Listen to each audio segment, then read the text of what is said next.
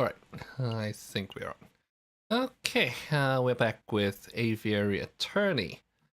We had previously finished Act 2. I don't know how many acts there are in the game, but according to How Long to Beat, we should be able to complete this today. So let's jump right into it. We'll be starting on Act 3. On the eve of Revolution, it seems like. Here we go. Do I remember the July Revolution? Of course. How could I ever forget? The chanting, the violence, the smell of gunpowder. The 3 glorious days. Yeah, the revolutions of 1848.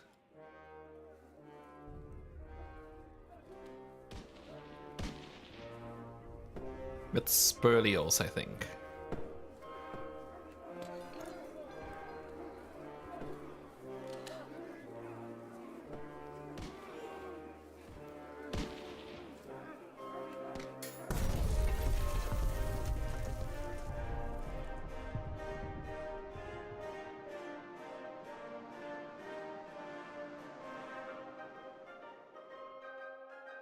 Act 3. The Sleeping City. I can't believe he's skipping work again.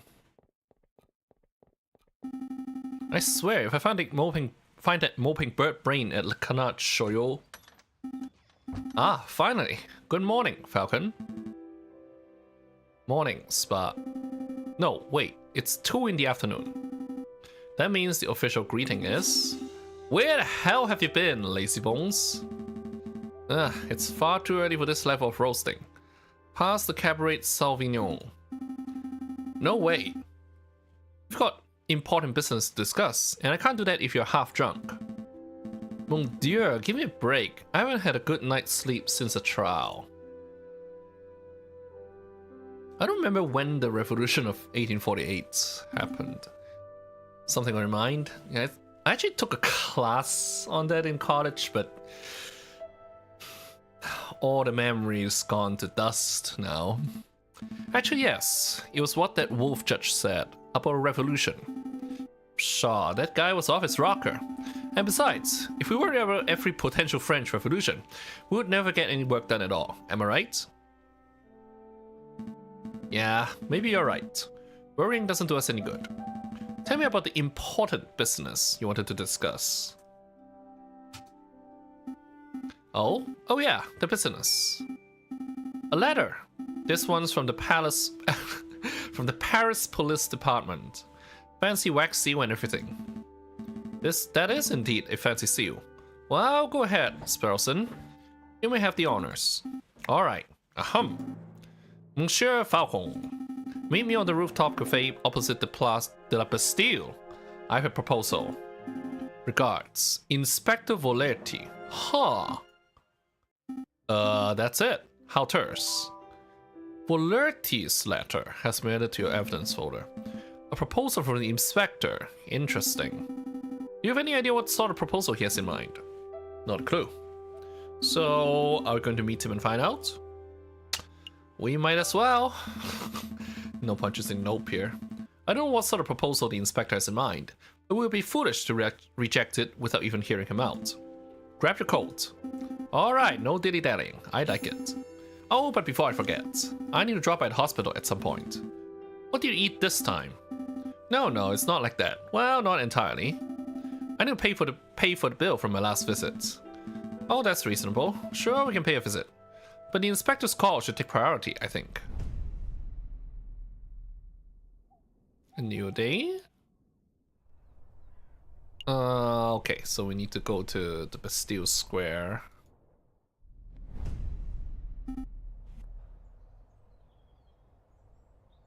Brrr. It's far too cold to be meeting on a rooftop cafe.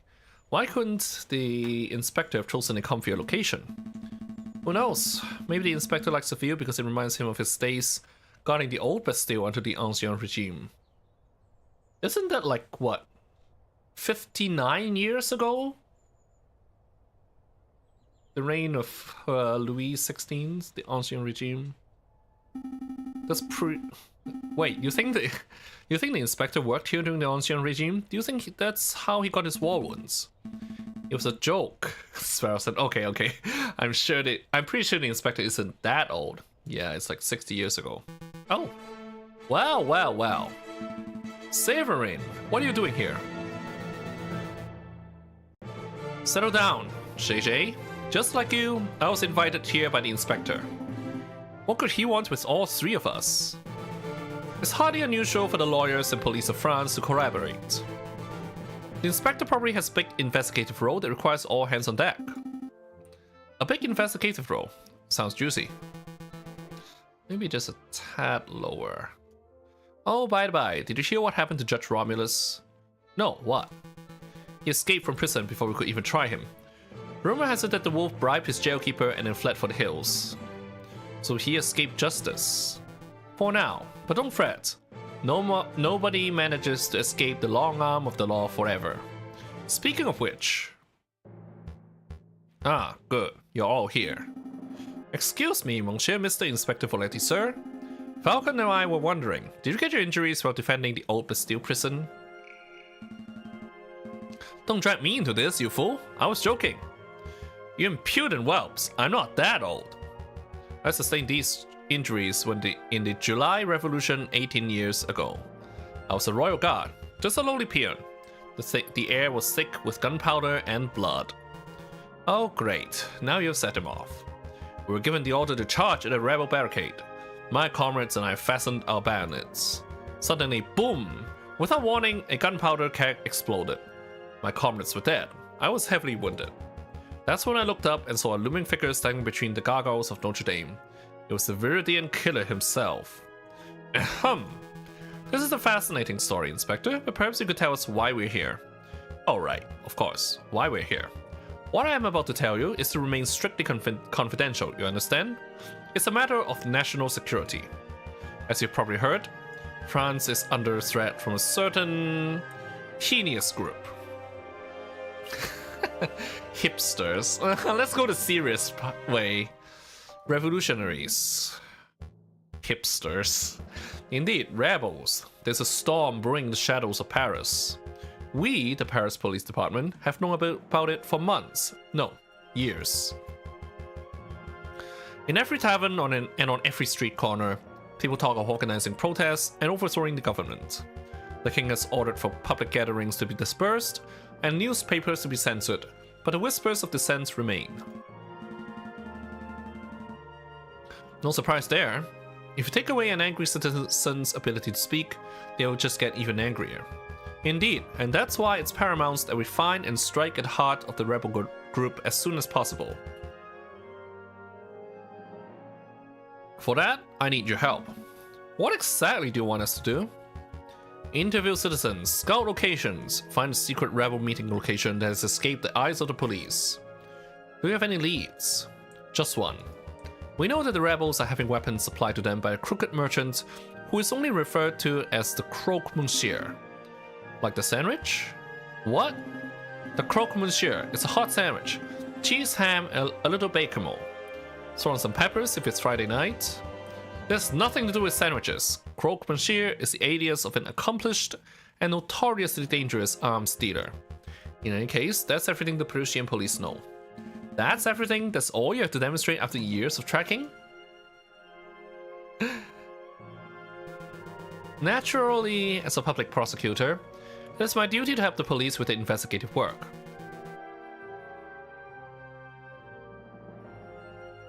I will be honored to lend any and all assistance. Suck up. That's very good to hear, Monsieur Cocorico. But what about you, Falcon? Well, to be honest, Inspector, I don't quite understand why you're asking me. I'm a private defense attorney. I work for citizens who get stuck in legal trouble. Rebel hunting isn't quite my forte. You want to know why I'm asking you? Look around you, Falcon. We're surrounded by corruption and incompetence. Well... setting corruption aside, we do have somebody not very competent here. The judges are bloodthirsty wolves, the jailers are thieving ravens, and the National Guard are sitting ducks. Look at the slackers and dullards who supposedly protect and serve this country. Nobody cares about justice anymore. You saw my shameful display at the previous trials. Those are the results I produce with imbeciles to assist me. But you three, you care. Falcon, I saw you defending Dame Cataline and Prince Juan. I heard of your escapades around the city, frantically collecting evidence and interviewing witnesses, and in the process, condemning an innocent man to the death row.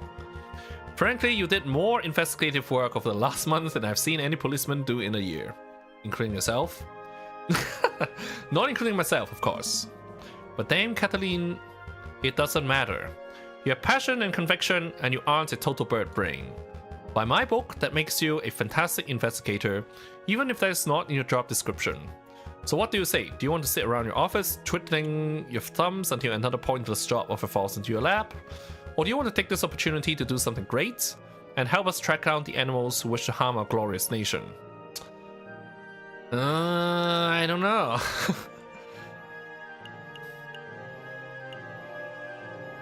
I mean, I don't know how many branching paths are there in this, but the one that should lead to something happening would be the one on top. I'll be honored to help my country, Inspector. Consider us on board. Excellent, just what I wanted to hear. I had no idea you were such a patriot, JJ. There's nothing wrong with a little national pride. Yes, pride is fine and all, but do we get any compensation for this? Of course. Here's 50 francs. You'll receive another 50 upon the completion of your work. Deal. 50 francs? Psh, we're being undersold. Compared to what we normally get paid? Hush, Sparrowson. This is a great opportunity. I don't want to keep you any longer than necessary. You already have all the key facts of the investigation. Find the elusive Croque Monsieur. Find where the rebels are congregating. Those are your two tasks. I'll check on your progress in 3 weeks' time. See what you can accomplish by then. I'll be doing my own independent investigation into the rebel group, JJ. So I suppose this is a competition of sorts. Try to keep up with me. Don't make me laugh, Severin. I have all the rebel leaders behind bars before you even have your first suspect. Come on, Sparrowson. We have a Croque Monsieur to hunt. Okay, let's go. I knew a little competition would kick those bird brains into gear. Well, Inspector, this has been a productive meeting. I should probably start my investigation into the Croque Monsieur too. Also fast, Cocorico. There's something else we need to discuss. Oh?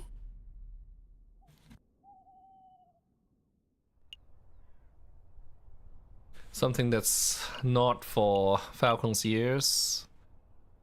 Huh, well, oh dear. Well, let's start with the hospital. We need to pay our bill. There he is, Sparrowson. Go ahead, say what you need to say. Excuse me, Dr. Foret. I just wanted to thank you for, giving me antidotes and, well, making me well and stuff. It's no trouble at all. Sparrowson, wasn't it? Of course, there's a small matter of the debt. Right, let's see.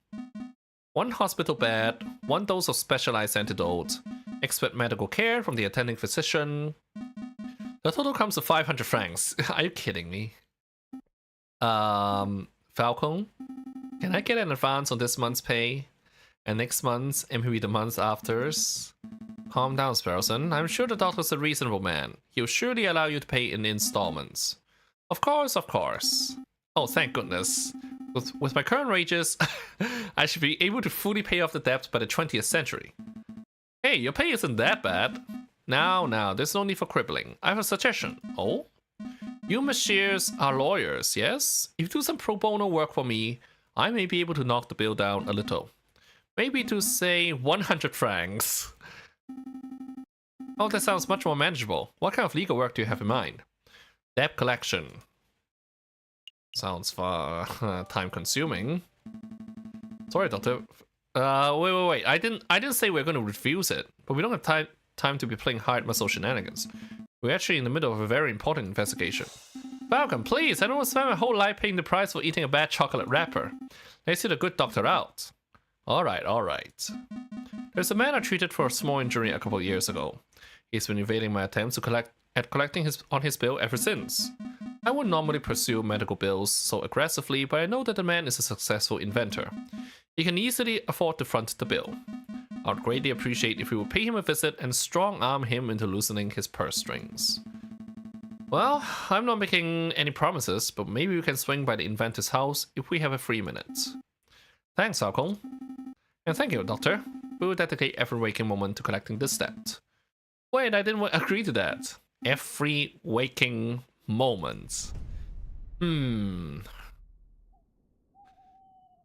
mean, we do have 3 weeks, but that doesn't mean we can waste our time. Well, this area doesn't cost any time. Is anyone here? Here for some shopping, are we? What's the interview time? I guess this is as good a place to ask about rebel uprisings as anywhere else. Actually, I was thinking of Mademoiselle Senior. I know she's not here now, but the area just reminds me of her. Oh, the flower seller. I think she moved away, Falcon. Didn't she say she was visiting her parents in Vienna? Oh yeah, right. Let's move. We have a lot to do. Okay, that was pointless. Okay, let's check out this. Wow, wow, wow. If it isn't the rude lawyers. You know you owe me, big guy. I owe you? Yep, my fishing line snapped when I dragged it out of the water the other day. I had to buy a new reel.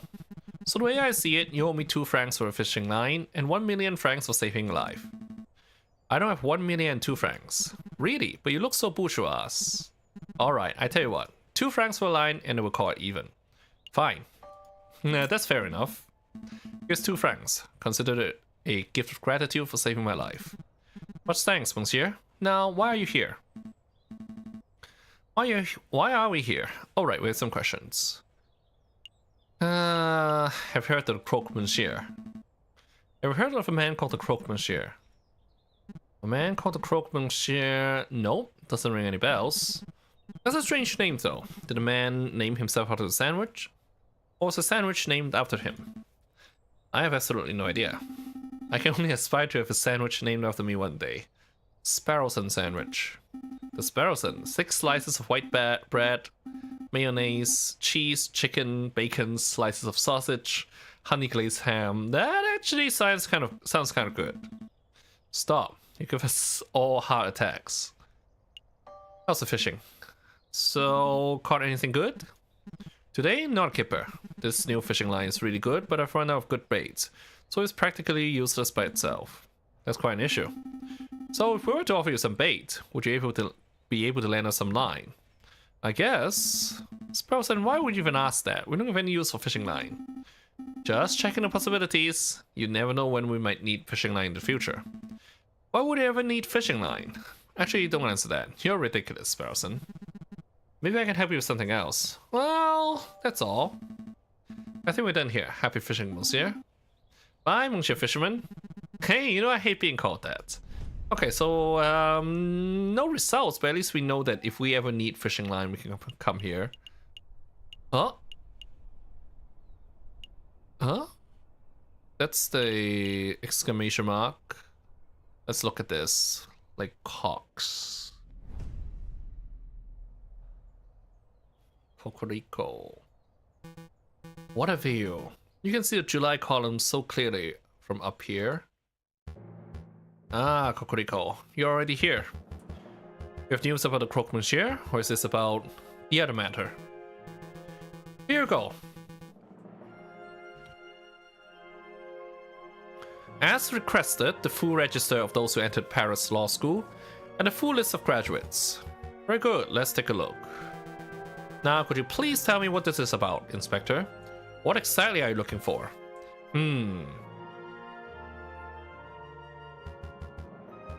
Look at this list of graduates. Do you see any names you recognize? Well, I see my own. Class of 1837. And I see that moronic prosecutor, Rupert Rabington under the class of 1846. Oh, and there's JJ Falcon's name under the class of 1832. Huh. Very good. I'll take a look at this register page from 1839. See anything amiss? Huh, so Falcon was 5 years before Cocorico.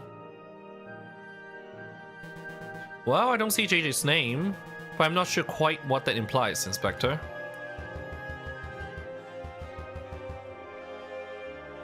The explanation is simple. JJ Falcon changed his name sometime between 1829 and 1832, right around the time of the July Revolution. And why would he do that? Why indeed, Monsieur Cocorico. You and I are roosters. We're birds of justice, birds of French national pride. But Falcon, he's a bird of prey. It is in his very nature to draw his talons and lash out at those around him. I have no doubt that, when the pressure rises, he will show his true colors. I'm not sure if I agree with the personality assessment, Inspector. I've always suspected that JJ was a buffoon, an imbecile, and a troglodyte, but never would I describe him as a person of malice. Time will tell. You'll need me for anything else, Inspector, or shall I continue my investigation into the Croque Monsieur? There's one more thing. Take this. A pistol. No, thank you, Inspector. These are dangerous times. If you face a violent threat, you cannot hope to defend yourself with that riding crop of yours. I'm well aware. I just find that these ghastly things tend to escalate situations rather than mitigate them. That's what everyone says during peacetime. Take it. Thank me when it saves your hide. Fine, fine. I'll keep hold of it. Well, Monsieur Cocorico, you have been most helpful. I'm just doing my duty. Good day, Inspector. Okay.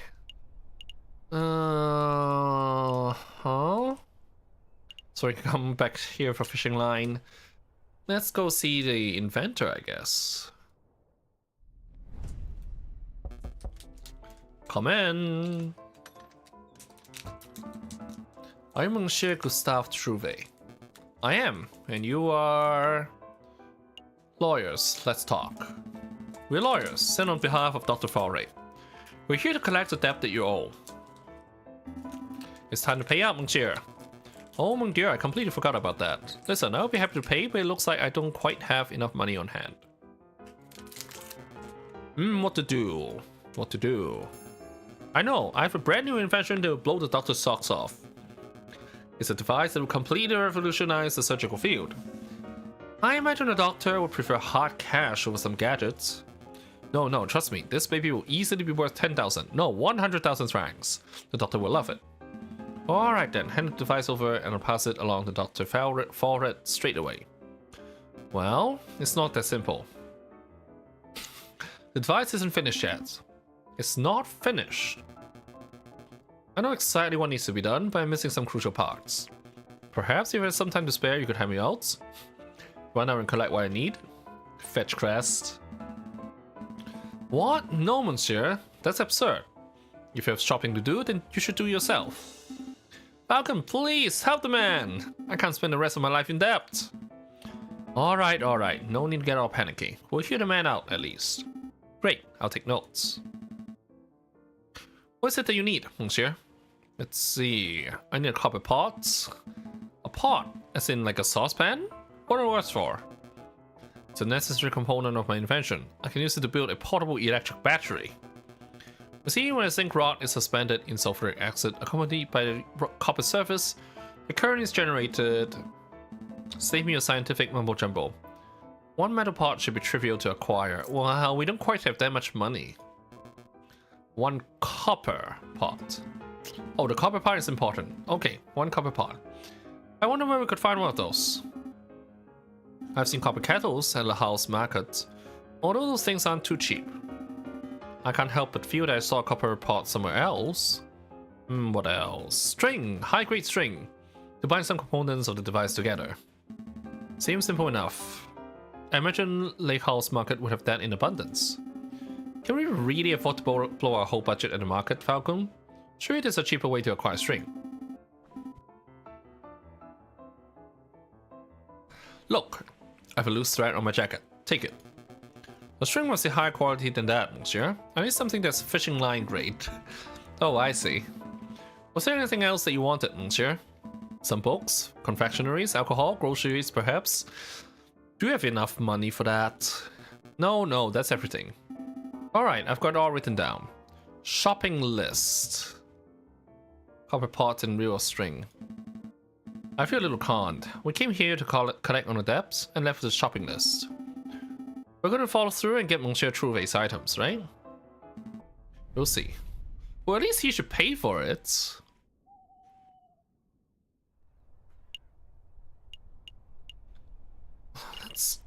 Should we get to that later?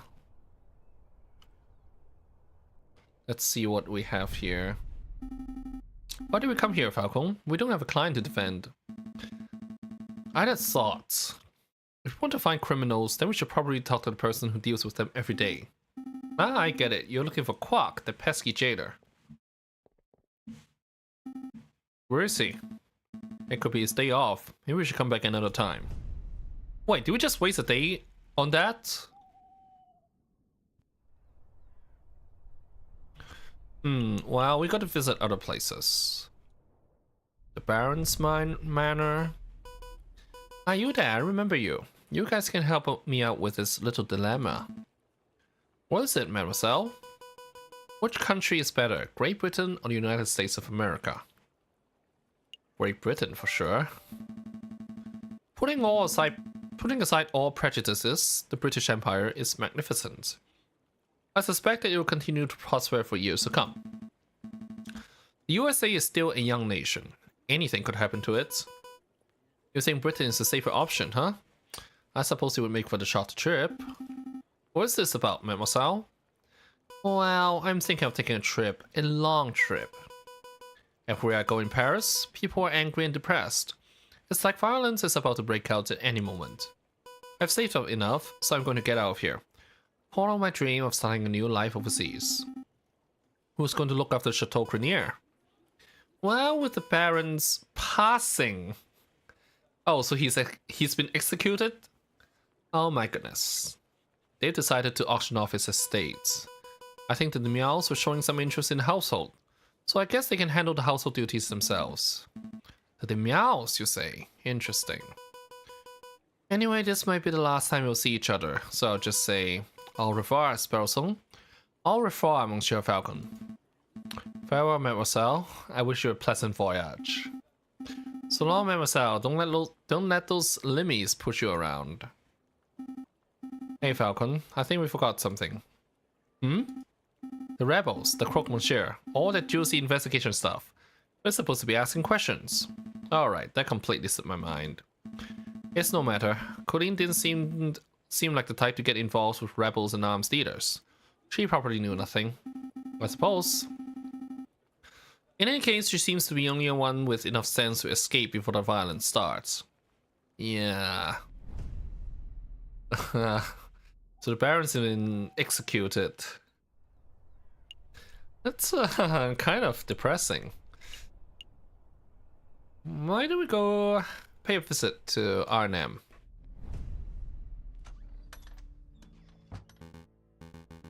Well, this is most unexpected. Monsieur Falcon, Monsieur Sparrowson. I believe this is our first time meeting without disguises or pretenses, as it were. Oh, but first things first. Elsie, would you kindly fetch our guests some tea? Oh, of course, Monsieur Vulpes, of course. Monsieurs, what sort of tea would you like? Chamomile? Darjeeling, if maybe? Chamomile sounds good. Chamomile sounds good to me. Thanks, Mousy. Does it matter which one we pick? Sure, I could go for chamomile too. Okay, one pot of chamomile coming up. Let's get down to business. What is it that you two came here for? We just have a couple of questions. Have you heard of the Croque Monsieur? I know we aren't talking about a sandwich, unfortunately. The Croque Monsieur. Are you referring to the black market salesman? The man who claims to be able to procure anything, no matter how illegal. Yes, that sounds exactly like the person we're looking for. Do you know him? Me, personally? No, monsieur. I just know of his vile reputation. I see. Then do you have any idea how we can find him? Meeting the crook monsieur face to face is not easy. The man doesn't make himself known to just anybody after all. I know. I should do a little investigative work of my own. Come back in 3 days and I'll tell you where and when you can find the crook monsieur. That's an enormous help. Thank you so much, Monsieur Vulpes. Of course there's a price. A price? It's just a small fee. A mere 30 francs. Hey, we saved the rear over that Prince Fund business. Is this any way to show your gratitude? Monsieur Vulpes, you must understand that this is no personal errand. We're investigating on behalf of king and country. I'm sure your intentions are noble, Monsieur Falcon, but I'm running a business here. A fox has to eat. Hey, where did we didn't get our 50 francs, did we? 30 francs and I guarantee I'll find you the croque monsieur. That's my final offer. What do you say? We'll take it. Here you go, monsieur. Very good. As I promised, return in 3 days or later and I'll tell you where the croque monsieur can be found. Rest assured that I will undertake my end of the bargain with care and diligence. I expect nothing less. Thank you, Monsieur Vulpes. It's my pleasure. Was there anything else you wanted to ask? Have you heard a rumor of an uprising? Of course, these days a man can't walk into the tavern without hearing angry men whispering about violence and revolt. I dare say that Paris may find itself in the midst of yet another revolution before the end of winter. What can you tell us about the dissenters specifically? Do you know where they're meeting? I'm afraid I only know what you can read in the papers, monsieur. I know anti-government protesters were meeting out in the open until the government clamped down on large public banquets. With the banquets gone, who knows where the dissenters went? I see. Perhaps I can assist you with something else. Well, we hired him for the job we hired him to. Have a pleasant day, Monsieur Vulpes. As to you, messieurs. The tea is ready, Monsieur Vulpes. It's ready. I'm afraid you're too slow, Mousy. Oh, bother. Well, with 3 days.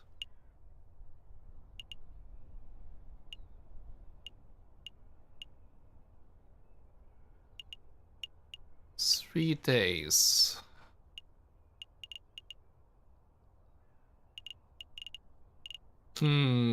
Well, we can probably get a pot here, but why don't we go elsewhere first? Palais de Justice. Oh, Judge Maxime. Oh, hello, Monsieur Falcon and Blueberton? Sparrowson. Right, Sparrowton. Your Honor, we heard that you had an accident with a flight of stairs. It's good to see that you're back on your feet. A flight of stairs? No, I was actually assaulted, if you can believe that. I can believe that. I was just standing by the saying, minding my own business, and the next thing I know I was on a riverbank, 100 kilometers downstream. That sounds a little familiar. When I woke, I had a mild case of amnesia. I thought I was an axolotl accountant. It took 2 weeks for me to return to full mental health. In any case, Your Honor, it's good to see you back and healthy. Would you mind if we ran a couple of questions by you as part of an investigation we're undertaking? By all means, ask away, monsieur. Have you heard of the croque monsieur? You're referring to the arms dealer, aren't you? Yes, have you ever convicted him? No, the man is notoriously unfindable and uncatchable. I don't think anyone working in law enforcement has so much as seen his face. That's crazy. Well, that's no reason why we can't be the first to stop him, right, Falcon? Have you heard rumors of an uprising? Of course, tons. You have no idea how many criminals rant about bringing down the government. You know, I was the one in charge of prosecuting the ones behind the June Days uprising of 1832. That was some messy legal work. What about recently? Have you had anyone talk of anything specific? Well, I'm not attached to the case, but I hear that imposter, Judge Romanus, has some very strange things to say. Cults, anarchy, fire and gunpowder. The man is not mentally stable. We know that much already. That's all. Thank you for your time, Your Honor.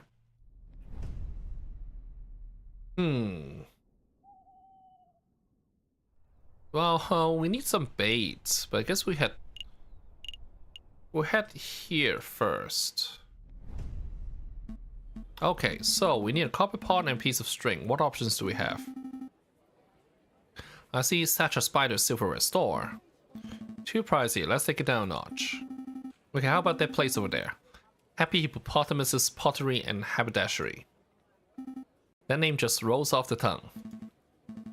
Still too pricey. We're buying for a mad scientist, not for the Queen of England. How about that little stand? Rules, odds and ends. Looks cheap, and I even see a copper kettle in the back. Now we're talking. Excuse me, madame. Oh. Wait. Those two look familiar. I recognize you. Weren't you two begging outside Chateau Grenier a couple of weeks ago? Yeah, that was us. Thank you for your generosity, monsieur. You put your money to good use, see? We started a business. At Rules, Odds and Ends, we sell everything. I suppose congratulations are in order. It's no small feat to put yourself out of the streets in today's economy. So, do we get a discount? A discount? Well, we did help kickstart your little enterprise. I suppose we are investors of sorts. Sorry, messieurs, no discounts. You gave us a donation out of the generosity of your hearts. Because you're such nice people. But maybe we can help you out. What is it that you wanted? Maybe it's your copper kettle. How much is it? 30 francs. We'll take it. Alright, we'll take it. Here's your money. And here's your kettle. Pleasure doing business with you, monsieur. Was there anything else? What about the string? Here we go. A line along your strong thread. 10 meters or so. Would that work? How much? Let's come back later. Or go somewhere else. 15 francs for a string? Now that's ridiculous. It's no ordinary string, messieurs. It's a string with 1,000 uses. You could make a fishing rod. You could fix something that's broken. You could play cat's cradle. You could stitch some clothes with it. You could tie someone up. Okay, you both made your pitch. It's still too expensive. But it's still too much. Sorry, but there's no way I'm spending 15 francs for a piece of string. We understand. Do you want something else, monsieur? We're done. That's all, madame. Thanks for all your help. Be sure to come back if you forgot anything, monsieur. Come back soon.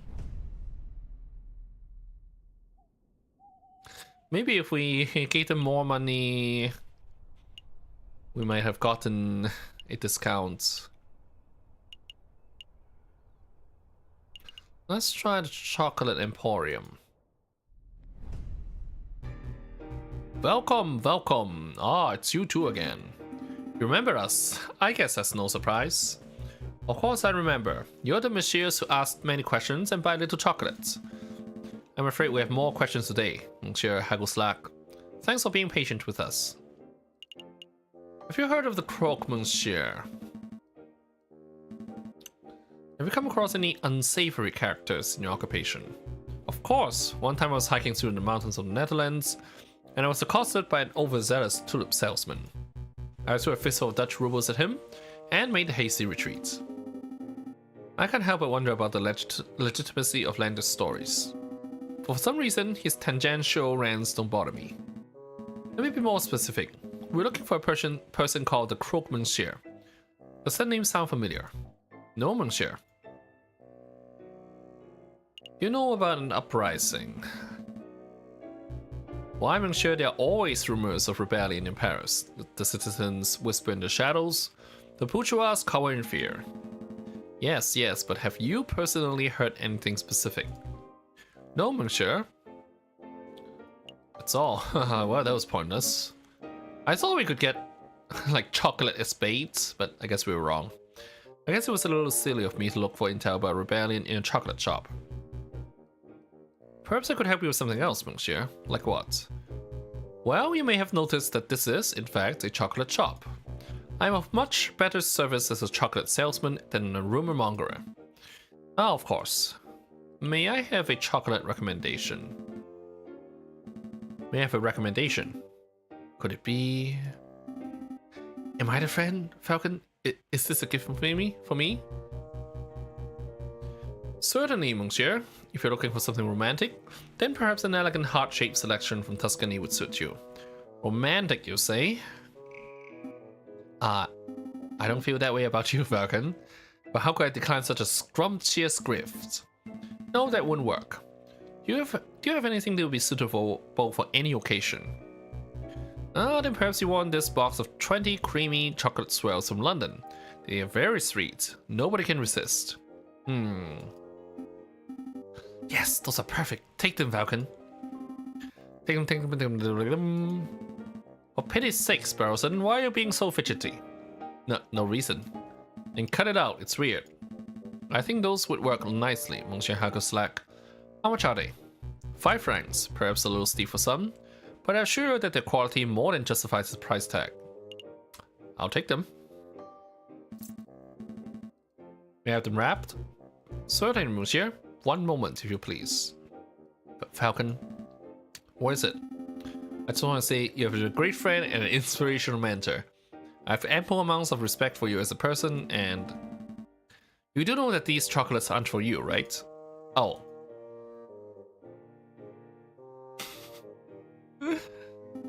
Yeah, I knew that.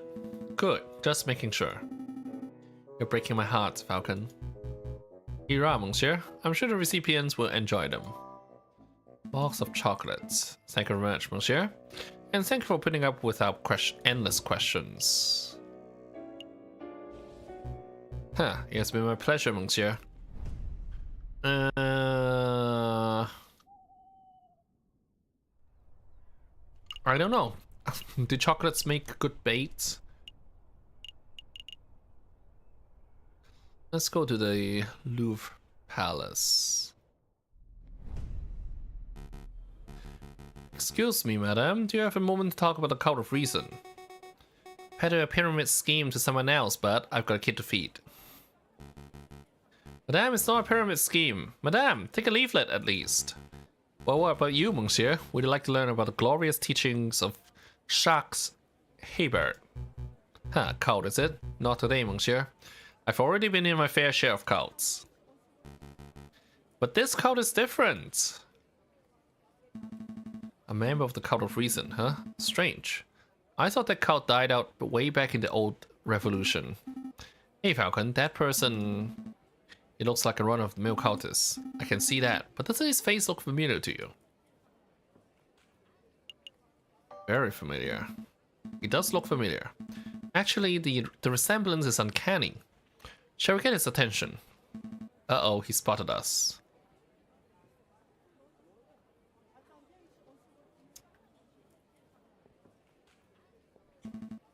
Wait, monsieur. We would like a quick word. Come back! Teach us about the wonders of the Cult of Reason. He's gone. So I'm not going crazy, right? That guy was a splitting image of Judge Romulus, wasn't he? I can't deny the similarity. Then again, there are plenty of wolves in Paris. Maybe there's no link at all. Either way, we have an investigation to conduct. Let's focus on that. Right, where to first? Start with the garden. Hey! Falcon, isn't that our old friend... You promised to get my sentence reduced. What happened with that? Why am I still stuck doing mule work? Oh well. We've been a little distracted with this messy case, and now we're investigating stuff. I guess if we can fit in some time to see the judge. Oh mon dear, forget it. I've only got another week to go, and then I'm done with this dumb job. So what do you want? I haven't found any interesting bits of paper today, if that's what you're hoping for. Actually, I just want to ask a couple of questions, if you have a moment. I have a moment. Just the one, mind. Okay. What's the deal with the cultist outside? Did you see the cultist in the Place du Carrousel? Yup, he's been hanging around all week. Today he tried to hand me a leaflet, so I told him where to put it. And where would that be? What? Where do you tell him to put the leaflet? Oh, I see. Never mind. Monsieur Robinho, what do you know about that guy? What's his story? His story? How should I know? He's just a cultist loser. The Louvre attracts these kinds of crazies all the time. I see. Did you want something else? Monsieur Robinho, do you know about an uprising? You mean like a rebellion? Yeah, I've heard rumors. There are a lot of uneasy people in Paris. What kind of rumors? Nothing specific. Just that there's a group planning to form a huge protest before the end of February. Some say it might go violent. If you arise, you'll probably fly out of the city as soon as possible. So people say. Do you plan on leaving? I couldn't if I wanted to. No thanks to you guys. In any case, I'm sticking around for the photograph opportunities. Wartime photography.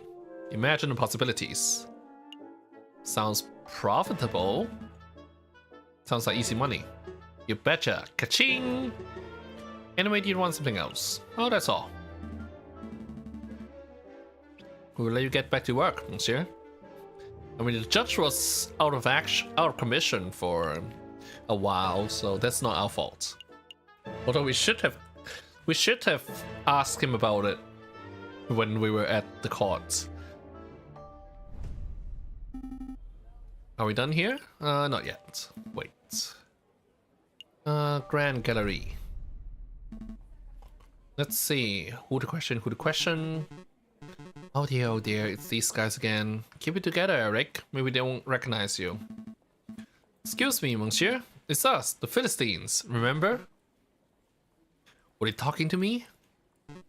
Yep, definitely talking to me. Okay, deep breaths, Eric. Hi. We have a couple of questions if it's no trouble. Well, it's no trouble. No trouble at all. What's the deal with the cultists? You see the cultists outside. The cultists? You mean the cult of recent fellow? Yeah. He accosted me a few days ago.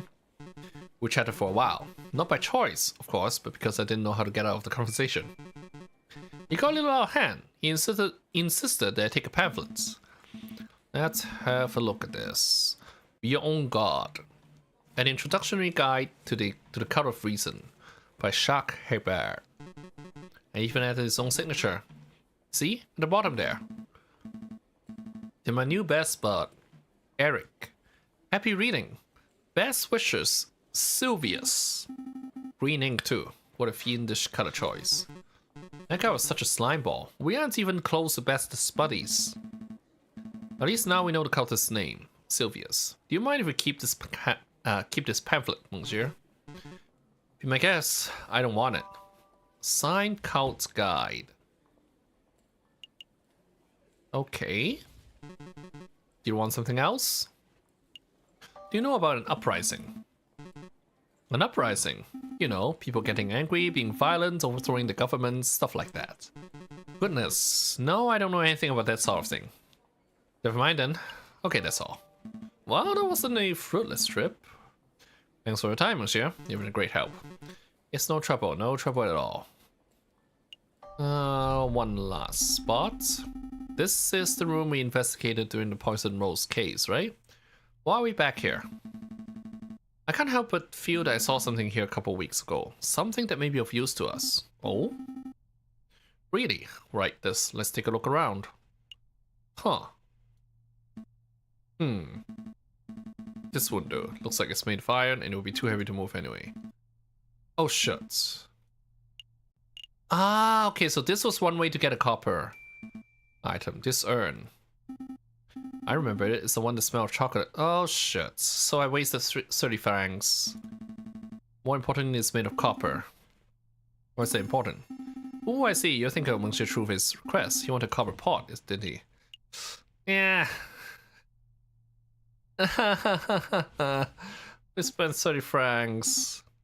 This is a museum piece. We can just take it, could we? Couldn't we? I don't know. Could we? Well, I mean, I have a kettle. Let's not.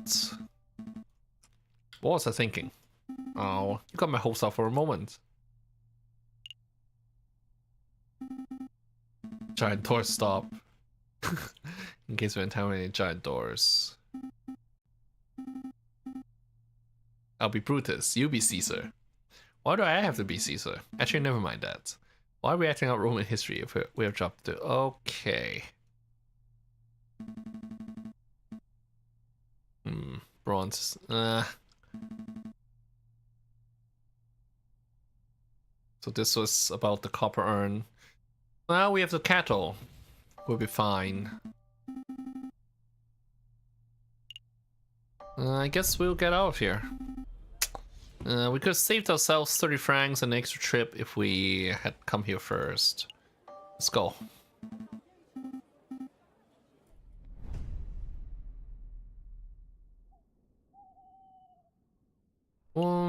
Why don't you check his art? Oh, wait. La Lyon.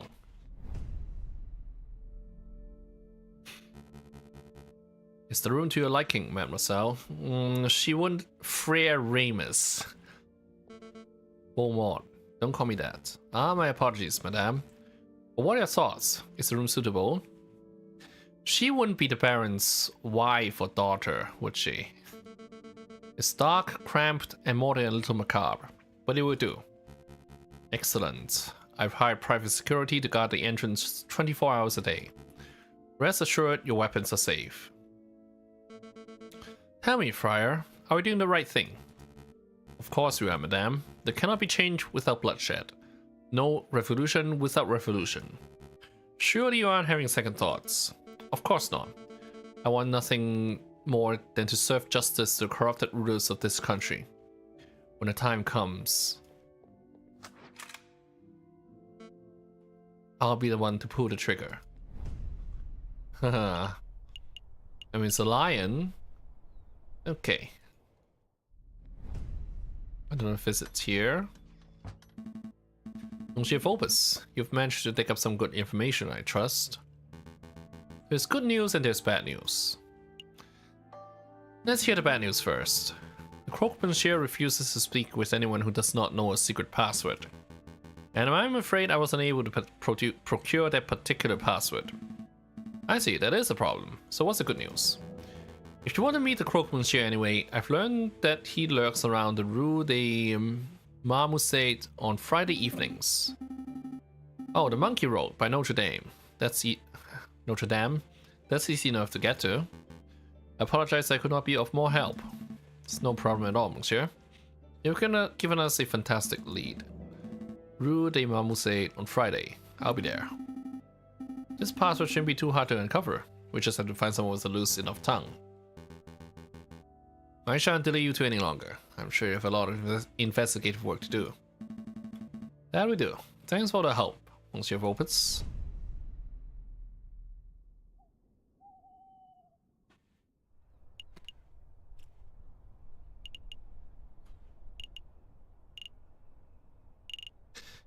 Can we get Bookworm here? Biblioc Cache. Time to hit the books, am I right? If you're looking for Croque-Monsieur recipes, I guess they'll be in the cooking section. We aren't here for recipes, Sparrowson. This librarian fellow seems pretty intelligent. If there's something we overlooked, he would know.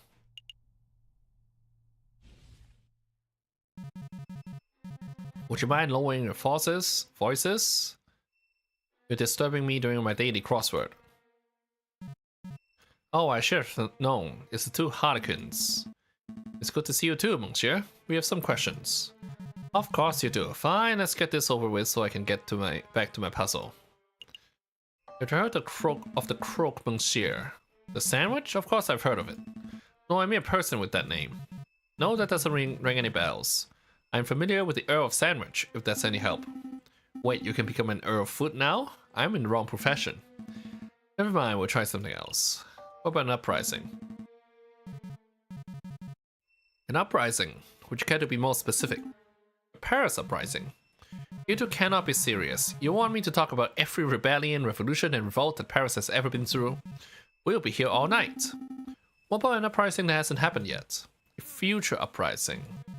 I read the newspapers, messieurs. The government tries to strangle the media, but the truth shines through the gaps of censorship.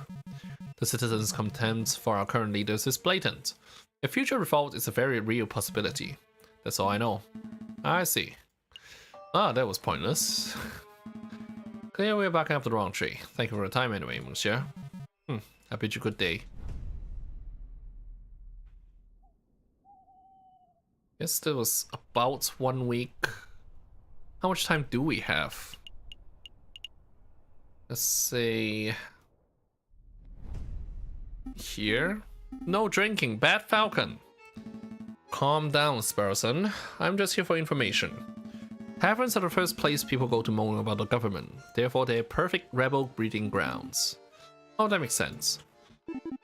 Ah, it's you too. What will it be today? Wine or beer? I'm afraid it's just questions for now, Madame Cornell. We're looking for a man called the Croque-Monsieur. Have you seen him? No, that name doesn't sound familiar at all. Okay, have you heard of any of your patrons badmouthing the government? Of course, this is a tavern, hun. If people couldn't come here to grow up and talk politics, where else could they go? That's true, but has anyone stood out? Well... Just between you and me, the pair on the drinking floor have been getting very shifty.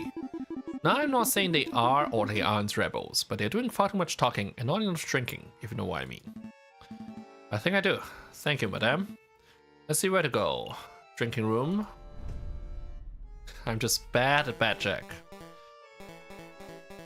And that's when the mademoiselle told me to put the order in. No idea where she's going to keep him, though. Piero, you know that she hates being called mademoiselle. You're going to get stuck with guard duty again. Oh, right you are. The madame it is, then. Wait, she ain't married, is she? So why do we have to call her madame? Why don't you ask for yourself? Okay, so I guess these are the guys. These guys are in league with the lioness. No way, she would straight up eat me alive if I asked it directly. Wait, hush up. Do you smell that? It smells like eavesdroppers. Can I help you, messieurs? What were we talking about? Before we rudely interrupted.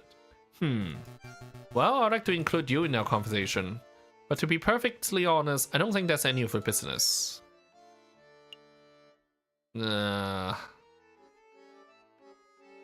Okay. I suppose it isn't our business. I apologize for asking, monsieur. Quite alright, no harm done. If you heard of the croak, monsieur... I can wait! There's a slight chance that these guys might be rebels, right? So if we ask directly, they might be scared off. Good point. I'll try to keep it subtle. Where do you get that rifle? I see you're carrying a rifle. Evidently. Who manufactured it? Ah, good question. See, most hunters around here are carrying old French chavils, but this beauty is something special. See, it's American, from the Springfield Armory, model 1812, percussion lock firing mechanism. An American musket, you say? That's certainly quite special. It must have been quite hard to procure. It's true that you can't buy guns of this quality from standard street sellers, but if you know the right people... Please go on. Well... Okay, listen carefully. You didn't hear it, but to meet the croak, monsieur... Actually, it would be foolish for me to explain in public. It'll be much easier if you just take this. The Book of Judges. What is this? Some sort of law book. The book subject is not important. Just take it. Oh, I see. It's the Book of Judges. From the Bible. Old Testament stories of God smiting people and stuff. I appreciate the gift, monsieur, but I'm not religious. Nor am I. Then why are you... Just take it, you idiot! Bible books are what we used to pass around them code phrases, don't we? Code phrases. Piero, please. I'm trying to be low-key, and I can't do that if you're mouthing off with that big beak of yours. But right you are. Try to forget what my friend said. Just with a little searching, and with the contents of the good book, you should be able to get what you desire. Is that a religious metaphor? No, monsieur. I'm being very literal. Book of Judges. Thank you very much for the gift, monsieur. But to be honest, I have no idea how this is supposed to lead me to a gun salesman. Ah, I see. Well, I hear that there's an excellent friar who performs Bible readings at the Notre Dame Cathedral. Perhaps if you show the man your new book, he'll be able to find you a particularly spiritual passage. I'm sure that this isn't all a religious metaphor. I feel like you're trying to convert me. I sure am as secular as they come, monsieur. Friar at Notre Dame. Thank you, monsieur. I'll take a note. I guess that's all. Okay, we have a good lead. It's nothing. Get out of here already. You do seem like decent fellows. You shouldn't get involved in this rebellion business. Just do whatever you need to do with the croque monsieur and get out of Paris. That's what a smart person would do. I appreciate the advice, monsieur. Okay, I think we have what we need. The card room is probably just cards. Maybe we should have checked. We'll go to the Cathedral Notre Dame on Thursday. So let's see if we can use chocolates as bait. Huh? Pally. Hi. Yes. Oh. Okay.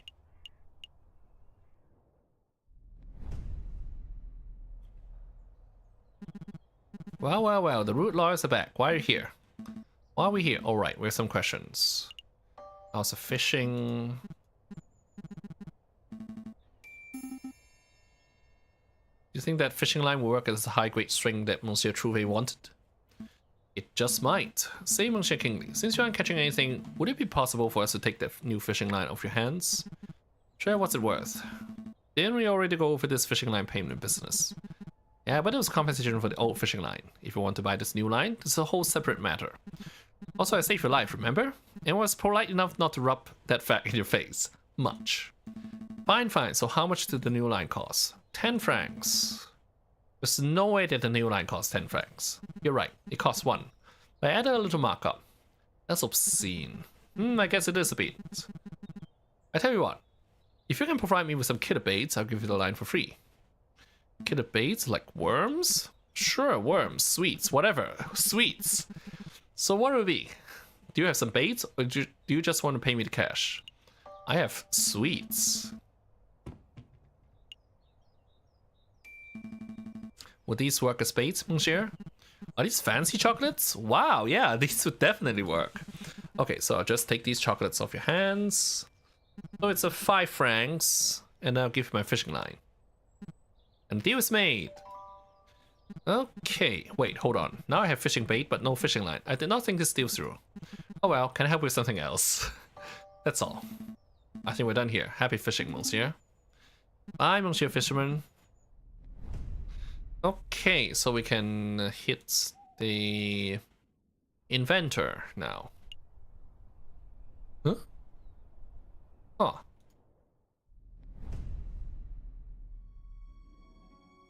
Okay, it says cinematic. There he is.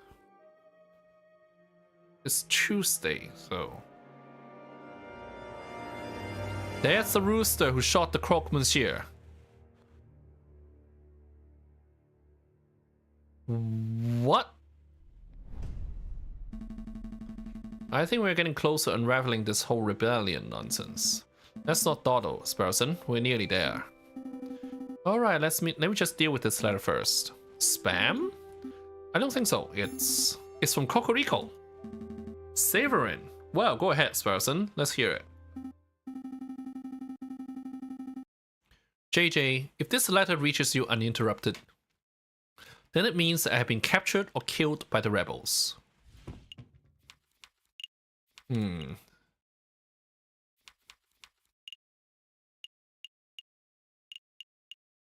see.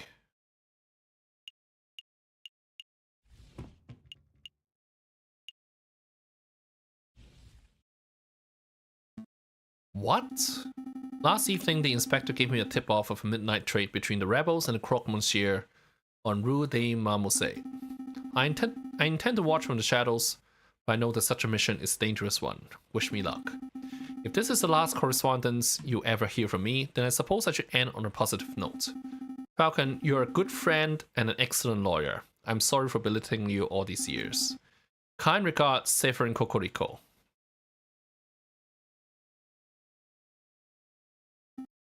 Is this for real? There's no way. This letter has to be some sort of setup. It's Severin's handwriting. Where do you think he is? I don't know. Why would he go alone? I don't know. But we have to go help him, right? I mean, if that trade was at midnight last night and it's 10 o'clock now, he might still be okay. Maybe. I don't know. Come on, Falcon, pull yourself together. We've got to act fast while there's still time on the clock. Sparrowson, I have a bad feeling in my gut. Oh yeah, me too. This letter is terrifying stuff. No, you don't understand. I know that if Severin isn't dead now, he will be very soon, and there's nothing we can do about it. What are you talking about? You don't know that. I do. I'm certain. We've messed up. We've missed something. We've overlooked something vital. And now Severin's fate is sealed. You're spouting defeatist nonsense. Come on, Falcon, let's go visit the Rue des Marmousets. We might find a clue. Okay, you know what?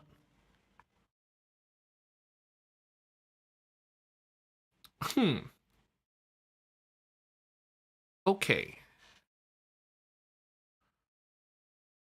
That's telling. So let's Let's actually restart the day. I mean, restart the act.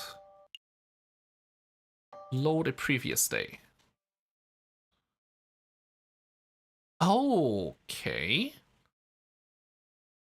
Ah, so this is how it looks like. Oh, okay.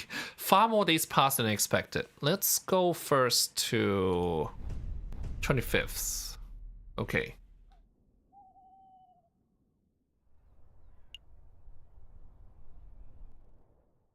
Alright, well, we've seen this.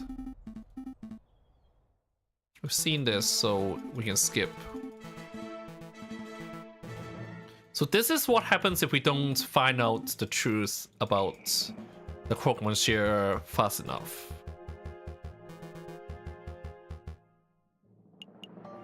Yeah, we'll skip this.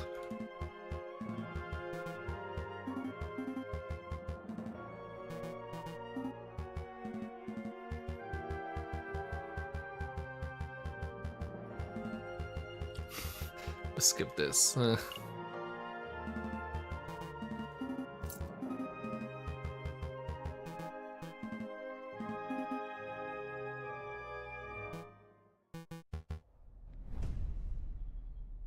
Okay.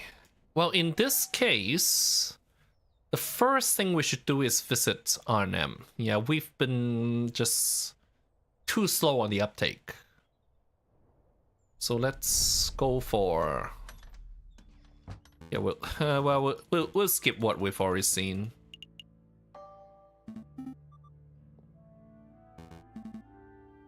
So we will pay Renard.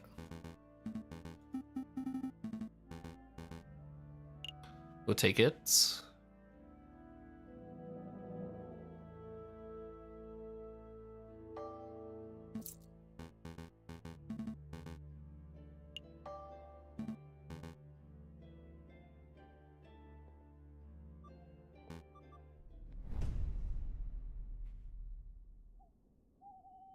Actually, the most important thing is to go to the Canat Shoyol and the Louvre Palace. Let's start here. Just the important things first. Okay. So yeah, we've seen this. We should come here first.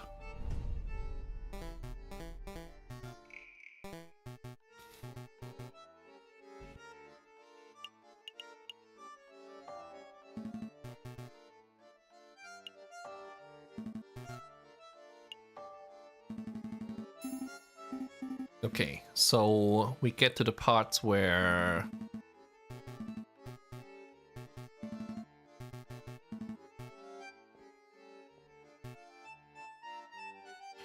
okay. We'll get a book of judges.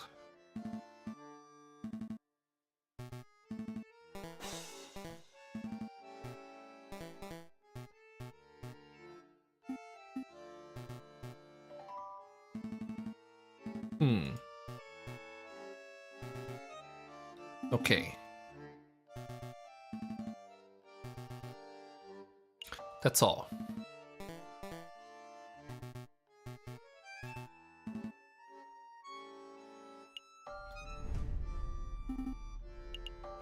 Yeah, let's hit the road.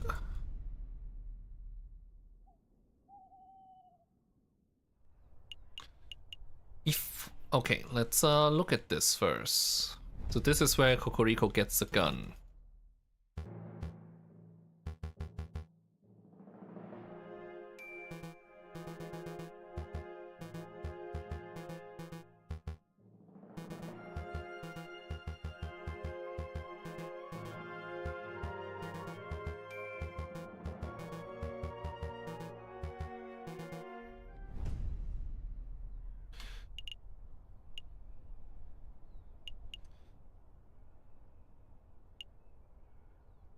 Well, there's still the R&M business to deal with, but before we do any of that, let's go to the Louvre.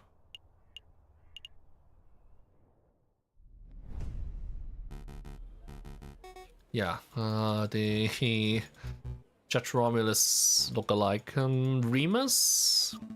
It's not Romulus himself, right? Very familiar.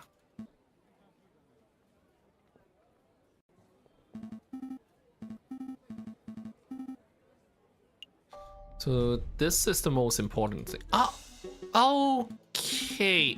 We should visit the hospital first, and then.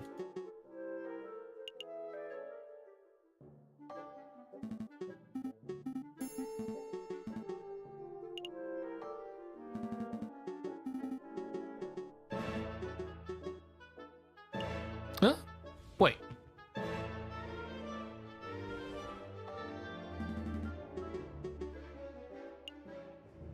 Oh no! This is not where we're gonna notice it from the Grand Gallery.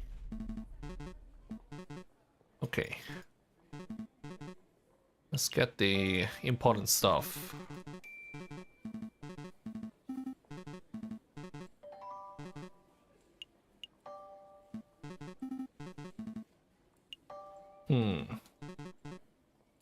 So I don't suppose we can take the copper urn from this place just yet. Alright. Well, that might be secondary, or hopefully it's secondary. Hopefully we'll have the opportunity to come back for this. Let's see, Notre Dame. Notre Dame. Let's visit R&M first. Let's make sure we remember, like, what day the meeting is. Friday evenings. Okay, Rue des Maussets on Friday.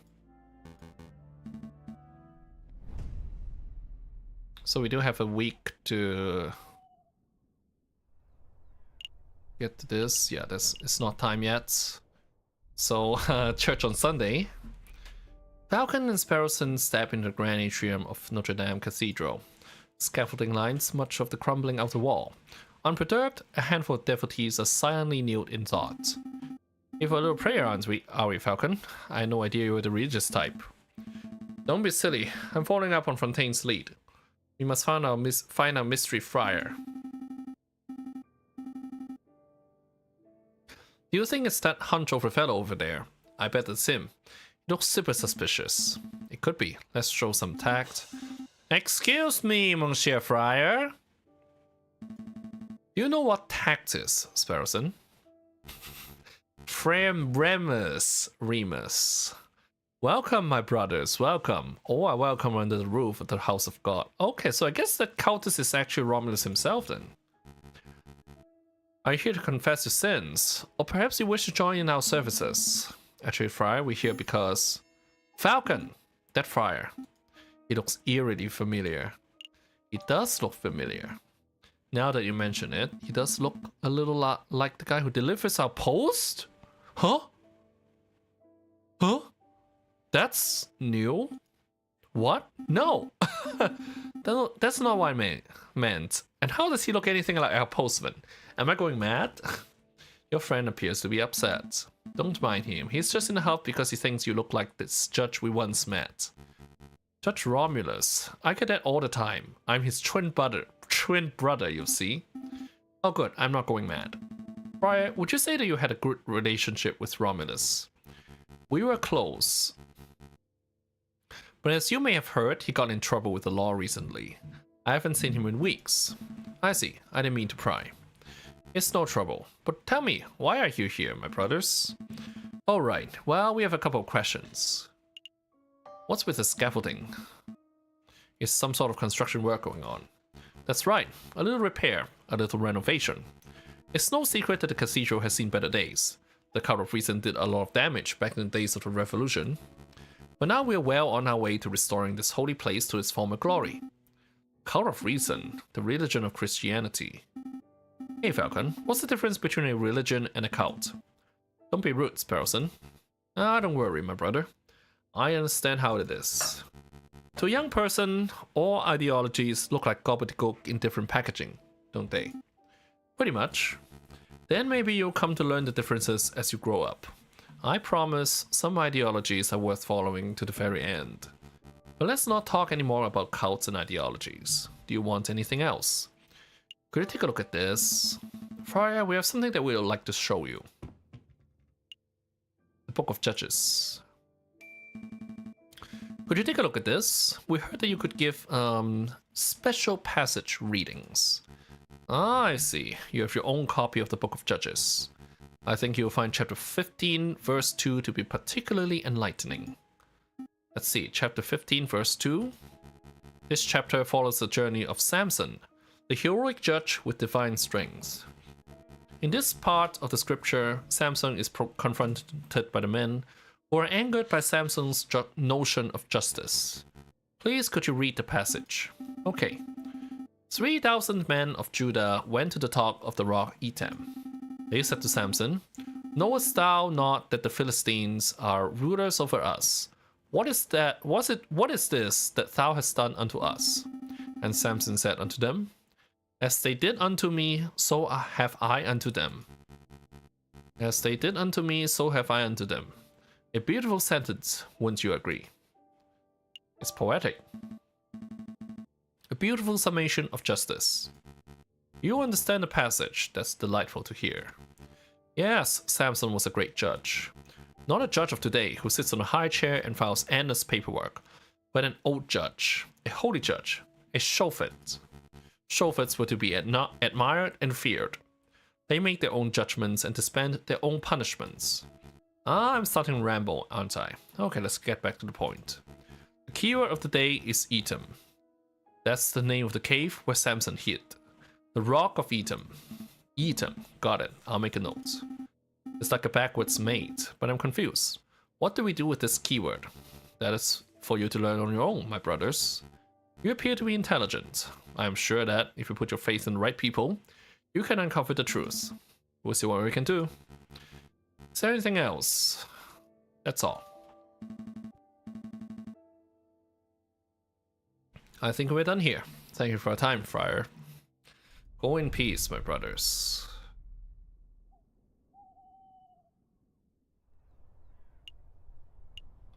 So let's go to the hospital. We'll go on Friday. We may not be able to get every event through. Okay. Well, we've seen this.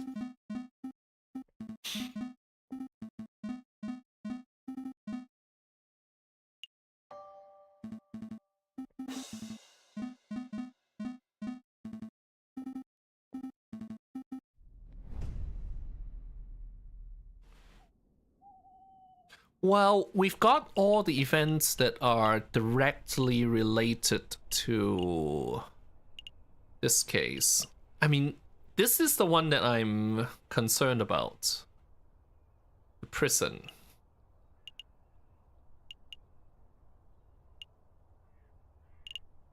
But let's visit the workshop first. I cannot read French.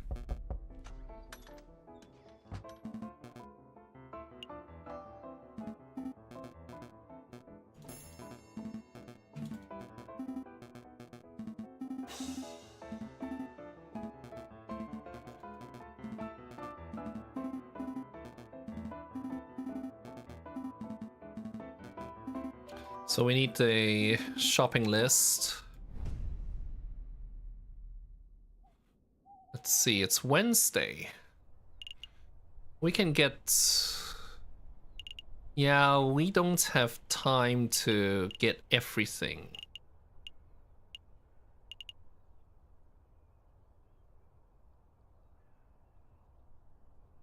In fact, we do not have the time to complete this event. We have to go to this place on Friday.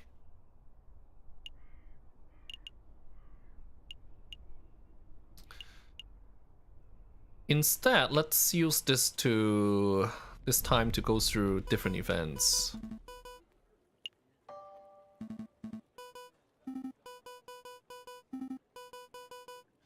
Yeah. Well, here we learned that the Demials have an interest in the estates.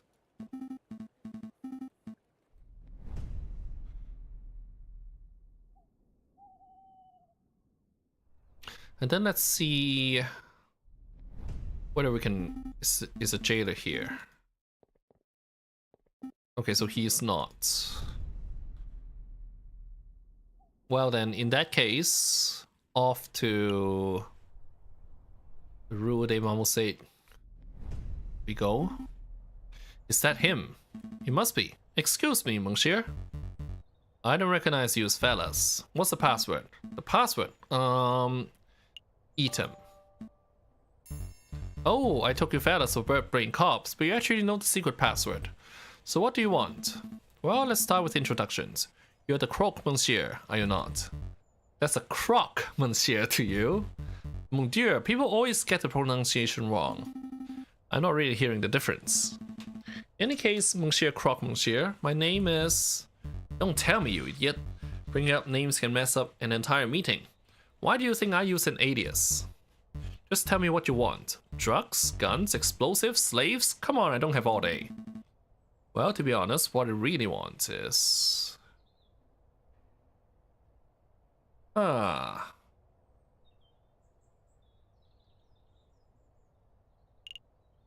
This seems too direct.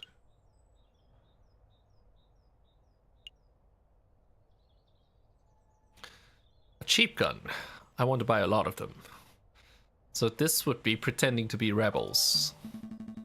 Let's say that hypothetically, I wanted 100 pistols for as low a price as possible. Ah, you're starting a revolution, aren't you? It seems everyone is doing that these days. Take a look at this. It's a standard 1777 flintlock pistol. They've been churning these things out since the old revolution, so we've got buckets of them. They're good weapons, but nobody wants them because flintlocks are so 18th century, you know? Yeah, I know. I normally sell these at 40 francs a piece, but since you're buying in bulk, let's say 30 francs each. So if my math's correct, that's 3,000 francs for 100 of them. You want to pay now or what? To be honest, I don't really have that kind of cash ready to hand over right here and now. That's quite alright. We can do installments. How does 50 francs a month at 10,000% APR sound? Well, well, well. Sing merde, it's a fuss. Cheese it. Wait, Monsieur Croque Monsieur, come back. Never fear, Falcon. I'll tell the dastardly fellow. Don't get too close, Barrelson. That crocodile's got a gun. What's all this ruckus? Playing cops and robbers, are we, JJ? Are you blind, Severin? That was a Croque Monsieur. We're on the crux of extracting some vital information about the rebels, but your smug entrance just ruined everything. That was a Croque Monsieur? I never would have guessed. You don't sound very concerned. Oh, don't get me wrong. I'm quite impressed that you managed to track down such an elusive criminal. But I have something much more pressing that I need to discuss with you. More pressing than finding the rebels. Perhaps. JJ, I want you to answer this question sincerely and honestly. Did you go by a different name prior to enrolling at Paris Law School? What? What does that have to do with the rebel investigation? Or to do with anything for that matter? I would appreciate it if you just answer the question, JJ. I need to hear it from your own beak. Have you ever gone by a different name? Well, we know that he did. So let's answer this honestly. I don't deny it. A man has the right to change his name. Indeed, a man does have that right. But why would a man do such a thing? I don't appreciate accusatory tone. You sound just like Inspector Voletti. Wait, that's it, isn't it? The inspector ordered you to take up some dirt on me, didn't he? Answer me, Severin. What's going on? What did Inspector Voletti say?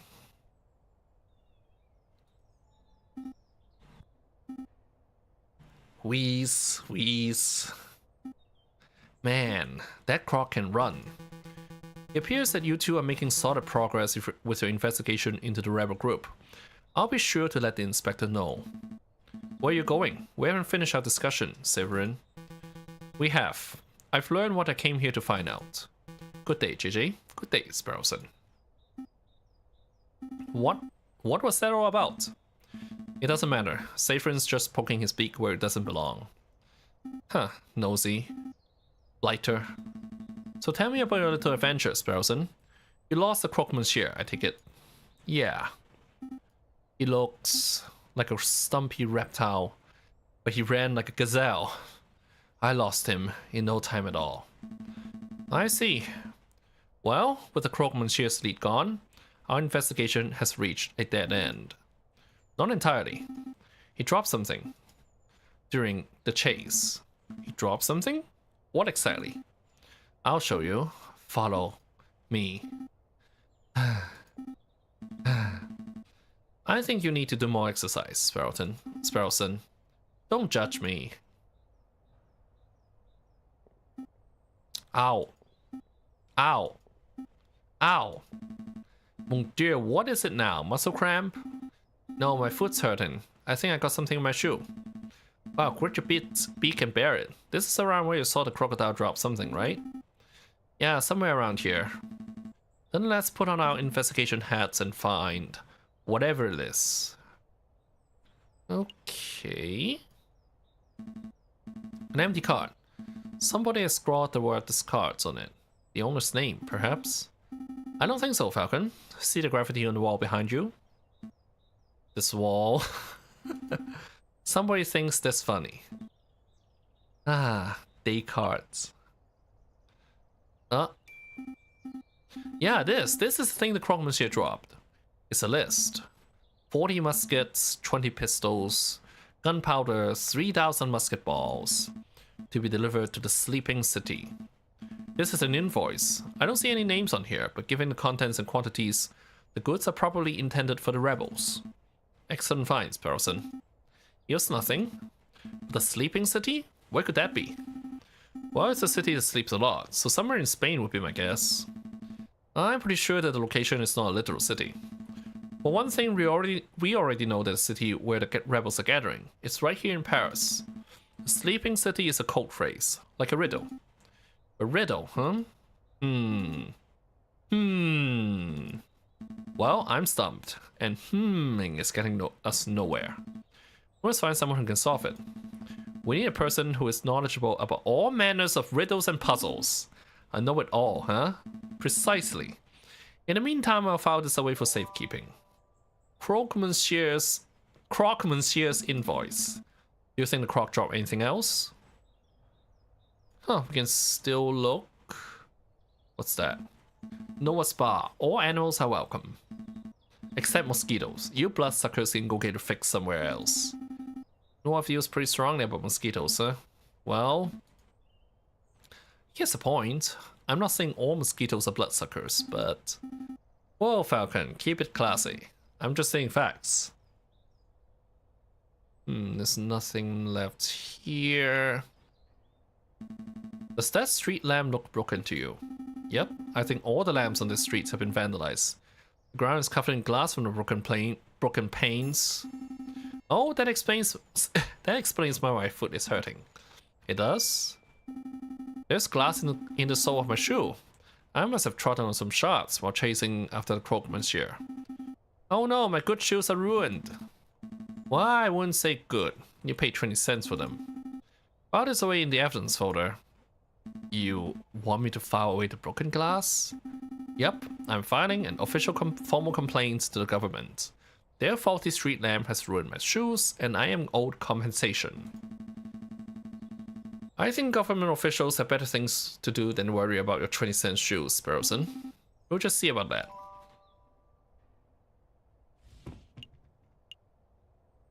Glass shards, huh. I'm satisfied. We have real evidence to find. The sign is difficult to read. The paint is faded. Trodo fruitier? Tuc del fruitier. There's no way it says that. You just made those words up. All words are made up, Falcon.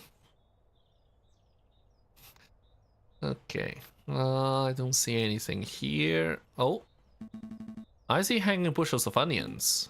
Bushels? That can't be right. It's sprigs. Sprigs of onions. How about bundles of onions? That's pretty neutral. Confederacies of onions. Okay, we're done. Flocks of onions. We're done. Okay, so that's, I guess that's got to be everything.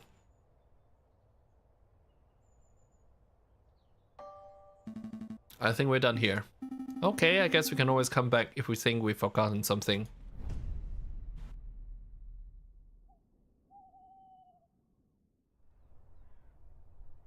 And I think we've seen this before.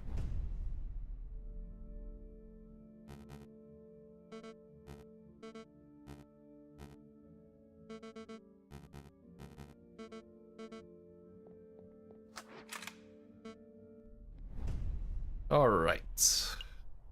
Let's hit the library. This has got to be it. You think Nathan likes riddles? Of course, all librarians like riddles. Seems like a bit of a stereotype, that's all I'm saying. Stereotype or not, we have to hope that it's true. That boffin is our best chance at getting to the bottom of this. Time to put our polite faces on. He is here now. Excuse me. Good day, Dromio and Dromio. Why, good day, monsieur. It's a pleasure again to see you again on this fine day. Tell me, kind monsieur, do you like riddles? Of course. Here's one for you, messieurs. What has 2 mouths and 4 ears, yet talks twice as much as it listens? You.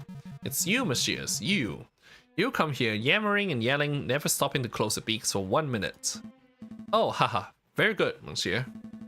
Laughs, person. We need to get into his good books. Ha ha ha ha. What was that? Sorry, I can't fake laugh. Oh my dear. Stop this farce. You messieurs obviously have some insane riddle they want solving, so let's hear it. Go on, spit it out. Alright, well, if we were to say that there's a place called a Sleeping City in Paris, where would it be? That's a new one. The Sleeping City. Got it. Really? Of course. The riddle was trivially easy. There are plenty of locations that could be called a sleeping city. But only one place earns that title in Paris. Oh? Where would that be? We know the answer, of course. Obviously. We're just fact-checking to make sure that you got it right.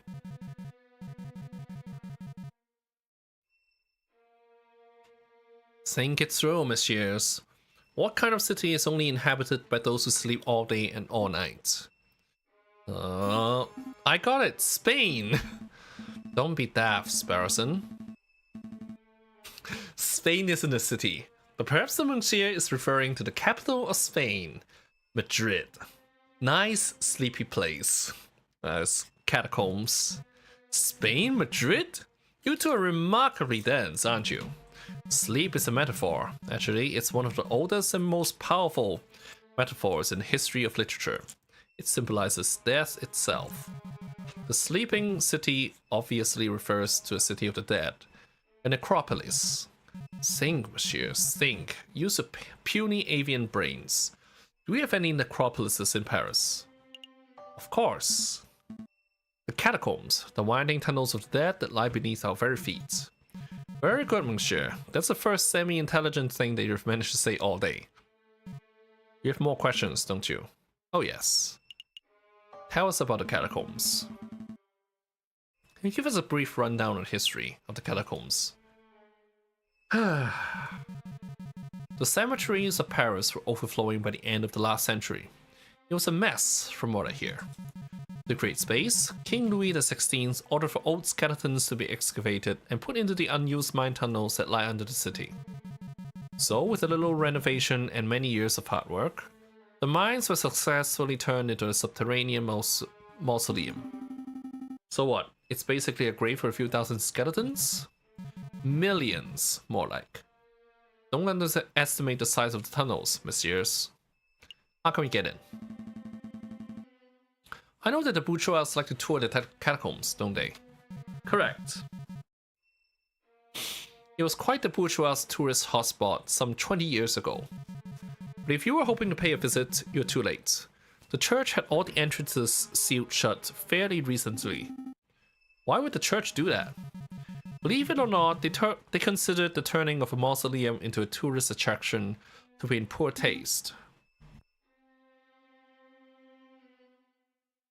Oh right. They shut down all the entrances? Really? Surely there must be 1 or 2 left untouched. If there is such an entrance, it's not public knowledge. I see. I think we're done here for now. Thank you for your time, monsieur. Good day. If the sleeping city really is the Paris catacombs, then there must be some way to get in. An underground tunnel network would probably be connected to the city's sewers, right? So we just need to find the right manhole and boom! We're in spooky, scary skeleton town. That's a good idea. Or maybe it connects to the scene. Perhaps some swimming is in order.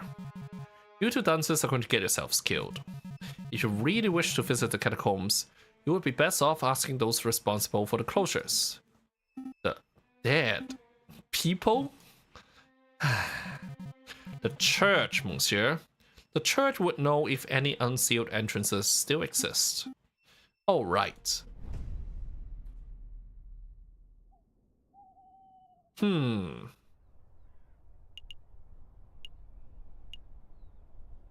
Well, we have to go after this lead, right? Notre Dame. Did you sneak out to the Louvre again? I keep telling you, brother, you can't risk being seen. There's too much at stake. But a good word must be spread, my brother. We need as many supporters as possible. No more sulking in the shadows. No more cowering in the dark. We must rise up against our oppressors.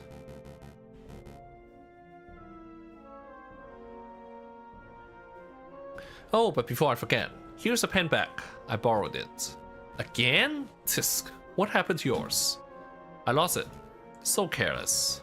Don't sweat the petty things, brother. Let's focus on removing the obstacles that stand in the way of our father's dream. Right. Like the annoying little bird who's been poking his beak into our business. He is dangerously close to uncovering our secret. You want me to take care of him? You'll be in our interest. I have a trap in mind, but... Ah, someone's coming. Go hide.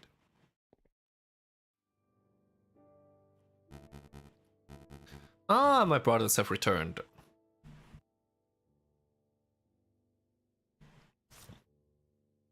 What can I do for you today? A confession, perhaps? Actually, Friar, we're here for information. We want to learn about the catacombs that lie under Paris. The catacombs? You don't want to go there, my brother. It's a wretched and haunted place. I'm sure it is. Well, you know that the church was responsible for having the entrances sealed shut. So we figured that maybe there's a super secret friar-only entrance that only you know about. A secret entrance, that's an interesting idea. You know, you are not the first birds to have asked about that. We aren't? Yes, yes. A cockerel paid a visit yesterday. Perfect posture and snooty on one-eyed and scowling. The first. A prosecutor, I think he said he was. Anyway, I'll tell you the same thing I told him.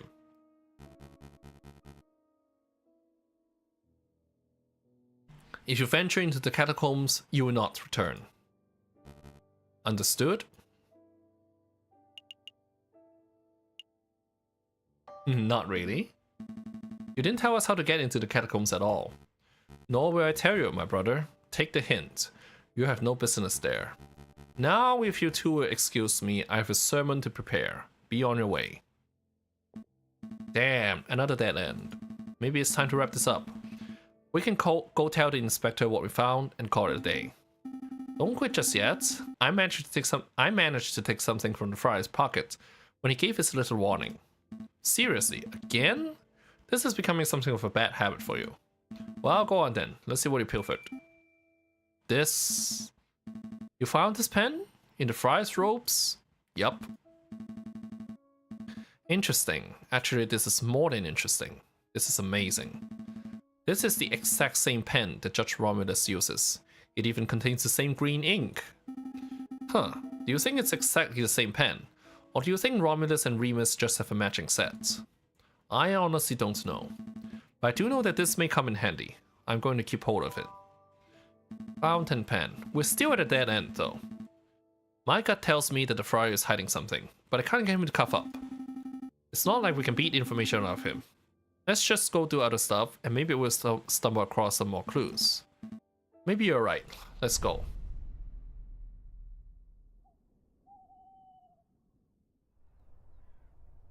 So this would have been the day when we got the letter. February 7th. Let's go get our medical bills paid. So Chocolate Emporium.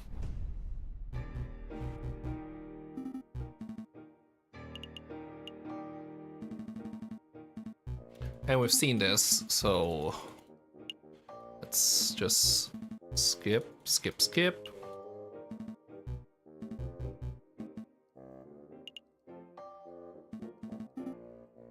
Yeah, let's pay our 5 francs for chocolates.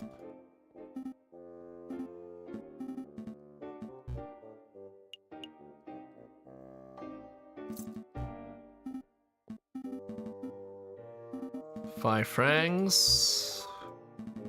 I mean, there might have been another way to get this, but 5 francs isn't too much.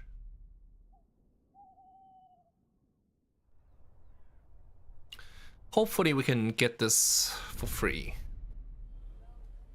Falcon and Sparrowson once again find themselves in the Place du Carousel, just outside the Louvre.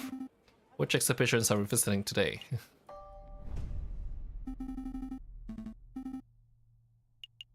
Let's grab this! CERN. Let's do it! We could. You want to be a museum robber, Sparrowson? It's been my lifelong dream. Marvelous. Put this on under your coat. That's not going to fit under my coat. You're already weirdly shaped. No one will see anything out of the ordinary. Hey! Sneakily added to your evidence folder. This is exciting. What else shall we steal? Nothing. We're going to leave before we draw suspicion. How about painting? Just a small one no one would care about. Like the Mona Lisa. Let's steal the Mona Lisa. Let's not. Okay. I don't think anything else would matter.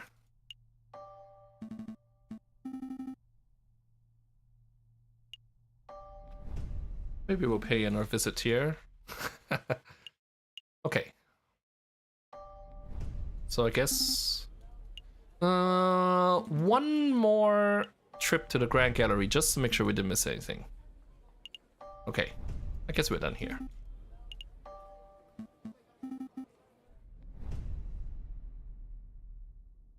So, Wednesday. Are you kidding me? Again?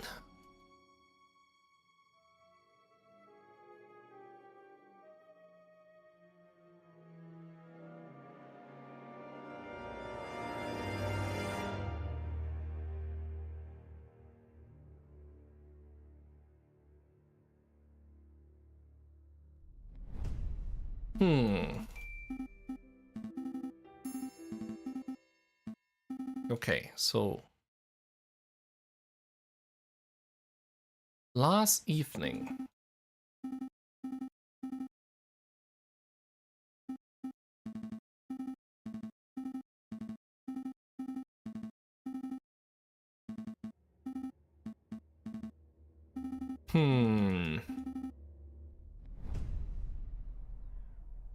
Okay.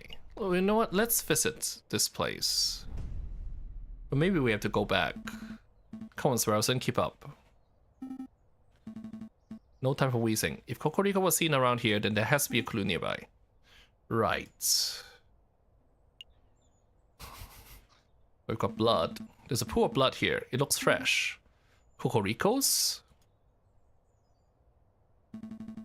I see track marks heading towards that tunnel, which leads straight to the scene.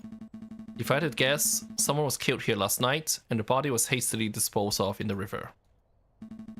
I see several sets of bloody footprints too. Some are faint, but they head that way, towards the main road. So he could still be alive? Let's see where the footprints go. I don't know, did we screw up? Here? The footprints lead right into Notre Dame? It seems that way. Unbelievable. Where's a friar when you need one? Forget the friar. Let's keep following the blood trail and see where it ends up. Wait a minute, Falcon. Shouldn't we get the police involved before we go any further? Can we trust the police? You remember what Severin wrote in his letter. The inspector was the one who gave him the tip-off. Huh? What are you saying? Do you think the police are in on this? At this point, anything's possible. We have to stay focused on the trail. Hey, wait up! That way leads straight down to... Man, I'm famished. When is that mouthy parrot gonna relieve me of duty so I can go grab a snack? Okay, so this guy is... The trail keeps going. Hey, isn't that the conciergerie jailkeeper Quack? It's Quack, yeah, dummies. I had no idea they were a religious man, monsieur. I'm not. I had a career change. Private security pays much better than regular old jail keeping, you know? Monsieur, we don't have much time, so I'll keep it brief. We're following a trail that leads to the door behind you. We need you to let us pass. The door behind me? Ha, you idiots. That door leads straight into the catacombs. You don't want to go there. Catacombs. And besides, just because I know how to get in doesn't mean I'm just gonna let you pass. I've got a job to do. I have integrity. I promise to act as God, and that's what I'm doing.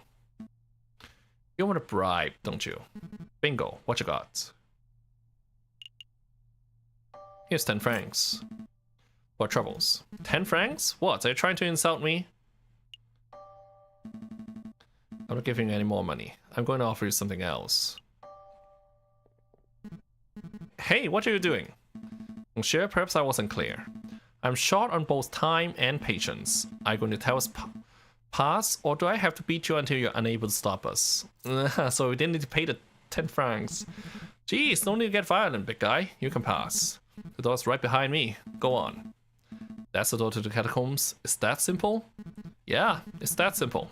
What, were you expecting a hidden bookcase or something? Go on, look.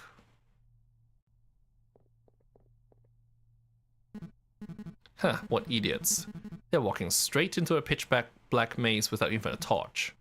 I wonder, would they get lost in stuff, or would they find the crazy lion girl and get shot? Either way, ain't my problem. Shouldn't have paid him 10 francs. Upon entering the doorway, Falcon and Sparrowson find themselves at the top of a stone staircase that spirals into the abyss below. Here goes nothing. They begin the descent. I knew an underground passage would be dark, but this is ridiculous. I can't even see my hand in front of my face. Just keep putting one foot in front of the other, Sparrowson.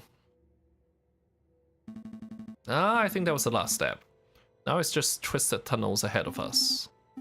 I should take up smoking. If I smoked, I would have a match right now and we'll be able to see where we're going. Plus, you know all the health benefits, and I will probably be calmer. Keep it together, Sparrowson. I know. I'll unravel this loose thread from my jacket. We can just trace the string to find our way back if we reach a dead end. Aha, good thinking. Just like Theseus and the Minotaur. Wait, there aren't any Minotaurs in here, are there? Head of a bull, body of a bull, scary stuff. That's not... Actually, never mind. It feels like there's a gap in the wall here. I guess a path branches. I can feel a slight breeze coming from the passage to the left. The air seems a little more stagnant to the right. I guess let's take the breezy path, I don't know. There's a chance that the breeze could be caused by an opening. Let's head that way. Hey Falcon, I don't want to dump on you or anything, but when you threatened Quark back there, it was pretty scary. Scary? Not really. Quark saw talk. I knew there was no chance that he would fight back. No, I wasn't scared of Quark. You. I found you scary. I've never seen you get so angry before. Saverin's life is on the line, Sparrowson. Forgive me for showing a little emotion. Sorry, I didn't mean it like that. Oh, it looks like the path branches again. Are my eyes going funky from the darkness, or is there a glimmer of light coming from the right path? No, I see it too. There's definitely some light on that side. Follow the light path.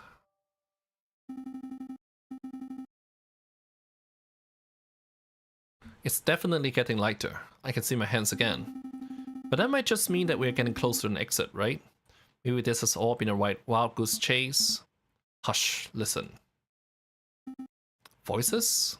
Voices. We're getting close. Wait, Falcon. Aren't you scared? Terrified. There they are. I'll ask one more time. What is your name? Okay, so Kokoriko is still alive. So I guess we could have gotten into this even if we didn't reload, but I mean, we were without any of the like important stuff at that time, so it was a good idea to reload anyway. Are you with the police? The Royal Guards? Speak, bird. Man, Beaumont, we've been here all night and he simply ain't talking. He didn't react to coaxing. He didn't react to torture. Maybe it's time to, you know, administer some justice. Justice, huh, that word. Oh, the rooster finally crows. You want to know who I am? Fine. My name is Severin Kokoriko. I'm a public prosecutor for the Corps d'Assises.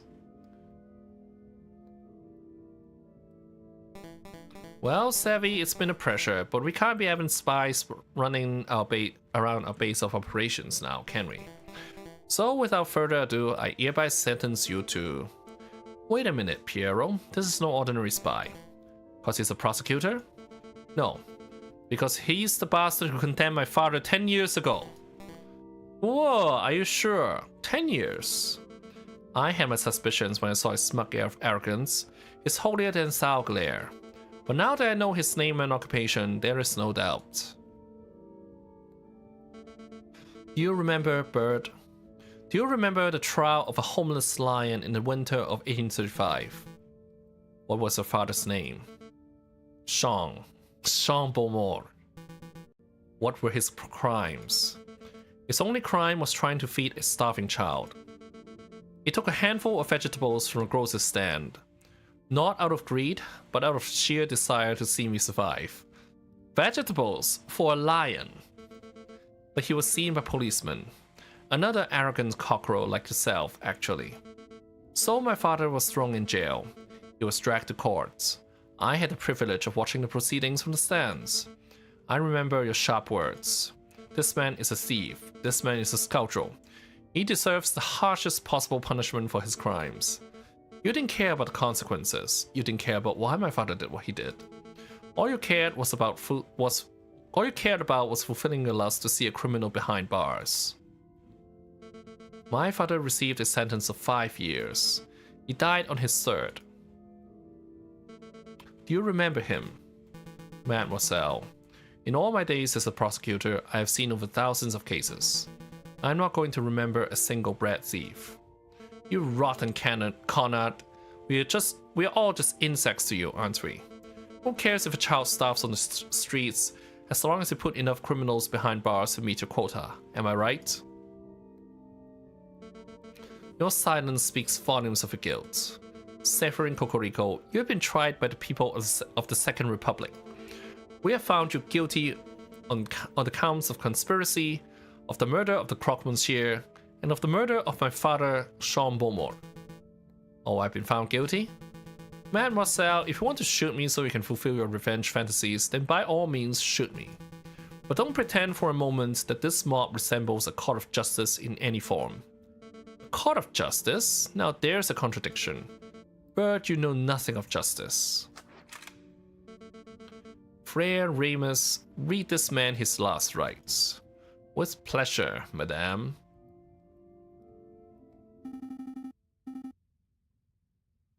Falcon, we have to make a move. Say something. Speak up. Alright, I'm going in. I'm coming too. No, I need you to get out of here. Go find the police, Royal Guard, anyone. I'll stall for time. Falcon. Okay, I'll go get help.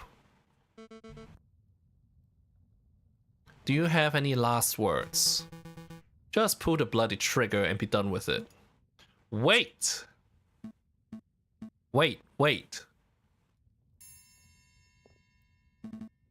He's right. This is a terrible trial. There's no evidence, no defense, no examination of the facts. You've dragged a man off the streets and decided his fate based purely on your own prejudices and whims. Who the clunk does this bird brain think he is? I'm this man's defense attorney. I am JJ Falcon. JJ, what are you doing? Defense attorney? You're a raven loony is what you are. Or a spy. I've seen this monsieur eavesdropping on our conversations before. Cannot be trusted. Everyone, please hear me out. Huh.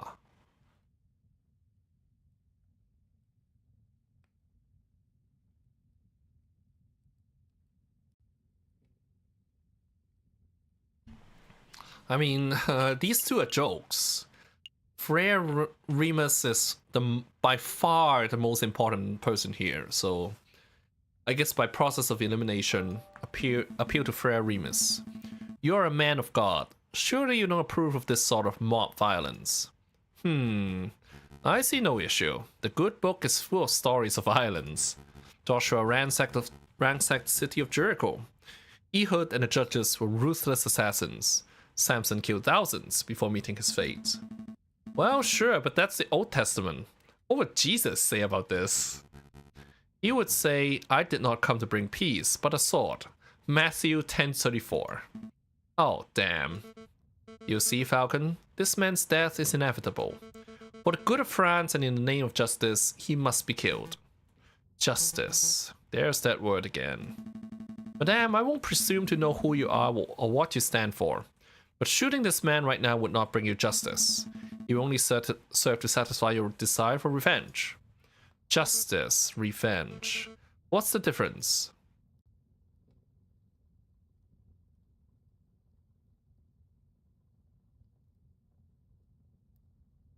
Due process seems to be the most reasonable answer here. Due process, madame. By following an organized chain of events, justice ensures that both sides have a fair and balanced trial.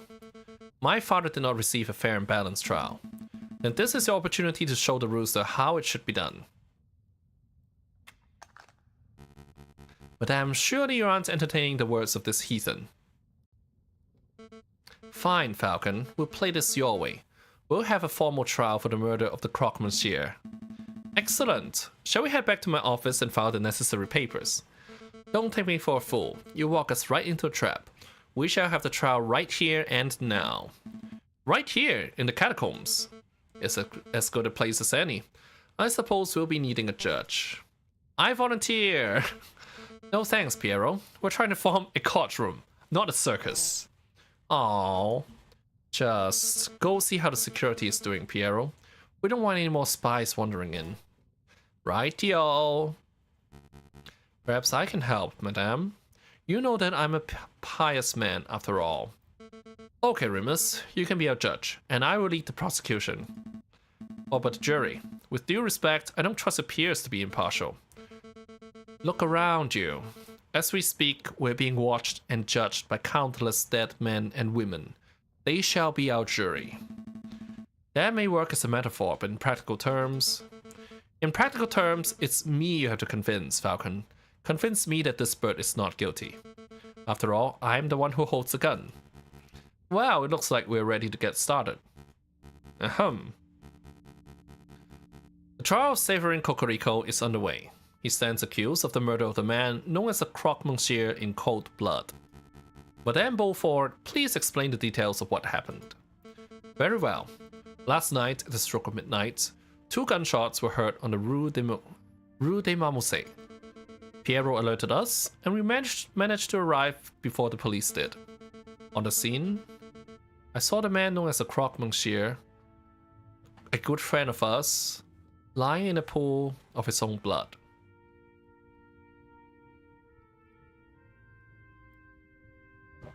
Is this Foray? Foray Requiem?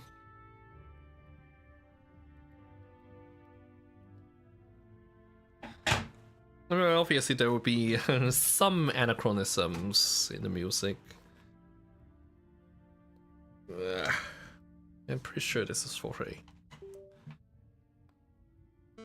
Standing over the body, I saw the murderer, savoring Cocorico, still clutching his murder weapon. Am I to understand that you did not witness the crime firsthand, madame? That you only saw the aftermath?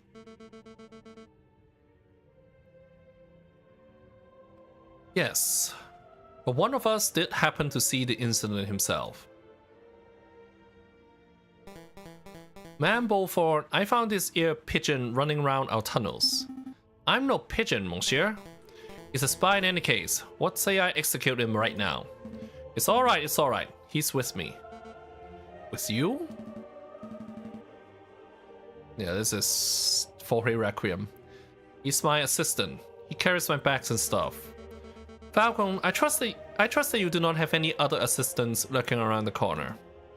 No, madame. Then take your lackey out of my sight. Psst, Falcon. What is it? I saw someone lurking in the catacombs. I think he was watching us from shadows. Not a rebel? I don't know. But he got spooked when he saw me. He dropped this. What's this? A political pamphlet. Cult pamphlets. This one is not signed. Well, I best be getting back to the patrols then. Not so fast, Pierrot. You witnessed the crime firsthand, did you not? I did, ma'am. Then you can be our first witness. Go stand in the center. Okie dokie. Do I need to say an oath or something? That won't be necessary. We trust you. Just tell us what you saw last night, Pierrot. Okie dokie. I saw it plain as day. The Croque Monsieur was just minding his own business on the Rue des Marmousets, when all of a sudden this here brute of a rooster appeared with his gun in hand. Bam! The rooster fired. The Croque slumped to the floor. Using the last of his strength, the Croque Monsieur drew his own gun. Bam! The Croque fired back. So, to clarify, Cocorico shot first. Yes, ma'am. No question there. What happened next? Well, I knew you guys, Fontaine, Remus, and you, ma'am, were only a stone's throw away at the cathedral, so I ran to get your help. We all arrived back on the scene maybe a minute after I'd left it. And there I saw the dead Croque Monsieur and the murderous savoring Cocorico with my own eyes. Thank you for your report, Pierrot. It's nothing, ma'am. Nothing, ma'am. You see, Falcon, Pierrot is not the sharpest knife in the kitchen. True that. But he is honest to a fault. I would trust his word with my own life. I don't doubt the man's honesty, madame. Nonetheless, I would like to cross-examine the witness. Cross-examine, what does that mean? I don't claim to be an expert of the law. That was always my brother's role in the family.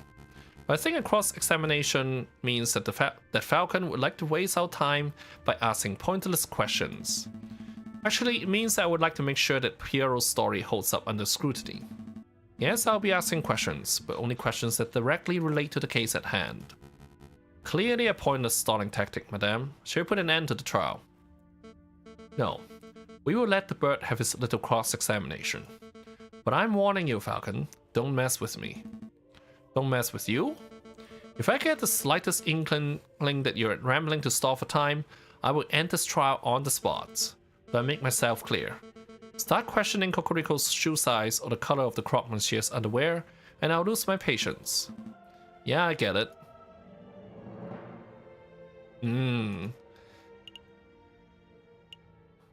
Plain as day. Rule.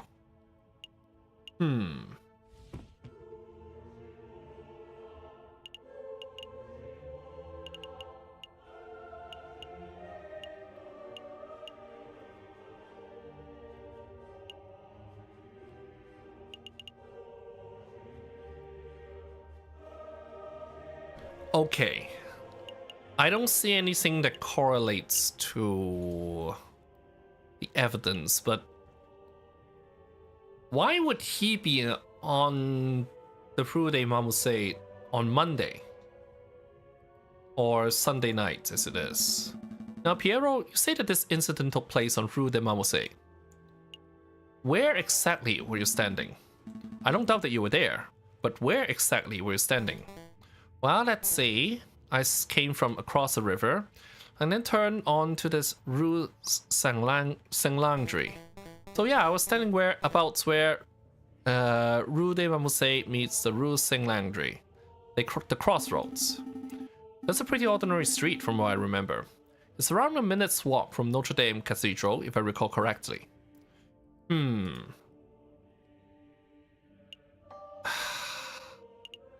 What were you doing there? What were you doing there? Just passing through? Okay, but where were you headed? For example, did you have business at the conciergerie? Or were you heading home from the cathedral? To be honest, monsieur, I don't think that's none of the business. Well, the direction where he was going is my business. It most certainly is my business. Your reason for being there could be a key factor in this case. Piero was running an errand for me. Oh, what kind of errand? A work errand. What kind of work errand could be done at midnight? The illicit kind, I'm guessing.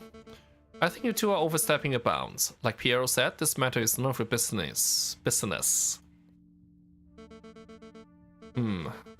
Madame Beaumont scowls. No more stupid probing questions, Falcon. Stick to the case at hand, or I end this trial. Understood? So, but they said it was midnight. So plain as day seems strange.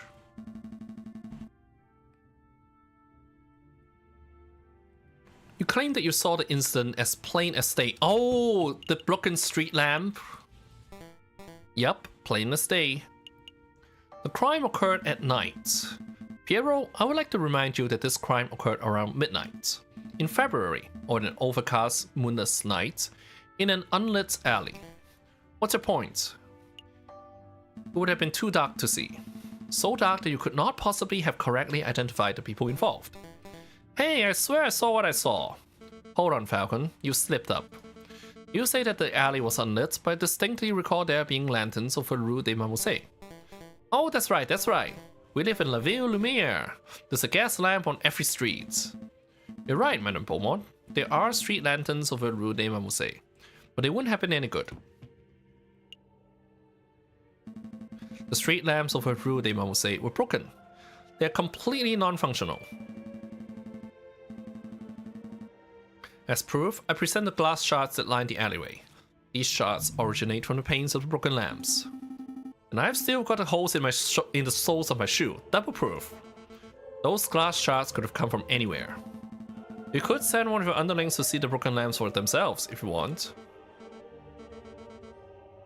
And waste more time? I think not. This sounds like a stalling tactic. Excuse me, Madame Beaumont. I don't remember whether the street lamps were or were not broken, but I do remember that we had to use a torch to light up the scene. Hey, whose side are you on? I'm just saying, Falcon might be right. It was particularly dark, so it's possible that there weren't any lit street lamps. Is Fontaine an undercover? Are you saying I'm a liar? I thought we were buddies. Stop quibbling, both of you. Maybe the lamps were broken, maybe they weren't. It doesn't matter. I know that Piero's testimony is accurate because I personally saw the rooster at the crime scene 1 minute after Piero did. 1 minute? That's plenty of time for the real murderer to escape and for a passerby to stumble upon the scene, is it not? You must acknowledge that it is a possibility. I acknowledge nothing. There's an inkling of doubt. You know there is the slight notion that Piero may be misremembering what he saw. Don't badger the prosecution, Monsieur Falcon. I wasn't badgering. On to the next witness. Madame Beaumont, do you have anyone in mind? I do. There is someone among us who is something of a gun connoisseur. A man who knows everything there is to know about the craft of weaponry. Oh, that's me again. Shut up, Piero. Get off the stand. Yes, ma'am. I call Fontaine forward. Very well. Now, Fontaine, is it true that you're a gun specialist? Well, I hate to brag, but yes, I know about guns, their mechanics, their beauty.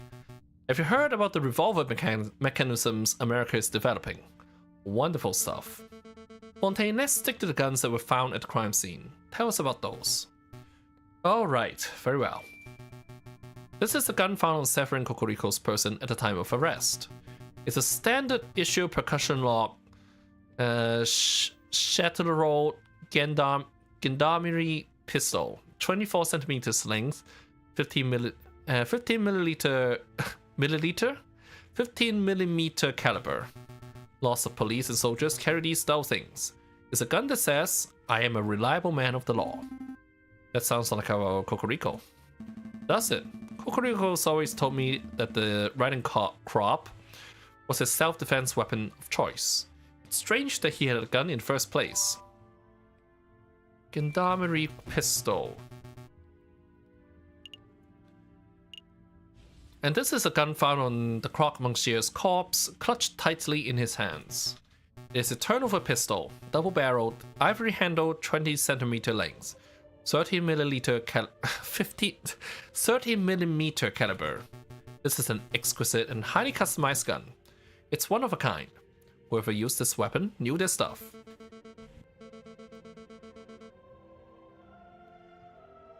The Croque Monsieur was a legendary arms seller. It's no surprise his personal weapon would be something so flamboyant. Turnover pistol. Don't see a way out at this time. But what's really fascinating about the Croque Monsieur's gun is the ammunition.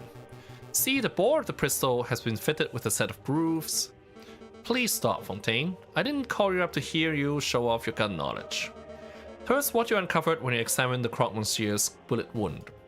Ah, right. Well, a lead bullet was embedded in the middle of the Croque Monsieur's sternum and appeared to have a straight angle of entry. So in other words, the Croque Monsieur was facing his killer when he was shot. That's right. The other interesting point was that the Croque Monsieur's outer clothes were singed. This typically only occurs if a person is close enough to the gunshot to be directly burned by the gun's muzzle flash. And how close does a person have to be burned by a muzzle flash? Less than 3 meters, I would say. 5 at the very most. And there's no chance that there was a rogue sniper on the rooftops. The Croque Monsieur's killer was standing in Rue des Marmousets themselves. As is plainly evident, only one person was found in Rue des Marmousets at the time of the incident. Prosecutor Cocorico. Well said, madame. I think you just unequivocally proved this bird's guilt. Not so fast. I would like to cross-examine the witness. I don't think so. You're overstepping your bounds, Bird. Let the lawyer try, Remus. When he fails, there'll be absolutely no doubt to anyone in the room that Cocorico is nothing but a bloodthirsty murderer.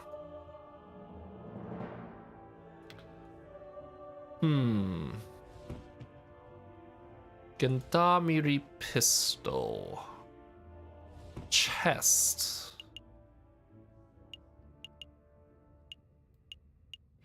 I don't see anything here that I can particularly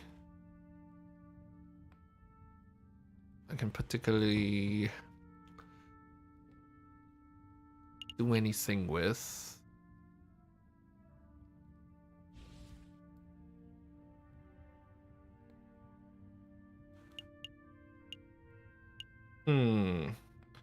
Chest. It's either the gendarmerie pistol or the chest thing. If there's going to be something that's suspicious, it's the fact that the Croque Monsieur allowed Cocorico to get so close. Fontaine, you say that the Croque Monsieur was shot in the chest at a straight-on angle. Neither of these. You know what? Let's ask something else. Gendarmerie pistol. Fontaine, I have a question regarding Kokoriko's Gendarmerie pistol. Are you sure the gun was fired? Yeah, that's a relevant question. Is there any way to tell whether a gun has been recently fired? That is an excellent question. Yes, there are a couple of ways. For around a minute after firing, a pistol's barrel is going to be harder to touch. That's a dead giveaway. We could also check for gunpowder residue in the barrel and chamber. That will indicate that a gun has been fired since being cleaned. So by your own analysis, would you say that Kokoriko's weapon was fired last night? It's difficult to say. None of us thought to check the pistol's barrel temperature at the time of the incident, so we can't use that method.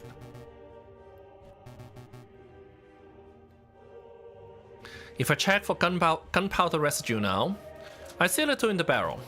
That could indicate a recently fired weapon, but it could also indicate a lack of proper maintenance. So basically, you don't know whether this weapon was or wasn't fired last night. No, monsieur. If we cannot be certain whether Kokoriko even fired his gun, then this whole trial ought to be thrown out. Nice try, Falcon, but Kokoriko is still our prime suspect. He was standing over the croque monsieur's body with a weapon in his hands. If that weapon is not the murder weapon, then what is? This isn't working. Try another approach, Falcon.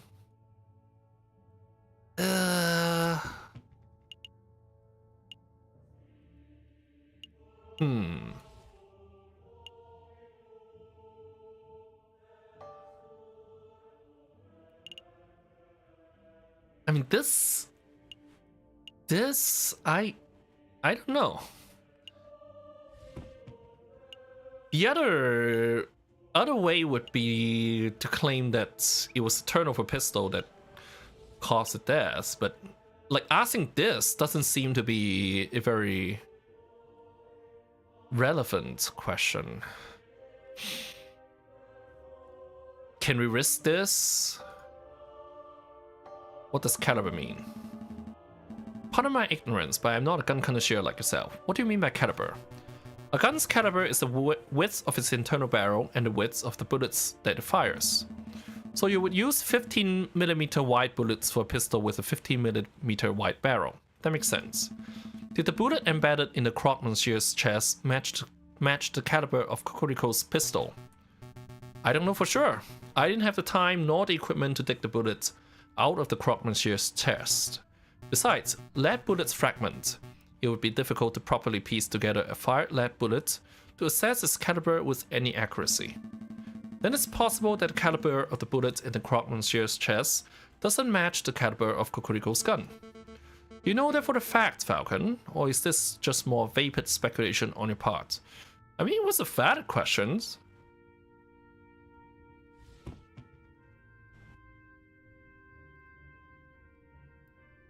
Wait, there's nothing that could...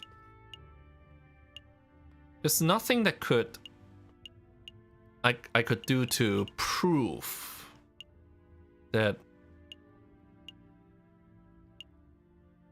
There's nothing I could do to prove that it doesn't match. Is there? Do we have any evidence that can help us? And that seems to be just bluffing. No real point. I just found a comment a little odd, I suppose. Yeah, I mean, if I chose the upper option and I can't back it up, then maybe they'll just end a trial right here. Singed. Fontaine, you mentioned that the croque monsieur's clothes were singed. Right, his vest and jackets were slightly burned from the close-range muzzle flash. Could something else cause the burn? Like what? Ash from a cigar, perhaps? Well, I guess... Hold on, Fontaine. Falcon, are you saying that you know the burn was caused by something else, or is this just blind guesswork?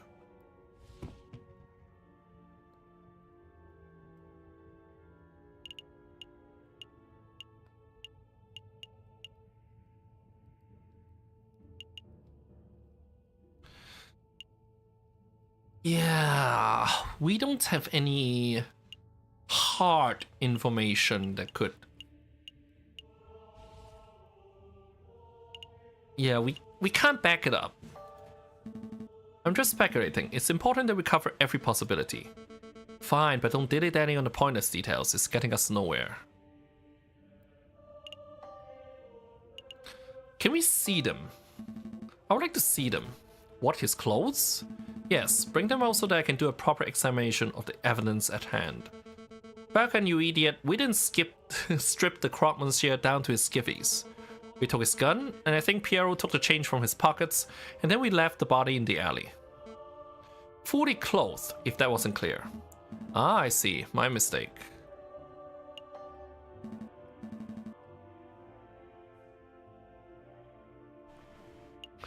Turnover pistol. Tell us about the ammunition. You were about to say something about the gun's ammunition before Madame Beaumont cut you off. Could you give us the details? Oh great, now he'll never stop talking.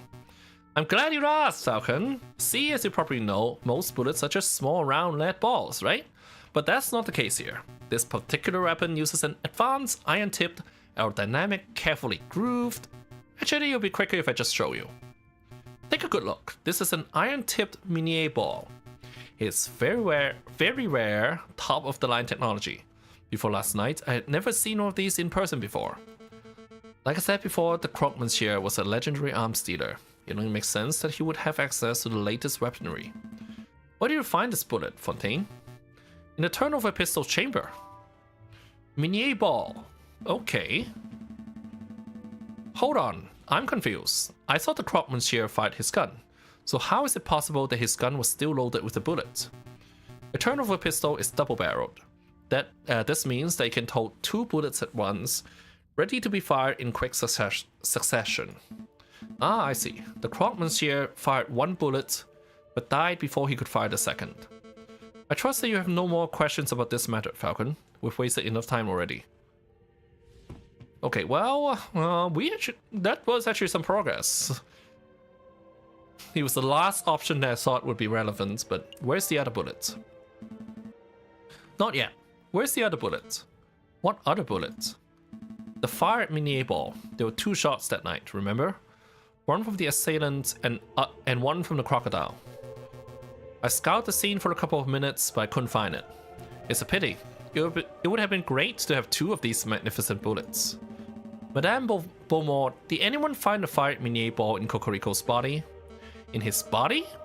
You're asking if Cocorico was wounded by the bullet? No, that much is plain to see. So again, I must ask, where is the fired minier ball? Well, I don't have any clue. What are you trying to get at, Falcon? Isn't it obvious? If the bullet wasn't embedded in the alleyway wall and it wasn't embedded in Cocorico, then that means...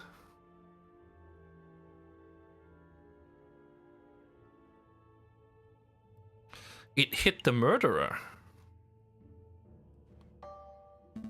The bullet hit the murderer, the real murderer. It must still be embedded in whoever attacked the croque monsieur.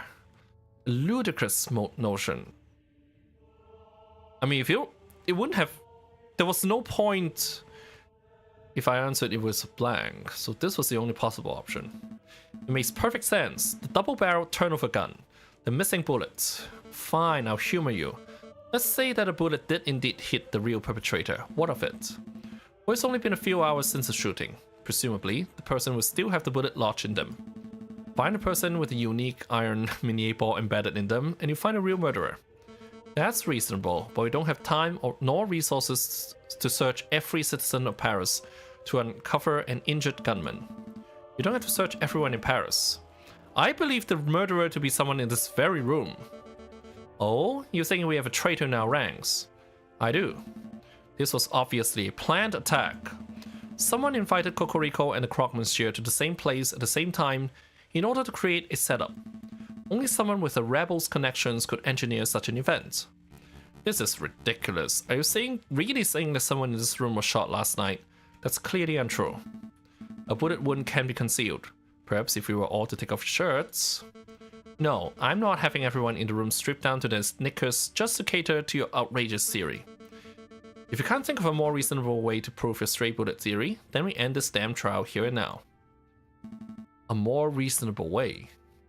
At that moment, a chill ran down Falcon's spine. He knew that his theory was true. It had to be true. But he also knew that he had no way to prove it. Madame, I assure you, this will only take a moment. If everyone could please just take off their outer garments. Frere Ramus, why don't you go first? I'm not saying that you're the murderer. But if you were to have a bullet wound, then... He's floundering, madame. Agreed, I've heard enough of these rambling theories. Falcon, your respect for your comrade is admirable, and you display great valiance by leaping headfirst into the lion's den. But you have failed to convince me of this bird's innocence. Madame Beaumont, I implore you. Not another word. We humored you. We set up the courts and went through the motions of a trial. And now the rooster's guilt has been formally proven. We have more evidence. Enough! The trial is over. Severin Cocorico, you have been formally tried by the people of the Second Republic. We have found you guilty on the counts of conspiracy, of the murder of the Croque Monsieur, and of the murder of my father, Jean Beaumont. Madame, please! JJ, it's alright. I've made my peace. This is far from alright. Dying in the name of a new republic at the hands of rebels. There are worse ways to go. It was good enough for Robespierre, right? Severin.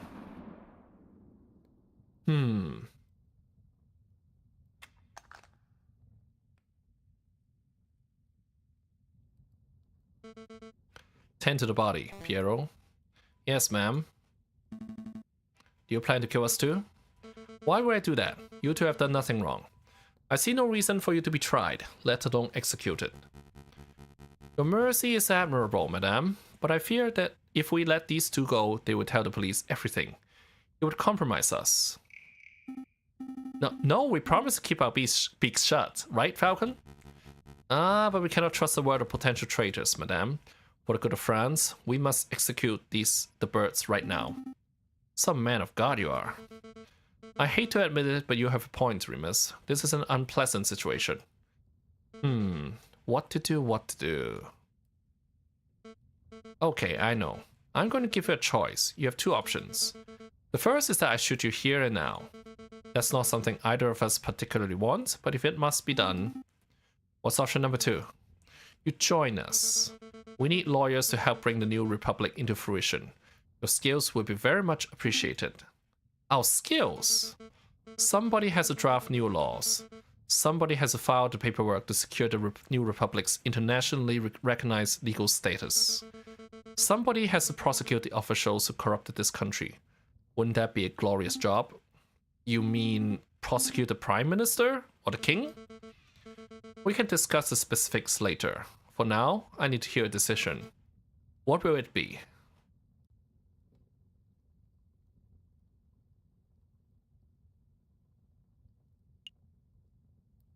Let's go for the bottom option here.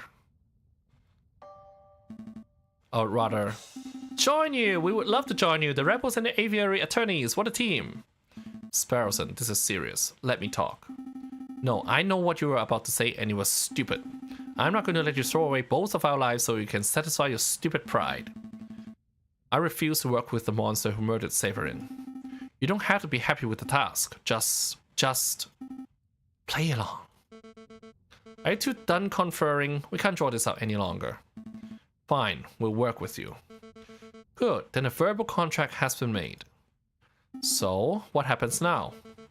Pierrot and Fontaine will lead you to Le Canard Choyot. I will finish up here and meet you in 2 hours. Needless to say, they shall be keeping a close watch on you. Don't even think about running. Of course. Then we're done here. Fontaine, lead the way. Yes, madame. Come along, you two. You can't seriously be trusting these filthy lawyers, madame. They're probably plotting revenge for their dead friend at this very moment. I do trust them. Throughout the trial, I got the impression the Falcon was trying to de-escalate the situation. Citation. Avoid violence. Such a viewpoint is naive, but it is exactly what we need in this revolution. But they will betray you. If they are stupid enough to even raise one feather against me... They will regret it.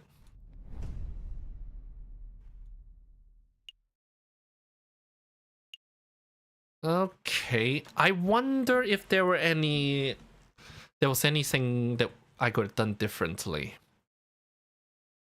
We'll continue this, but I need a quick bathroom break, so I'll be back in 1 minute.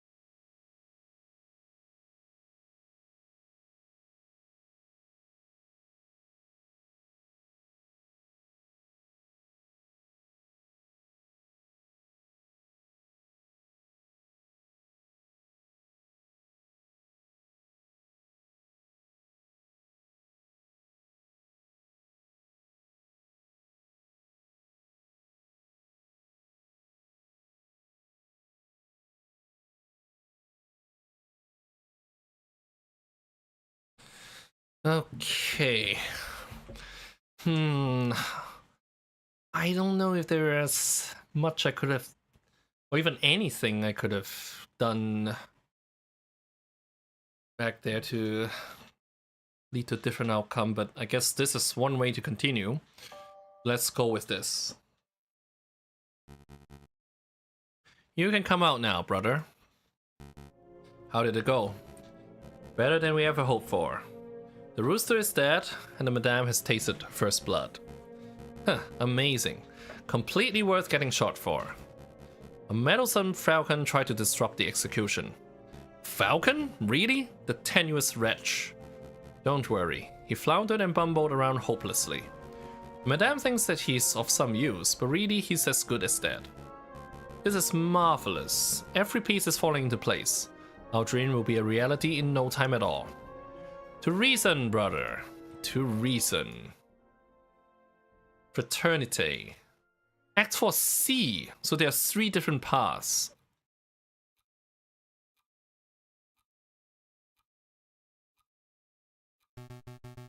I hope you don't harbor too much hate for the madame. I know that the rooster was a friend, but the madame does what she does for the good of France. Boy oh boy, this is awkward. It is a bit. Perhaps a round of drinks are in order. After all, this is a tavern. What do you two say? I mean no disrespect, Fontaine, but I'm not thirsty. Me neither. I get it. You're both a little shaken by what you saw. Can we at least get you some wine? Just a small glass to calm the nerves. Fine, whatever. Very good. Piero, fetch our guests some drinks. It's your round. My round? No way, it's your turn. Turns don't matter. You still owe me for that omelette I generously paid for last Friday. Yeah, well, you owe me for that coffee on Tuesday. Okay, so that's 30 cents of coffee deducted from 60 cents omelette, plus the 25 cents of peanuts you swapped from my pantry. Hold up, I ain't so good at manual arithmetic. Listen up, Sparrowsman. You need to go. Go? Yes, I'll create a distraction. You head straight for the back door. Is that such a good idea? If we both stick around, we could both end up dead as soon as we drop that lioness the wrong way. If we both run, these 2 would probably shoot us in the backs. So the way I see it, one of us running is the most viable option. Falcon! Don't argue. Once you're out, find Folletti and tell him what you've seen. Okay. So it's agreed. You get us this round and I owe you 2 cents. Yup, and I'll hold you to 2 cents. Be right back. Don't you two move or nothing. You hold me to the 2 cents? That Piero's such a miser. Anyway, I don't feel like sitting in silence. Let's talk to pass the time. Fontaine, I have a gun question. A gun question. Do go on.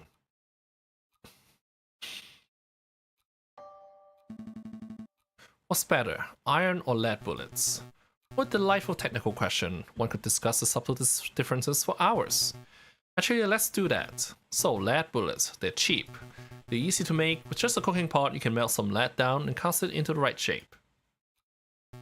But they are also soft, so they deform when they hit something. That makes them useless against armor. That's where iron bullets come in. An iron bullet will zip straight through you, armor, bone, and all. But then again, who wears armor nowadays? I think lead bullets will stick around for a while. Alright, I brought drinks. One for me, one for you, and one for... Hey, where's the little one? The little one? He's right. Oh, merde. I lost him. You lost him? How did you lose him? I was gone for 2 minutes. I think I dropped the ball on this one. I'll say, the madame's gonna string us up for sure. Actually, we should make up a cover story. We can't let her find out about this. You can't let me find out about what? I felt it wasn't right to keep Sparrowson here against his will, so I created a distraction to let him escape. It's somewhat gutsy of you to outright admit that. By rights, I should shoot you here and now.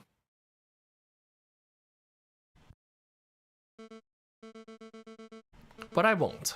I need a lawyer to bring our plans into fruition. That little bird was dispensable. You are not. Madame, if Sparrowson runs to the police, then both this location and the sleeping city are compromised. We should keep this meeting brief.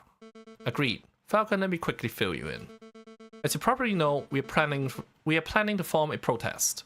An enormous protest on the 14th of this month. We intend to draw a massive crowd at the Place de la Concorde, and then we shall march across to the Aries garden. A march across to the Aries. You intend to storm the Louvre. No, the Palais Royal. That's where the king and prime minister will be residing. I would like it to go peacefully, but peaceful uprisings have a habit of turning violent, don't they? Exactly, and we can't let the leaders of this country escape amidst the chaos. They must be tried for the crimes against the French people. On that note, I want you to lead the prosecution. You want me to prosecute the King of France? The King and the Prime Minister. They are both responsible for the rampant inequality that plagues this country.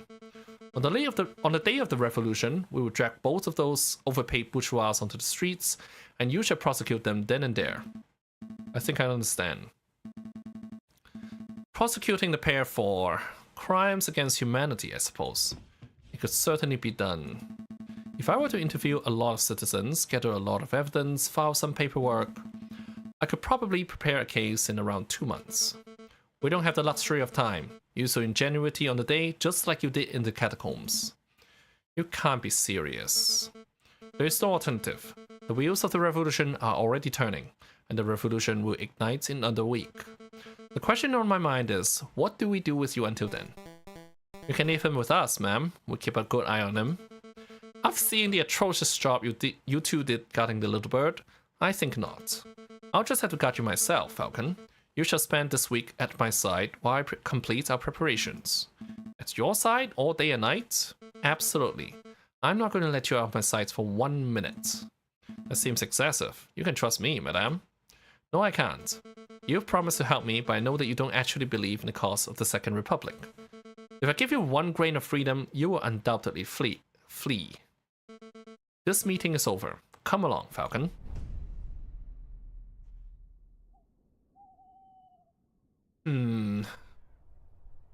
Le moineau? And then while we were sitting in the tavern, Falcon gave me the opportunity to escape. He created a distraction and sneaked away and went straight to the police. Then you called a meeting and well, here I am. So, yeah, that's the whole story. I see, so Severin Cocorico died at the hands of the rebels. That's right. And Falcon revealed his true colors as a traitor. A traitor? No, that's not right, Inspector. Falcon's not a rebel, he's just playing along, so he can save his own life. Don't be so naive, Sparrowson. Put the puzzle pieces together. Falcon willingly leapt into the lion's den for the specific purpose of siding with the rebels. He let you escape because he could see that you weren't truly sympathetic to the rebel cause. That doesn't make sense at all. Falcon's never shown a rebellious streak. Tell me, Sparrowson, what do you know about Falcon's past? Not a lot. He's a private person. Has he ever told you what he did during the July Revolution, before he changed his name? No, he hasn't told me anything, really. Sparrowson, let me tell you the man they call the Viridian Killer.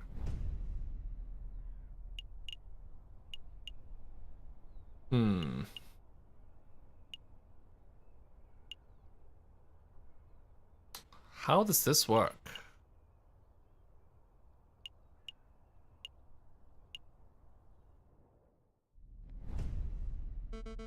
The Palais Royal. Just look at the disgusting den of fat cat bourgeois and hypocritical politicians.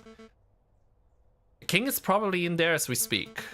Probably sitting in his high chair, stuffing his bloated face with cake and wine while he boasts about being the perfect citizen king. Did you come here just to moan about the king? No, I've come to assess the potential battleground. On the day of the rebellion, I might order Piero to set up a barricade over there. What do you think? There? Right outside the Palais Royal? Of course, it's the perfect place for a defensive garrison. We can gather furniture from nearby buildings, build a wall, and position rifles to fend off the police. When the time is right, it will serve as the ideal location to launch our assault on the palace. So you weren't just throwing empty words in the tavern. You actually do intend on dragging the king out of the palace through violence. Of course, he will never abdicate on his own volition. It's not as if I want to see bloodshed, Falcon. It's necessary. It's inevitable. I mean, we have to be realistic. There's no way to bring change to a country without using violence, is there? I think there are ways. People look back on the violent moments of history. Executions, the wars, the bloody revolutions. Whoops. Extract my keyboard cable. But who's to say that a country could not be overturned just through the chance of the people? A pacifist revolution. Interesting. I would love for such a thing to be possible. Maybe. It would be better to avoid building the barricades. At least until it's clear that violence is inevitable. That's good. That's a good compromise, madame.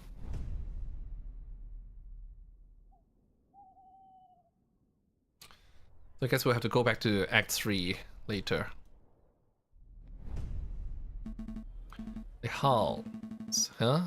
Let me guess. You have a weapon supplier somewhere around here. Or maybe this is where you plan on meeting an informant, a government defector. It is as good a meeting spot as any. Actually, I'm here for groceries. There's no need for that look. You think that just because I'm a gun-toting rebel, I don't need to buy food? Madame Beaumont. Well, if it's in Santan and Little Gambard. You're growing bigger every time I see you. Ma'am, you have to hear this. Something big went down here yesterday. A policeman, a nasty, ugly policeman. Let me guess, he was bullying people into revealing secrets on the whereabouts of the revolutionaries. Well, that's how it started, ma'am. Same old bullying tactics. He was pushing around this old beggar rat who hangs around the market sometimes. But then when the rat wasn't speaking up, the policeman drew his gun and shot him. The policeman shot the beggar? Just like that? Yup, but then the coward cop went and ran before we could turn on him. I find this difficult to believe. A policeman wouldn't openly shoot a beggar without just cause. Open your eyes, Falcon. This is the regime us Parisians live under. We're ignored by the government, oppressed by the police, and hanged by the courts. Why do you think I'm fighting so hard to make a change? We can't put up with this sort of bullying. No, this can't be right. Something has been missing from Sultan's story. You mind if I ask you a couple questions, madame? Sure, ask away. Make it quick, Falcon. What did the policeman look like? Well, I didn't get a good look, but he was tall and ugly and mean looking, and he had one eye. One eye? Yep, had one of them pirate patches. There's no way. Ring any bells, Falcon? I know a man who fits the description, but it simply couldn't be him. He's a bitter individual, but he's morally righteous. I can't imagine him shooting an innocent person so recklessly. Don't let your bias towards the justice system affect your judgment, Falcon. If you think you know who did this, then please name and shame him. I think I should bite my tongue until I'm a little more certain. Do you want to know anything else, monsieur? Who was the rat? I didn't really know him well, monsieur. None of us did. He was kinda a loner who hanged around, asking for scraps of food and cents. I don't even know his name. That's so sad. They have no family, no means of support. Falcon, do you have any idea how many beggars there are on the streets of Paris? How many people go hungry? How many people are forced to turn to crime? I'm well aware, madame. I'm asking these questions to see if there was perhaps some reason why that particular rat was killed. But no, it appears that this was just the loss of one unnamed beggar rat among many. It's tragic. That it is, monsieur. Is there any other way that I can help? If a policeman did shoot an innocent person, then there would surely be an investigation. Huh, your naivety knows no bounds, Falcon. You think the police care if one of their own is out of control? Actually, there was one bloke asking around, but I don't think he was a policeman. Oh, go on, madame. Well, he was this charming fox. Renard. A friend of yours, Falcon? Something like that. We should probably pay him a visit to see what he's up to. Pay him a visit? I suppose we can set aside a little time. You want something else? That's all, madame. Thanks for all your help. No problem. Anything to help Madame Beaumont. We'll try to get to the bottom of this, Sultan. Just make sure to stay safe when the revolution starts. Stay inside. Keep Gambad safe. Of course, madame. You stay safe yourself. You hear?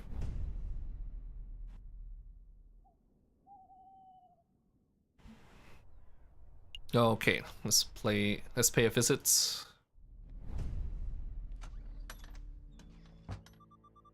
Visitors, Monsieur Vulpes, visitors. Really, Falcon? What do you hope to accomplish in this sleazy back alley establishment? Sleazy? Madame, my back alley office is perhaps a little cluttered and eclectic, but I resent the accusation of sleaze. Maybe I should do the introductions. Monsieur Vulpes, this is Madame Beaumont, a friend of mine. Madame, this is Renard Vulpes, private investigator at your service. It is a pleasure to meet you, madame. Ah, how stoic. I'm sure you have some pressing question to ask, Falcon. But before we get started, there is something I must tell you. Monsieur Sparrowson dropped by earlier. He informed me of the situation. Sparrowson, is he alright? Oh yes, he started working with Inspector Volerti, attempting to unravel the rebel plot. Just as I thought. It appears that your lackey has solidified his position as traitor to the Second Republic, Falcon. Perhaps, perhaps not. Sparrowson doesn't strike me as a person who sides with any ideology. But as you know, he asked me the most peculiar question. Would you like to know what it was? Of course. Such information is quite valuable. It would cost, say, 30 francs. Yeah, I know how this works. Here's some money, monsieur. Very good. So on to the question. Sparrowson asked if you were the Viridian killer, the one responsible for the random bombings during the July Revolution 18 years ago. Why on earth would he ask that? Perhaps the inspector had been telling him stories. So what did you tell him? The truth, of course. That is, that I have no idea who the Viridian killer is, but that I knew that it couldn't possibly be Falcon. Oh? And how do you know that I'm not the Viridian killer? Huh, Falcon, please. You're a semi-drunk, bumbling oaf, not a ruthless killer. Anyway, I've started my own investigation into the Viridian killer. It's fascinating stuff.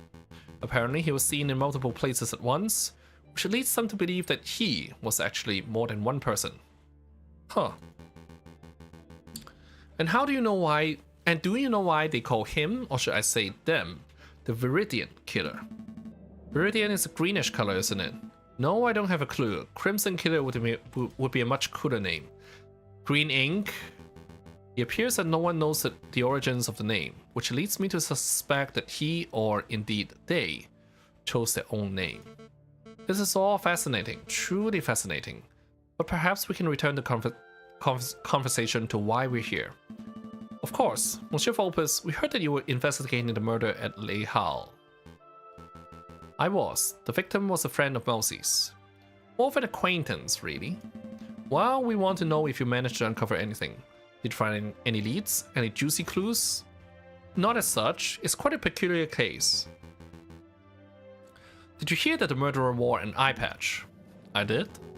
You know what it implies, don't you, Falcon?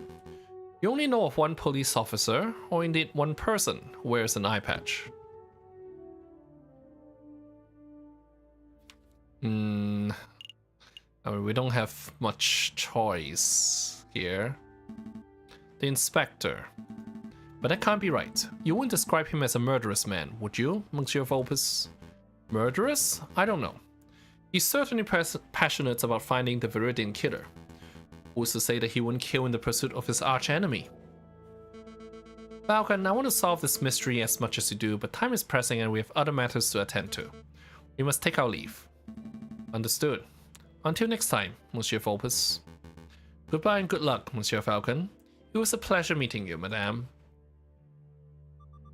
Monsieur Vulpes, that lioness looked pretty angry. Is this revolution going to end in blood, Monsieur Vulpes? Just like in 1830?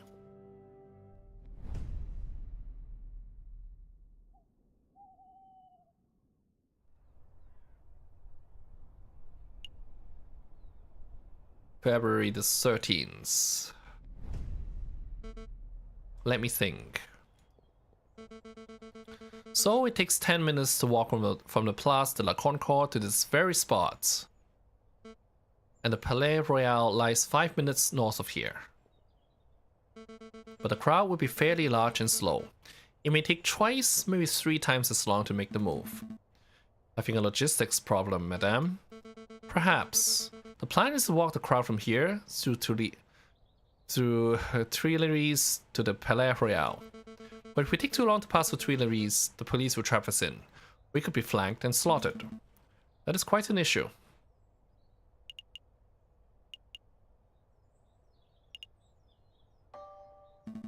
Why not just go around? There's a nice white main road that leads straight to the palace front door. You can avoid the gardens entirely.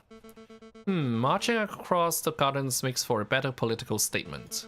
But I can't fault your reasoning. Going around would diminish our chances of being stopped and trapped. I'll pass the idea along to Piero and see what he has to say. He's the one in charge of leading the crowds, after all. That bird-brained parrot would probably just shoot the idea down, right? Probably, but I appreciate your input. I don't know if you genuinely want to help, or if you're just telling me what I want to hear out of fear, but thank you, Falcon. It's no problem, madame. For the Second Republic, right? Right, for the Second Republic. Okay, so this is the day.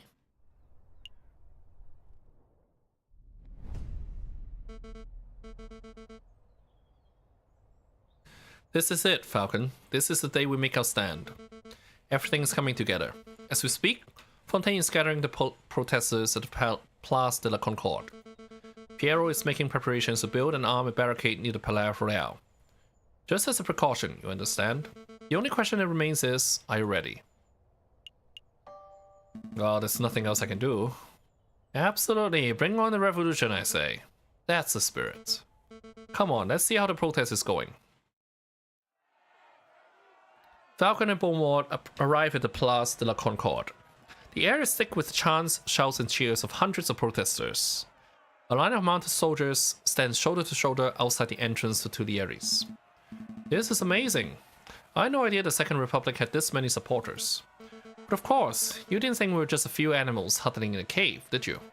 The desire for revolution runs deep in the city. Everything's in place at the Palais Royal, ma'am. Just say the word and we'll set up the biggest barricade you've ever seen. Then we can all storm the building and drag the cocky king out of his chair. Let's change of plan. We're still going to protest, but we're going to do it peacefully. No firing from behind barricades. No violence. No capturing the king or prime minister. Are these humans? I mean, it should be all animals, right? But the figures in the background look like humans.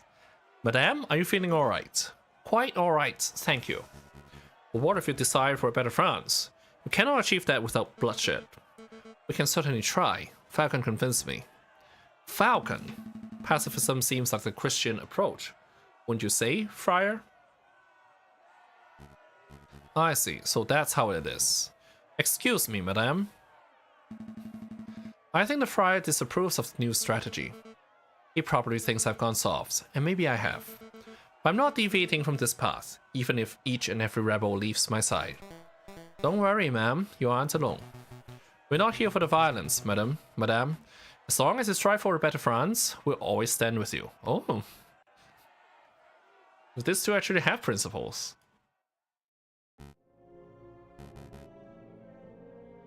Ugh, this stupid bullet wound. Damn thing's opened up again. What's the news, brother? Is everything in place? We have a problem. The Mademoiselle refuses to use violence. She's turned timid. Turned timid? How? It appears that the lawyer, Falcon, is something of a lion tamer. JJ Falcon? That bird is proving to be more trouble than the rooster, I swear. Brother, listen. If there's no violence, then there will be no power gap. One leader will just peacefully replace another.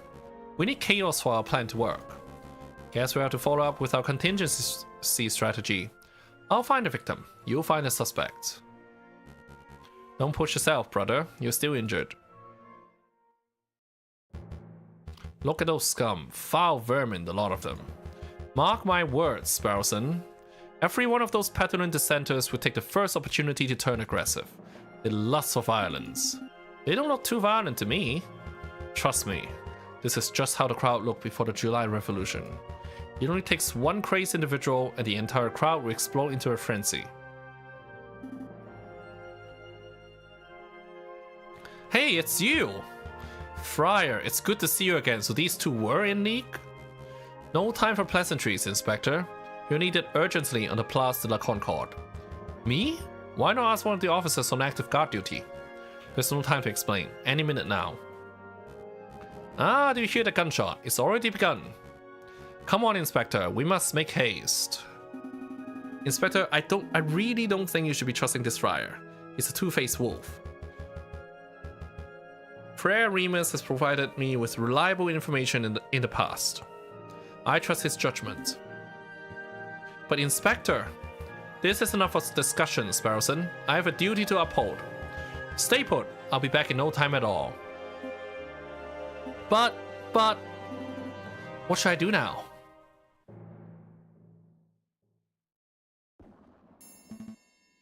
A gunshot. It was nearby too. So the friar was right. Violence really is an inevitability. We haven't reached that stage yet, madame. I can't afford to take chances. Not now. Piero, march the crowd to the Palais Royal and construct the barricade. Yes, ma'am. Fontaine, Falcon, we're going to find the source of this disturbance. It came from here, Inspector. Hurry, hurry. I'm moving as fast as these old legs will. Mon Dieu, a body! This woman must have been the target of the gunshot we just heard. But I don't see the shooter. I think the gunshot came from over here. Inspector! Falcon! Well, I should have known that the Valerian killer would have had a part in this. Inspector, I'm not... What do we have here? A filthy cop and a dead girl. Madame, thank goodness you're here. I saw the whole thing. This poor innocent mademoiselle was approaching the police line with her hands in the air. When all of a sudden this brute of a police inspector yelled, "Get back, you filthy rebel!" He drew his gun and shot the bird point blank through her heart. What is this nonsense? What are you prattling on about, Friar? Thank you for your input, Remus. It hardly surprises me that a member of the police force would be the one to cast the first stone. I think we're all being a little rash. Let's just take a breath, examine the situation, and... Wait a moment. You wear an eye patch. You only have one eye, Inspector. How observant. Tell me, were you the policeman who killed the rat at Les Halles too? Les Halles? What are you talking about? Coincidence of a one-eyed policeman gunning down an innocent victim. There's no way that this is a coincidence. What we have here is a filthy, corrupt individual who takes pleasure in oppressing the common citizen. Am I right, Inspector? I really shouldn't be surprised that a stupid rebel makes stupid assumptions and comes to stupid conclusions. But open your damned eyes, mademoiselle. I am not the assailant here. Don't call me mademoiselle, or stupid for that matter. Your guilt is plain to see. Given the circumstances, I ought to judge and execute you right here and now. Falcon, don't just stand there gawking. Vouch for me. Madame, I know this man. His name is Inspector Valerti. He's ruthlessly law-abiding, so much so that I can't envision him shooting a man without just cause. Oh, shut up, Falcon. I'm done with your idealism. I listened to you. I took your words to heart about avoiding violence, and now a girl is dead. Well, I'm done taking chances. Remus, help me escort this invalid to Pierrot's barricade. I'll decide his fate there. With pleasure, madame. Come along, Inspector. Fontaine, Falcon, deal with the corpse. Meet us at the barricade when you're done. There's no way that this was the work of the police. You know what, Falcon? I think you might be right. An isolated gunshot this far away from the police line? It doesn't make any sense at all. But that's rebellions for you. They're messy affairs. Sometimes innocents get caught in the crossfire, and there's no reason for it. Well, there's no use dawdling. Can we get the corpse off the streets? Not yet. I'm going to examine the body first. Examine the body? We agreed that this wasn't the work of Inspector Valerti, right? Then there might be some clues on the corpse that point towards what happened. An impromptu coroner's examination, eh? Fine, you have 2 minutes. After that, we're heading to the barricade, whether you're done here or not. Okay. What's this mark? It almost looks like a handprint made in blood. Probably the man Marcel's. I don't think so. It's a handprint of a left hand on the girl's left shoulder. There's no way a person could comfortably reach that spot on their own back. I suppose so. But if the handprint doesn't belong to the girl, then who does it belong to? The murderer, it has to be. The question on my mind is, why is the handprint made in blood?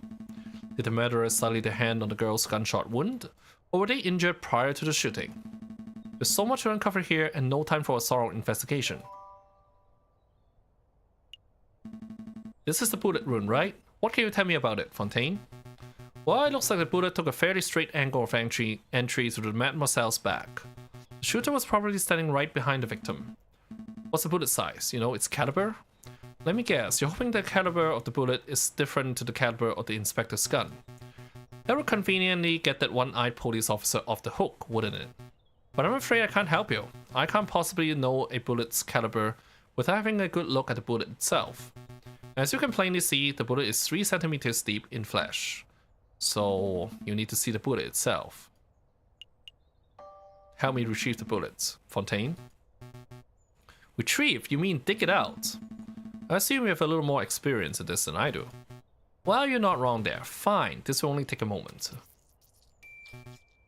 Here you go, 1 used bullets. It looks like a standard lead rifle or pistol ball. But I'm afraid I cannot tell you its caliber. Why is that? The bullet fragmented upon impact, monsieur. I gathered all the pieces, but I cannot assess its diameter with any accuracy. Still, I would guess it was 13 to 17 millimeters. Sorry that I can't be more specific. That's an enormous help. Thank you, monsieur.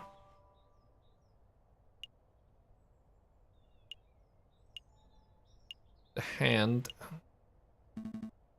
It's a long shot, but maybe this girl is faking her injury. Just for the sake of thoroughness, I really ought to check for a pulse. Right. No, nothing. Everyone's been so fixated on who did this that nobody stopped to ask who this girl was. I don't know, monsieur. Given her clothes, she's probably just another working girl. Just another. I didn't mean to sound glib, but it's true. This is one mademoiselle among the thousands who live in Paris. Who was she? Where did she work? Will her family miss her? I don't know. But in the long run, I don't think anybody would care. I care. I can't afford not to. I don't know who this mademoiselle was, but I'm going to see to it that justice is brought about for her death. So I guess that's everything we can do. Yeah, nothing we can interact with. I'm done here. Very good. Let's get this body off the street. Then we must hurry to the Palais Royal. Rest in peace, mademoiselle. I'll see to it that justice is done.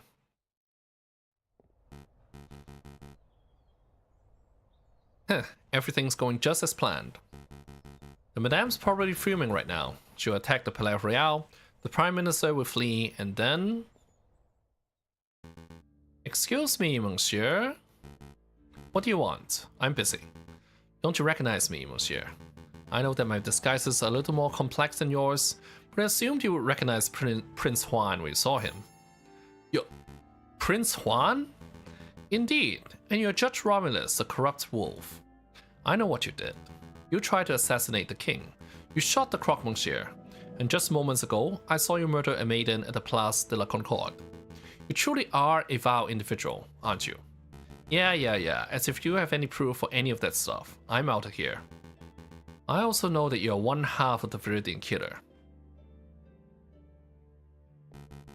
On any other day, I would gut where you stand, Fox, but as it happens, I'm a little busy today. Oh, the Valerian killer is too busy to kill me.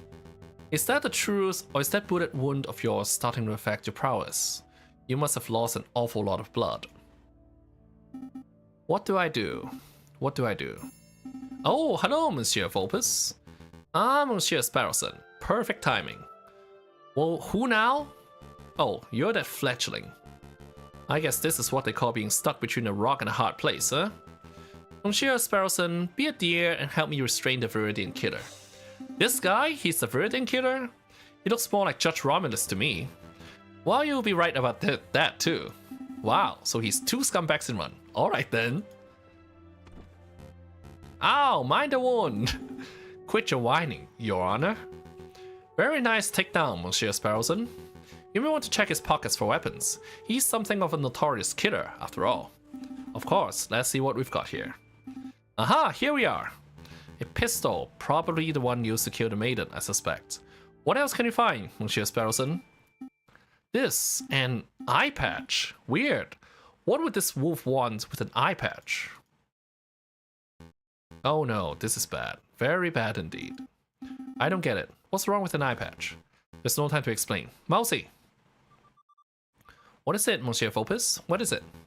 Take this eye patch to JJ Falcon. If my fears are correct, he'll be somewhere around the Palais Royal right now. Tell him that this belongs to Remus's brother. Hurry now. Right away, Monsieur Vulpes, right away. I must go too. I need to find the other half of the Valerian killer pair before something terrible happens. Wait, Monsieur Vulpes, what am I supposed to do with this guy? You have his gun, don't you? March that wolf to the nearest police station and collect your reward for capturing Judge Romulus. What a strange day. Outside the Palais Royal, the rebels have constructed a makeshift barricade out of furniture, branches, rocks, and anything else they could find. From behind the wall, the rebels taunt the police and royal guards with chants. I'm growing impatient, pig. Confess your crimes. I have nothing to confess, you filthy rebel. It's humans in the background. You and all your rebel friends, however, should confess to 1,000 counts of treason and public disorder. I'll see each and every one of you hanged for the flagrant disregard of the law. Your stubborn attitude is disgusting. A few days ago, you were seen at Les Halles. Witnesses saw you murder a beggar in cold blood. Today, a friar has testified to seeing you murder a girl, again completely unprovoked. I don't know why you continue to plead your innocence. But it doesn't matter. I don't need a confession to know that you're a killer. Madame Beaumont, stop! The inspector didn't shoot that mademoiselle. Keep your beak closed, Falcon. I'm done listening to your suggestions. This policeman is as guilty as every other monster in our decrepit justice system. It's my duty to execute him. Madame, Falcon has uncovered some pretty convincing evidence. I would recommend that you hear him out. Please, just give me 5 minutes. 5 minutes and I can convince you of this inspector's innocence. 5 minutes is precious in a time like this. I can't afford it. What if you're wrong? Are you willing to see another dead innocent? Thank you, madame. Having my life saved by the Valerian killer. How humiliating. Quiet, pig. Your life is mine until I say otherwise. Okay, so first of all, let's recap on what Friar Remus had to say. Wait, so where is that friar? He's a key witness to this crime. He scarpered as soon as he dropped the inspector off, said he had some business to attend to. Business? Man, oh man, those barricades are looking pretty scary. But I mustn't fear, for I'm a brave duck. I'm the great Officer Beck, handsome, intelligent, strong. Truly a fearless hero who will be remembered for... Hello, officer. Ah, you scare me, monsieur. Monk? Friar, actually. Friar Remus. Listen, officer, I have something of great importance to tell you. I was just passing by the rebel camp and I overheard a conversation. Oh, this sounds good. Do go on. They said they were going to launch an assault very soon. And when they do, they're going to rain hellfire on the palace. Oh no, it's just as I feared. What do we do? It's simple, officer. As soon as you hear the first gunshot, you need to retaliate. Hit them with everything you've got. Every cannon, every rifle, every bit of artillery. Don't leave a single piece of the barricade remaining. That is the only way you can be sure to survive. Ah, total annihilation. I like it. But Friar, I'm confused. Aren't you a Christian? Yes, so what? I don't know. It's just that your idea doesn't seem very Christian-y. Ah, I see. You think this is a moral issue. Let me tell you a secret, my dearest duck friend. There is no God, no overarching morality or higher plan. No heaven to save the righteous or hell to punish the sinners.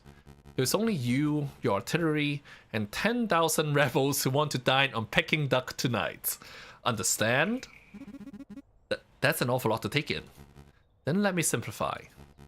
It's you or them. It's me or them. Forget about the Friar, Falcon. We all remember what he had to say. Present a case based on what you can recall. Okay, I will. But you may want to wipe that mouse off your shoulder first. Sorry, wipe what? Oh, it's you, Mousy. Monsieur Falcon, special delivery from Renard Vulpes. Thank you, Mousy. What is this? An eye patch. It was found in Remus's brother's clothing. Remus's brothers? This is an eye patch belonging to Judge Romulus? That's interesting. Where's Romulus? There's no time, Monsieur. Just take it, take it. I have to run, Monsieur, but you have to do your best. Monsieur Vulpes and Sparrowson believe in you. Sparrowson? You've seen Sparrowson. How is he? There's no time, Monsieur. Good luck. I'm quite done, Falcon. Very much so. Let's begin this. Trial. Okay, so let's remember what the Friar said.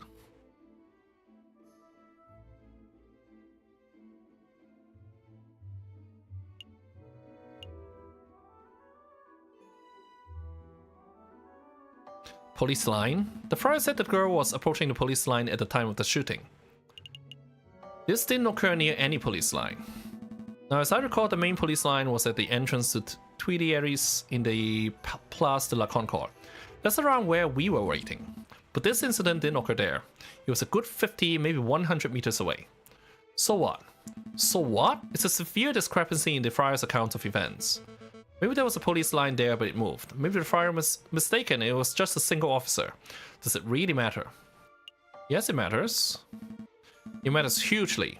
It impacts how we view the narrative of events. How exactly? Elaborate. Well, if it were just a single police officer, then it would be a more private confrontation, and well, yeah. Sorry, Falcon, I don't buy it. An innocent being killed by a policeman is an innocent being killed by a policeman. The Friar got some details wrong, but the overarching crime remains. We must stay focused on that.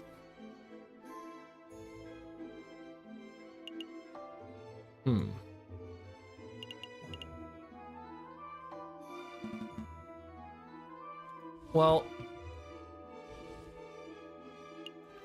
point blank through the chest.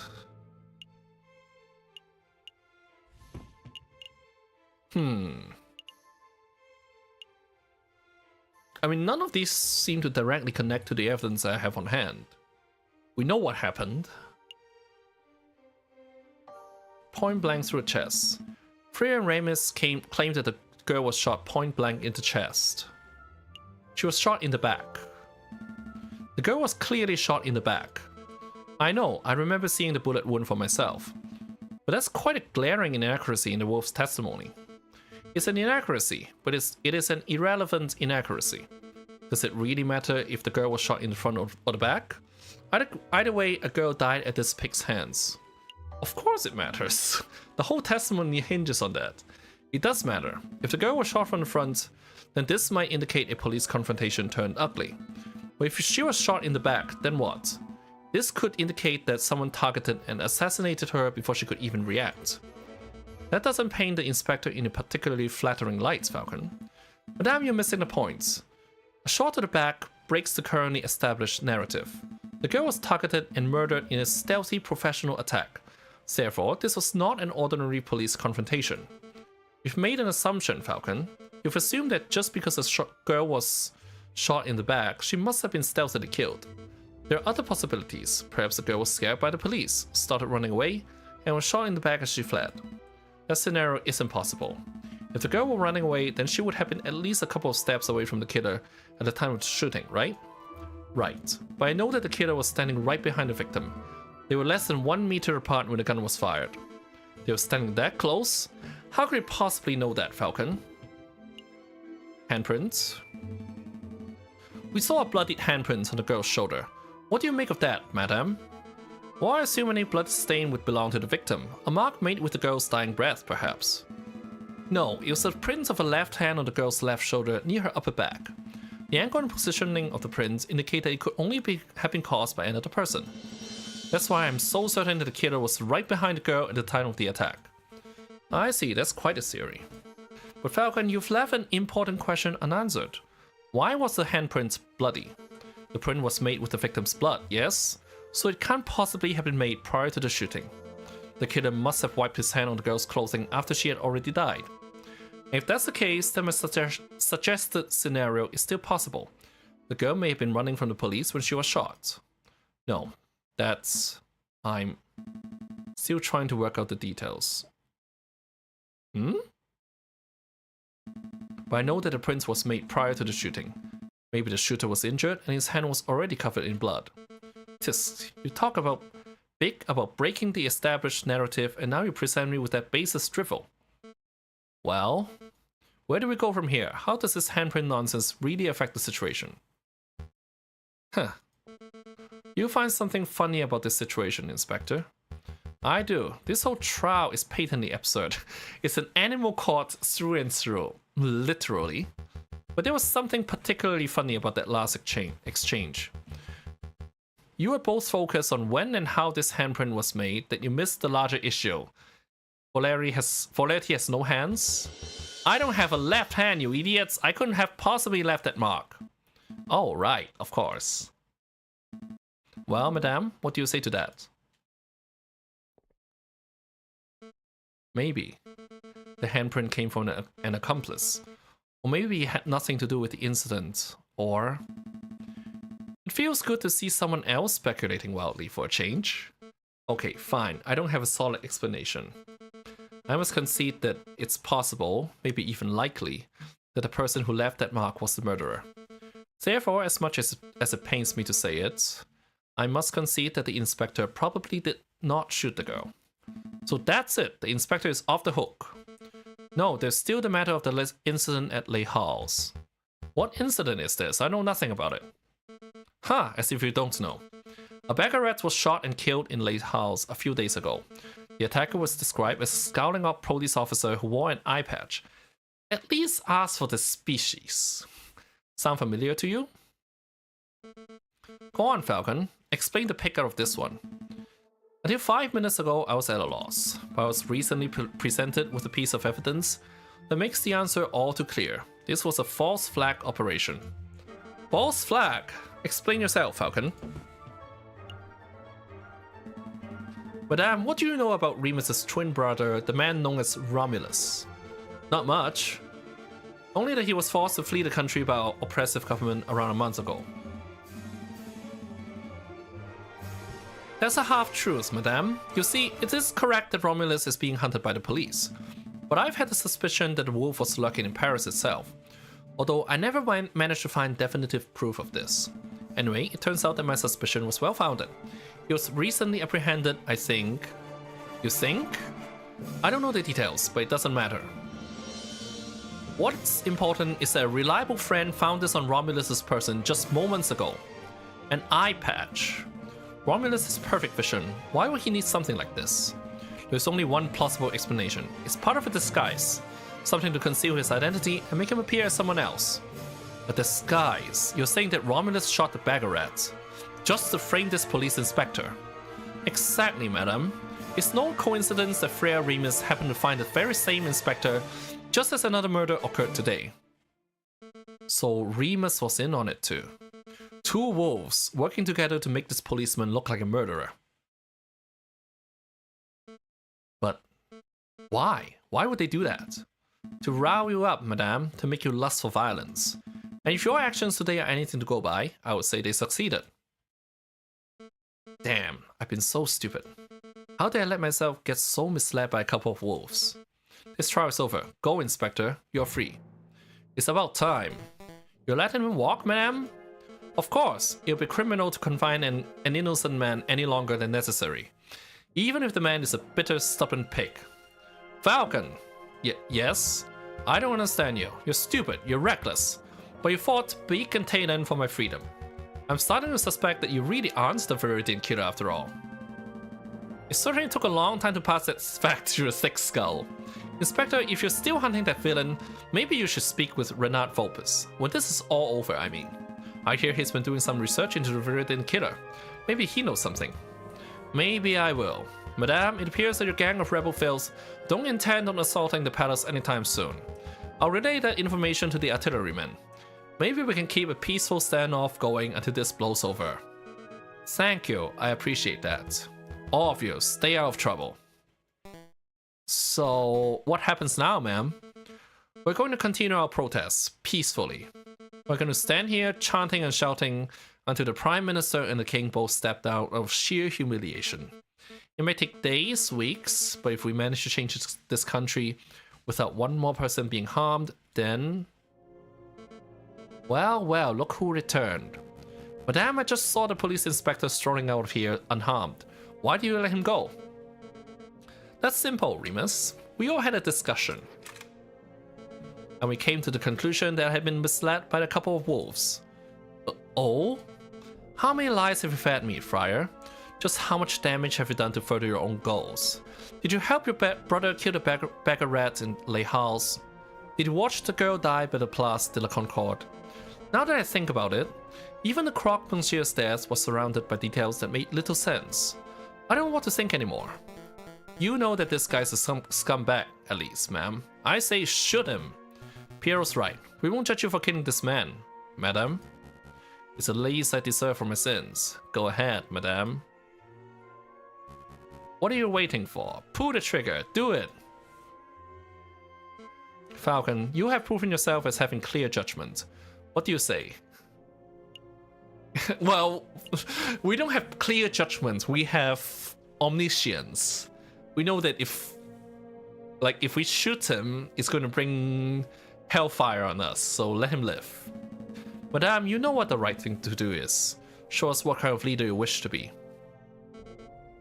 You're right. I said that this will be a bloodless revolution, and I can't make any exceptions. Not even for a monster like this wolf. Wow, this is amazing. Completely unprecedented. You've buckled all my expectations, avoided every temptation, and opted for an option that shouldn't even exist. Well done, madame. Well done, Falcon. You have demonstrated the power of pacifism in its purest form. But unfortunately for both of you, I'm no pacifist. Everyone, get down!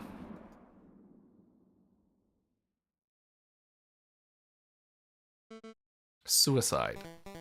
Shooting himself in the head? What a loony. Hardly a surprise that the wolf would be too cowardly to face a real punishment. This isn't right. It's not the solution I wanted either, Falcon, but I can't say I'll mourn the friar's death. No, that's not what I meant. I meant that it doesn't make sense for him to kill himself so abruptly. And that comment of his, it was almost like, I think we need to get out of here, all of us, right now. Falcon, what are you talking about? Ah, there was a gunshot, really close too. I can't afford to hesitate, it's me or them. Officer, hold your fire. No way, I can't afford to take chances, it's me or them. It's me or them, fire every cannon.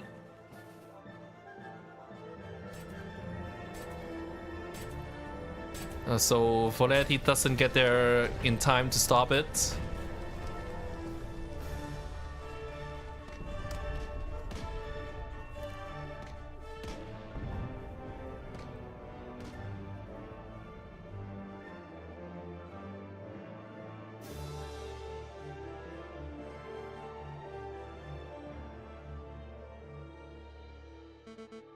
Can anyone hear me? Piero Fontaine? Hello? Anyone? I'm here, madame. Falcon. Huh, of all the people. I think I made a mistake, Falcon. Where did I go wrong? Was it when I lost my temper over seeing that dead girl? Or was it earlier when I shot the prosecutor? Or was it earlier still when I first listened to that monstrous friar in the first place? I've made a lot of mistakes. We've all made mistakes, madame. Most people's mistakes don't spark bloody revolutions. Can you move, madame? I don't think so. Give me a minute. I think I can clear some of this rubble.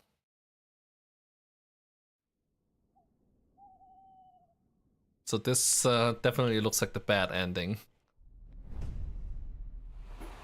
Dear Monsieur Vulpes, I'm writing to you from the Damiao Railway Express. Modern technology truly is amazing. I've decided to take your advice and have gone on vacation until things settle down. The king fleeing to Britain? The Second Republic taking over? It's all crazy stuff. Anyway, before I left, you asked if I knew what happened to Falcon. Well, I got my hands on a copy of the official police report, and it says that Falcon died during the attack on the barricade. But it also says that the police didn't find a body, same as Leonie Beaumont. Weird, huh? Rumor is that he was probably blown away by cannon fire, but that doesn't sound right to me. The Falcon I knew was tough and intuitive. I think he found a way to escape and survive. So in my opinion, he's still out there.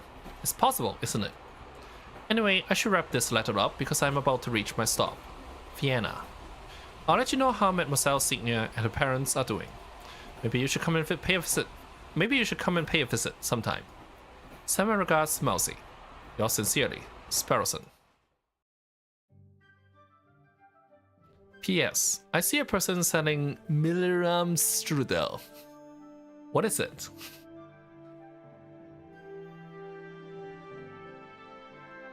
PPS. Delicious, that's what.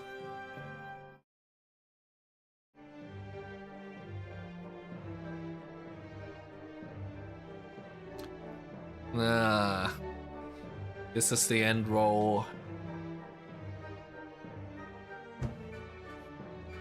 Yeah, so we had 4 A, B, and C. Commusing songs. It's not just sing songs, right? We had Foray, we had Berlioz, at the very least. I mean, sing songs right now. Well, we still have some time, and I mean, it feels like I won't have enough time to. No, what? No. Feels like there isn't enough left to do a different part, to do a separate part. So I might as well check out the potential branches. You have reached the end of Route C, Fraternity. So that's a Second Republic. The ending you received was determined by the decisions you made in Chapter 3. Try tackling the trials in the catacombs differently in order to see a different ending. Okay, let's try that. February 9th, the trials of Severin Cocorico. Yeah, let's we have some time. Let's go through all the different endings. I mean, I think I have all the evidence I need. And we know what actually happened. And we've been through this.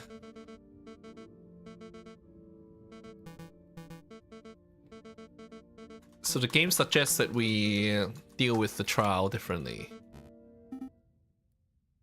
Speak up.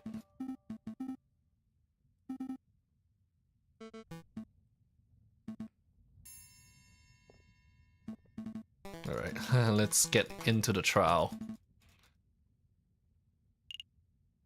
Appeal to Fontaine? Sure, try this. Monsieur Fontaine, we've only met on a couple of occasions, but you seem like an intelligent and reasonable person. Why, thank you. I do consider myself to be reasonable. then surely you can see something wrong with dragging someone off the streets and executing them without a trial. Well, I want to see a better France, monsieur. A France with actual liberty for all. I don't enjoy violence, but I have no qualms with a traitor or two dying to achieve that noble goal. Means to an end, you know? You see, Falcon, this man's death is inevitable. For the good of France and in the name of justice, he must be killed. Due process.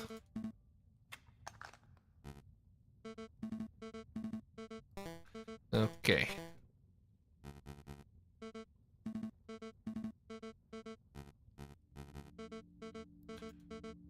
Yeah, we've been through all this, so we start with Piero's testimony.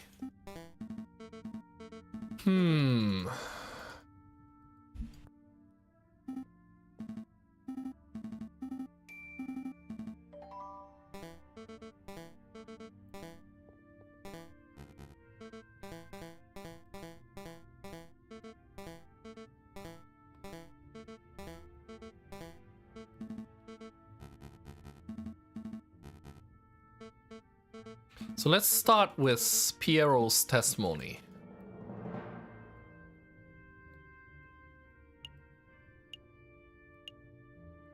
Fired. Well, first let's start with plain as day. We've been through this. The crime occurred at night. You have been too dark to see. And then we know that the street lamps are broken.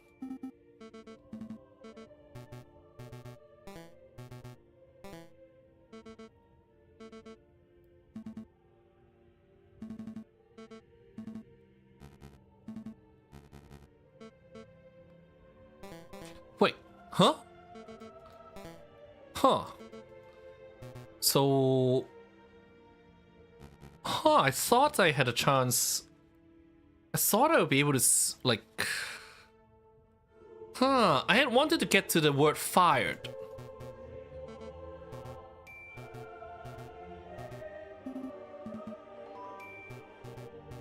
Okay.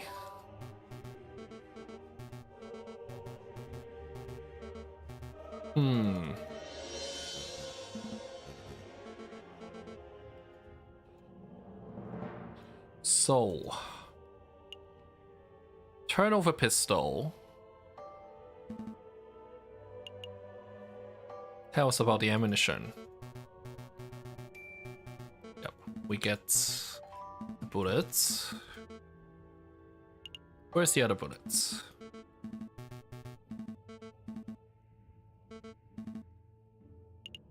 It hit the murderer. Well, we know what actually happened, and it was Romulus who attacked.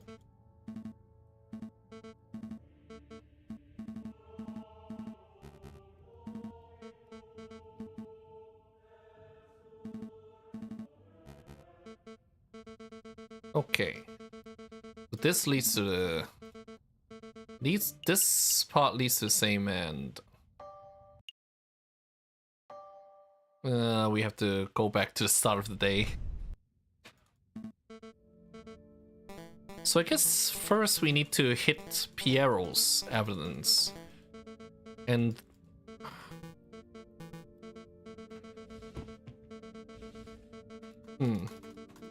So we skip through this. I wish there was a... I wish there was a quicker way to do this. They needed to take a leaf out of the book of Japanese novel games. Speak up.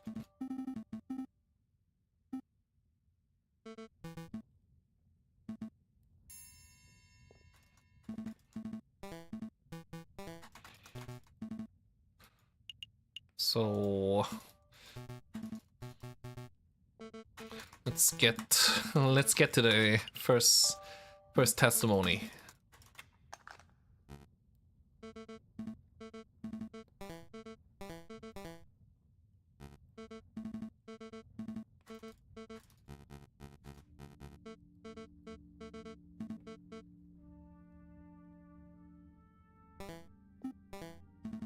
Come on.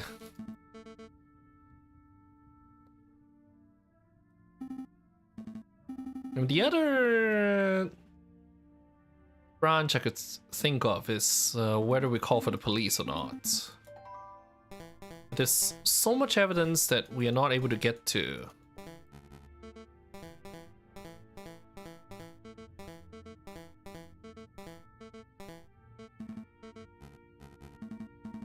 Okay.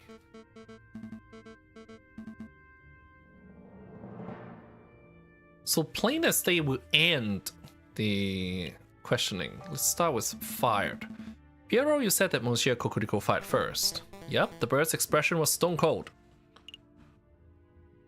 Was Cocorico threatened? Did it look like Severin Cocorico was feeling threatened prior to the shooting? Threatened how? Well, did the croque monsieur have his gun drawn?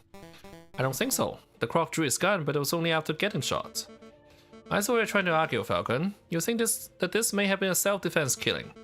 It's a fruitless line of reasoning. The cockroach approached the crocodile. He's the one responsible for the encounter. Still, hey Falcon, these guys were buddies with the croque monsieur, so you won't be able to convince them that his murder was justified. You have to focus on the facts of the case, find an inconsistency and prove them wrong. You're right, let's try a different strategy. Okay.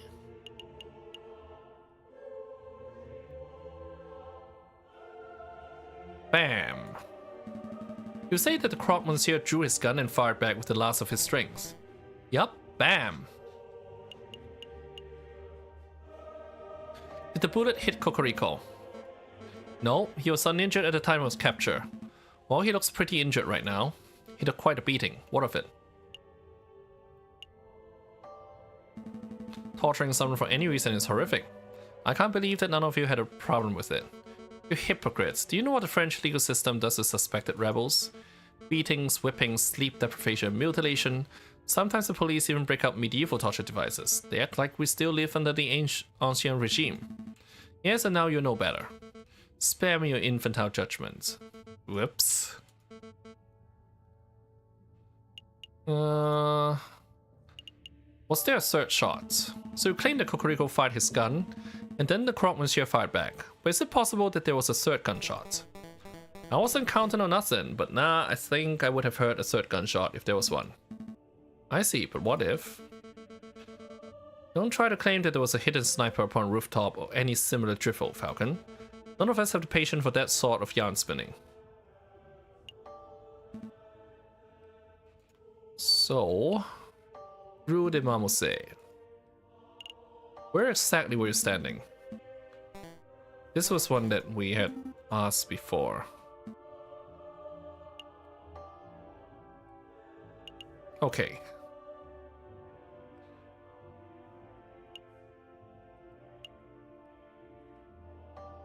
Then we have plain as day. In crime occurred at night.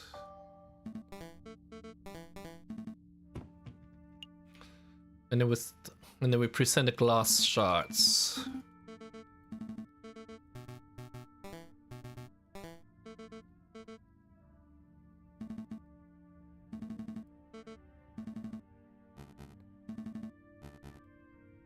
Okay. So now on to Fontaine's testimony.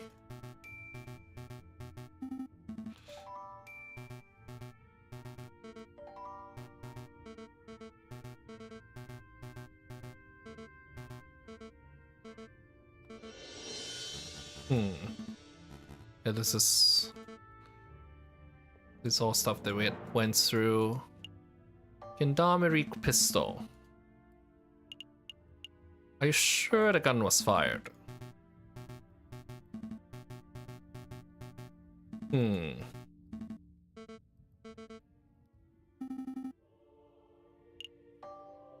then caliber.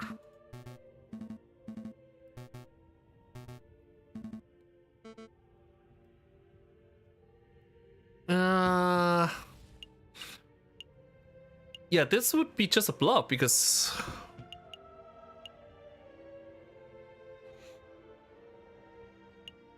well, we could try this, but I know the caliber could not possibly match. Interesting, prove it.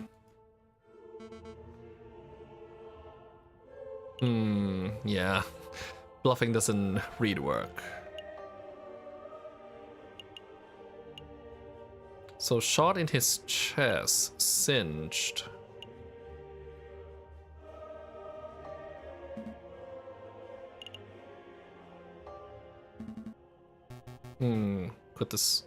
Could the bullet have reflected? Well, this sort of thing can happen. I heard a soldier's getting shot in the back with bullets deflecting off cannons and debris and whatnot. So it could have happened here? Well, Falcon is saying that you actually know that the bullet reflected off something, or are you just speculating? Speculating. I'm just asking what's possible. I don't know much about guns after all. That's plain to see. Let's get back on track. I mean, this seems pointless.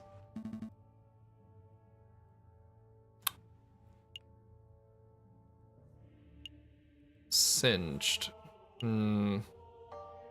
Well, let's try this anyway. May I have a diagram? No, you can't have a diagram, you bloody idiots. I don't have the patience to watch you draw lines of the chalkboard to work out the location of a mythical second shooter. Use a heads. The gunman was standing right in front of the crocodile. Well, it has to lead to the turn of a pistol.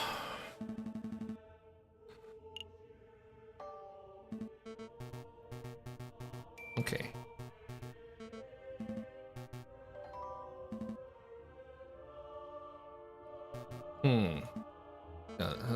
There are no changes here.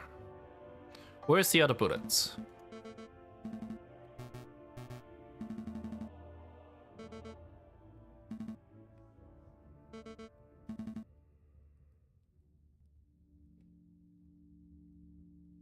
If the bullet wasn't embedded in the alleyway wall, right, it hit the murderer.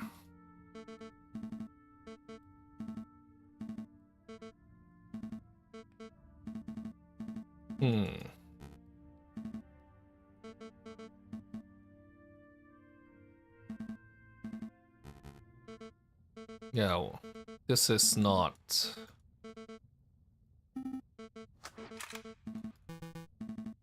This is not leading to any other conclusion.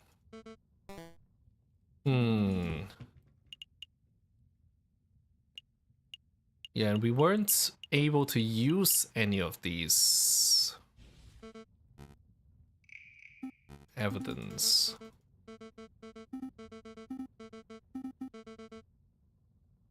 Yeah, okay, so...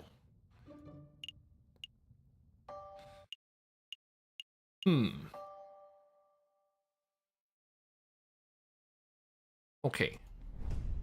Let's go back a little bit and try to get to the point.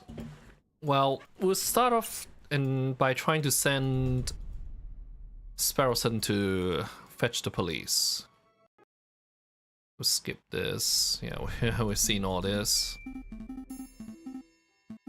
Wish there was an easier way to skip this because I'm just smashing my mouse.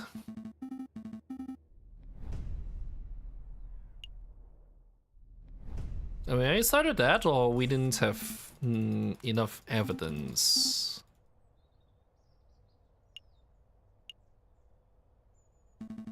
Best and stationery. Come for all your writing needs. Yeah. Okay, so we've been through this. Been through this.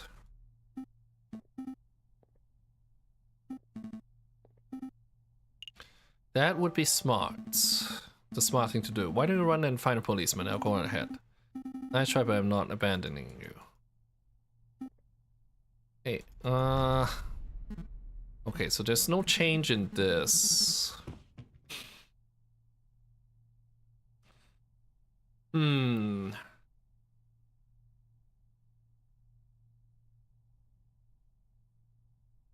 So it doesn't look like there's anything that I could do.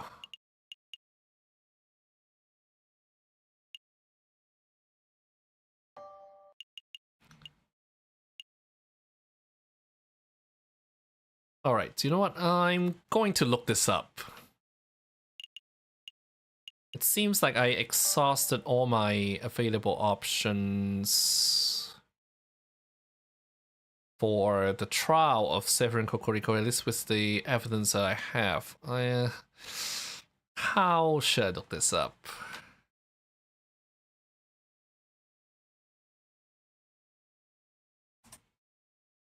So quick look up. I think someone did a spoiler-free walkthrough.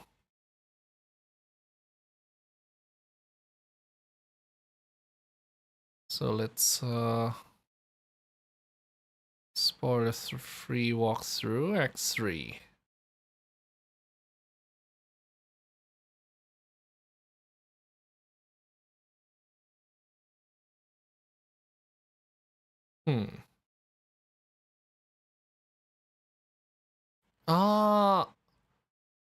Okay. Okay, so we need to redo the entirety of. We need to redo the entirety of Act 3. Alright, we need to start. Well, we need to start from here. So this was the July Revolution. So that was more than a decade before the current events of Aviary Attorney. All right.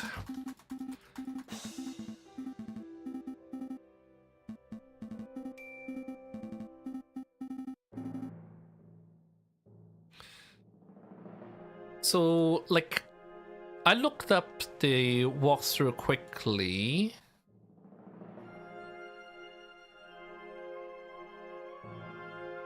And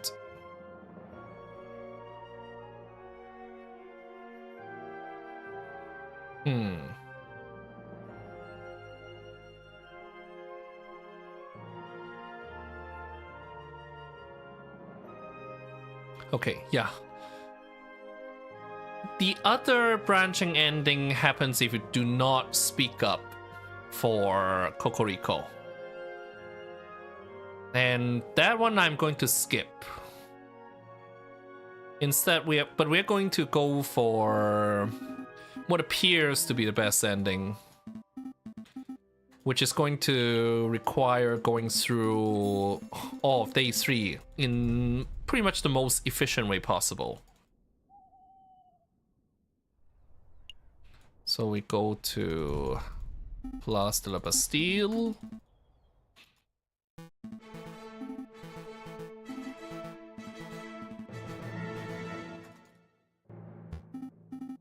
Okay. Yeah, we've seen all this today. Revolutionaries, hippies.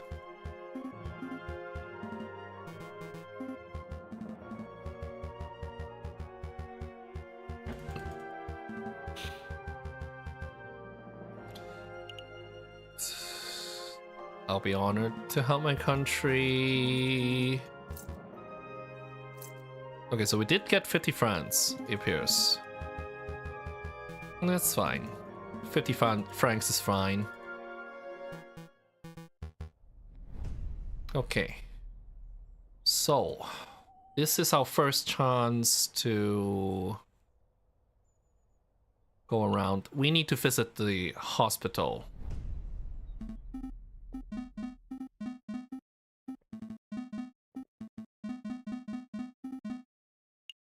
Sounds time consuming.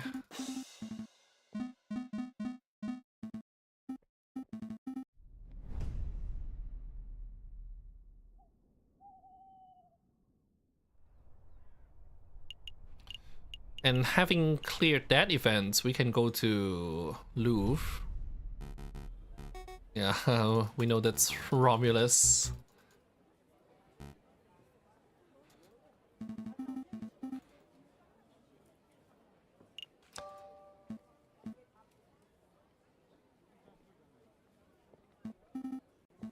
Hmm. I don't think we actually need to go here. It's the Grand Gallery where we get the signed notes.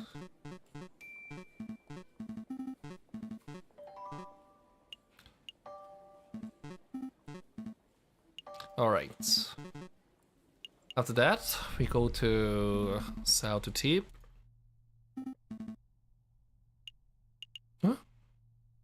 Oh shit! Ah, fuck. Okay, we need to redo this. Day 2.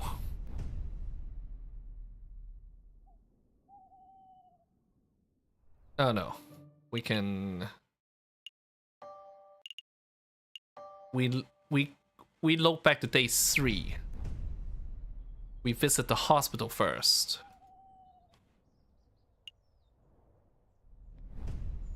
We needed to visit the inventor before going to the Louvre.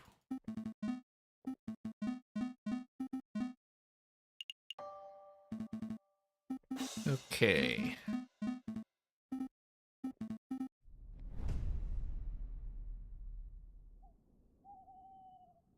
Yeah, I was wondering why they had this whole big event, and I guess that's why. The atelier.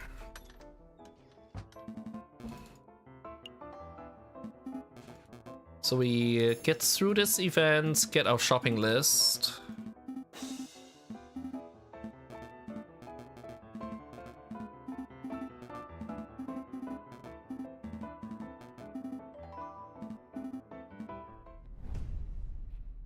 So with this out of the way, let's visit R&M. Oh.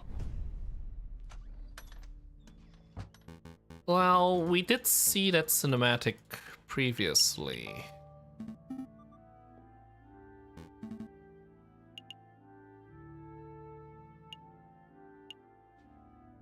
Hmm.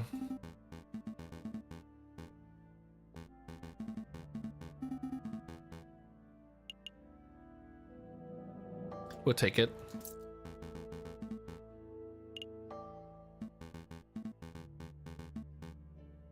Okay. So we can come back in 3 days and get our leak to the Krogmans here.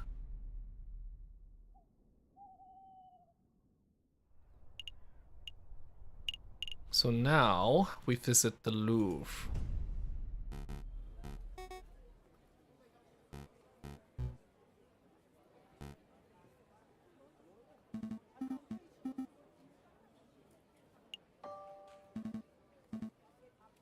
We'll run through this.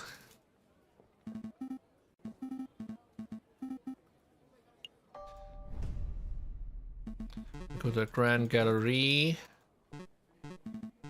and get the cultist's notes. And that's all. So now we grab this copper urn. We could.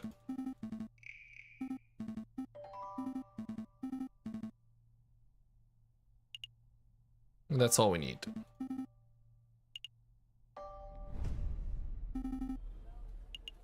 Let's go.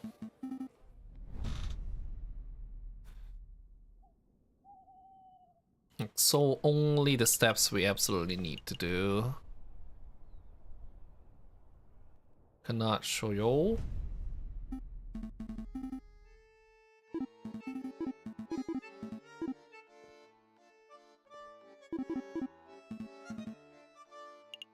We go to the drinking room.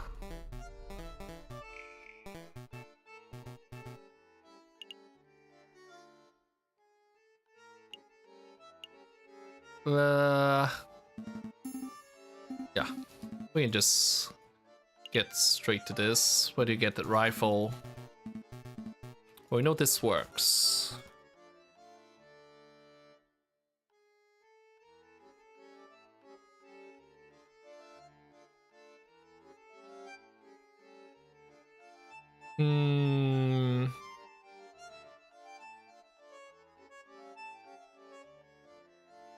Just to make sure I didn't miss anything.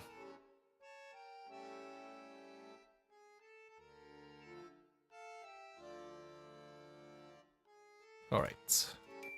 I think we'll be fine.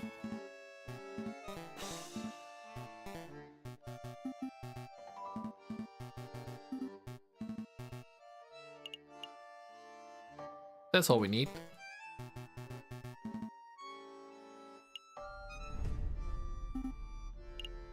Let's go.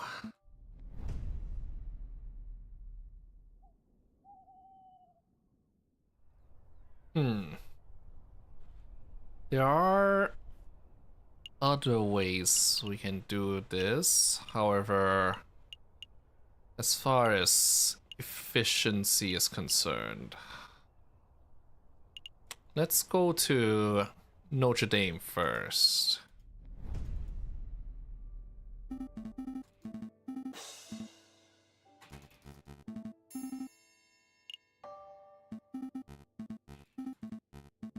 So we get the code word from the friar.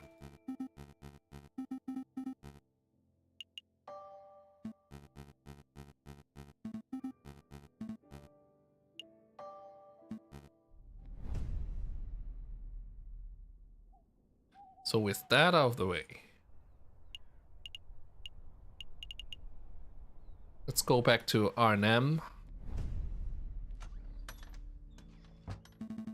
We have to go to the alley on Friday.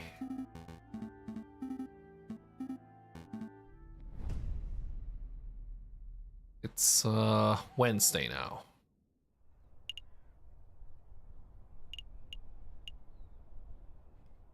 Let's see.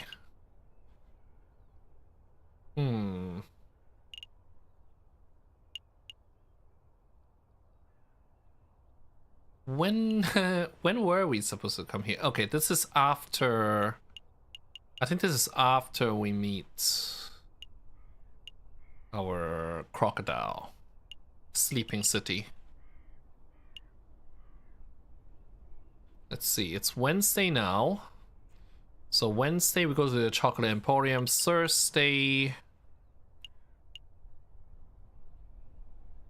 we barely have the time, but it can be done, I think.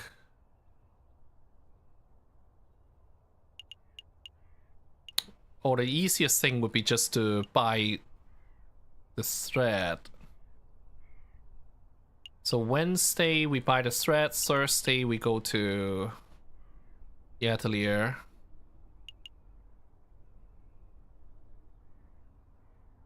Yeah, let's just buy it.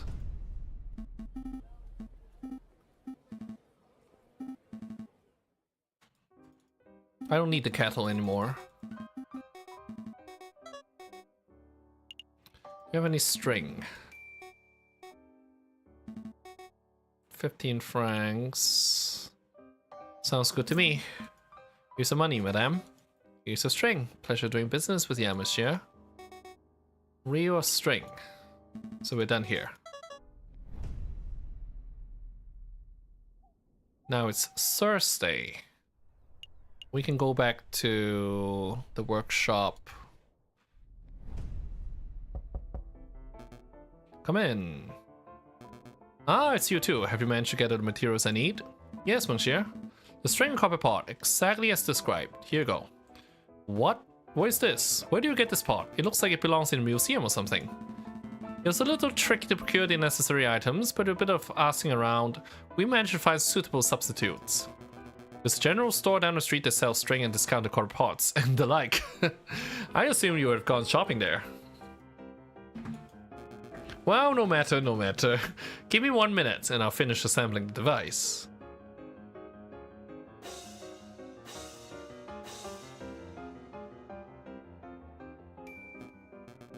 Ta-da! May I proudly present to you Gustave Trouvé's magnificent Explorer Extractor Surgical Device. Trademark, patent pending. It looks like a pair of kitchen tongs hooked up to a stewing pot. Agreed. I wasn't expecting something so low-tech and, well, bad. Perhaps the demonstration is in order. One moment, if you please. Psst, Falcon. That thing looks like junk. This whole fetch quest has been a waste of our time. I suspected that the man was delusional from the very start. It would explain why he was being treated by a mental health professional. There's nothing to be done, so let's just humor Gustav until we get an opportunity to leave. Cut our losses. What about my medical debt? Time for a demonstration. Get ready to have your stockings blown off, messieurs. So here we have one piece of regular piece of meat. Imagine, if you will, that this is a soldier. Look like the steak that Dame Cataline had. Okay, that meat is a soldier. An oddly shaped and potentially tasty soldier. And here we have a small piece of iron. Imagine, if you will, that this is a musket ball. So our soldier is wandering through a battlefield, not a care in the world, when all of a sudden, bam! The person has been shot. The musket ball has been embedded in the man's flesh. I'm scared, Falcon. He slammed that metal into the meat like a madman. Quick, messieurs, you're a battlefield medic. The soldier is wounded, and you have precious little time. What do we do? Mouth to mouth? Battlefield surgery? Well, I'm no surgeon, but I think most doctors will feel around for the musket ball fragments and then carefully use the scalpel. How archaic, how slow, how imprecise. Now I hear wondering, Monsieur Trouvé, surely there must be a better way. I wasn't. Well, wonder no more. Behold the Explorer Extractor. Watch as I power up the device, and as I move the detector component over the meat. Is that thing humming? It is, monsieur. When the electromagnet component of the Explorer Extractor detects a piece of iron, the device vibrates and emits a soft hum. I must say I'm actually impressed, monsieur. A device that can detect metal beneath flesh? That's innovative. I've never heard of such a thing before. Yeah, but why limit it to battlefield surgery? You could repurpose that thing to be some sort of treasure hunting device. That would make you really rich. Hold your horses, messieurs, hold your horses. I'm not done yet. We've only seen half of the device's capabilities, the exploration part. Now you can witness the second part. Extraction. Did that thing just... Yup, sucked out that bullet like a pip from a grapefruit. Behold, the original piece of iron removed swiftly and precisely from the flesh. So what do you think? Pretty revolutionary, huh? I think that meat looks a lot less appetizing than before. It's practically exploded. Imagine what it will do to the soldier. I have no idea what to think. Monsieur Trouvé, you are a strange and mildly terrifying individual, but I cannot fault the innovation of your device. We shall pass it along to Dr. Fawlett and let him decide its worth. Explorer Extractor. So this is the missing piece of the puzzle. Ah, thank you, thank you. I'm sure the good doctor will approve. I'm hungry. Let's pick up some steaks on the way back to the office. Let's not. Okay, so it's Friday now. We have to go to Rue de Montserrat. Is that him? Yeah. Yeah, eat him.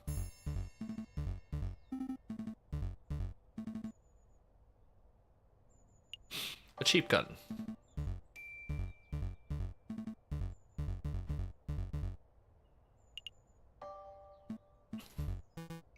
Yeah, we've been through this.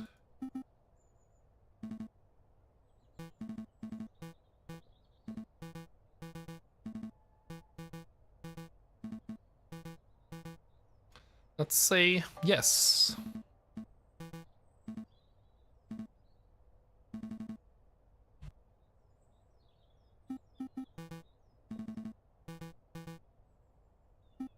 Yeah, this is...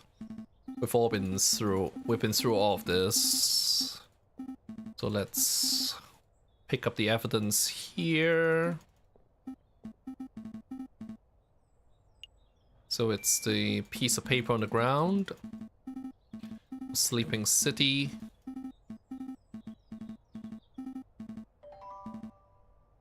And then street lamp.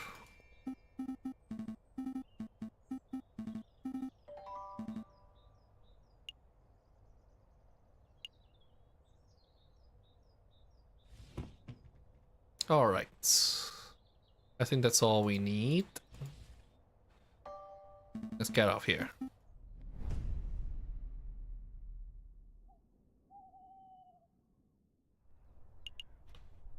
Well, we might as well click through this. It's probably not going to change anything.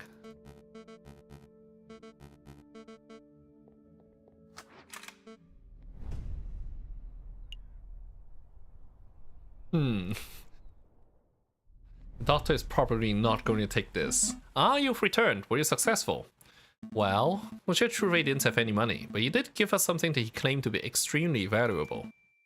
Go ahead, take it. He said you could keep it. What is this? Monsieur Trouvé called it an explorer extractor. He said that it would revolutionize the medical field. I don't quite understand how it works, but maybe I could demonstrate it if you have a piece of meat and a lump of metal handy. Monsieur Falcon, Monsieur Sparrowson, I sent you to retrieve old money. Instead, you returned several days late with this child's toy. Just forget it. Forget the whole task. It was foolish of me to rely on private attorneys. It was foolish of me to assume that a crazy inventor would produce money when asked. Keep your toy. Good day, messieurs. So do I get a discount on my bill? Dr. Foret? About the discount? Oh, he's gone. Sorry, Sparrowson. It doesn't look like you'll be getting a discount. Well, there goes my year's wages. So, what do we do now?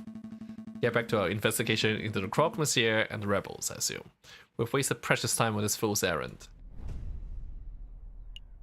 Yeah, but it was all necessary, though.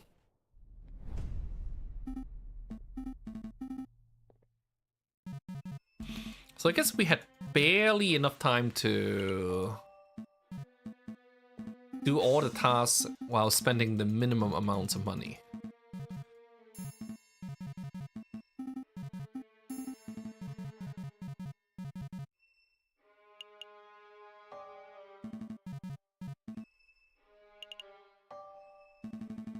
So we get a hint about the necropolis.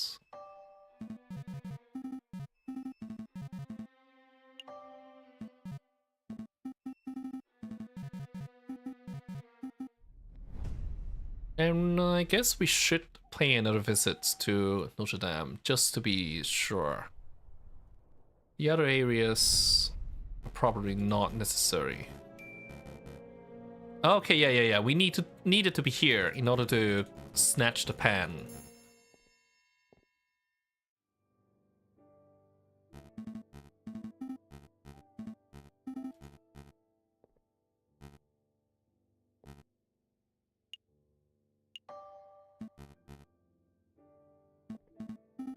Okay, so now that we have all the evidence we need,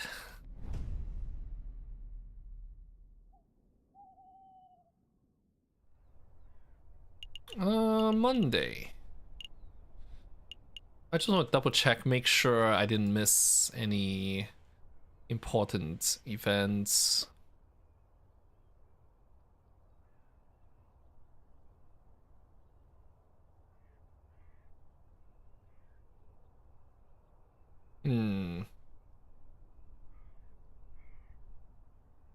Yeah. Everything I needed to do has been done. Well, we can hit the Chocolate Emporium, get the box of chocolates.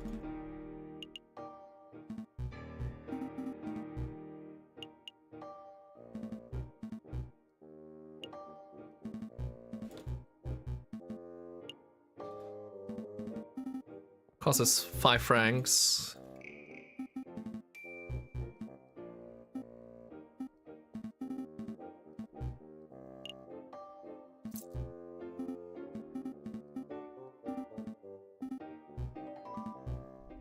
Okay, so now we go to Cocorico's trial. Wait, we still have time?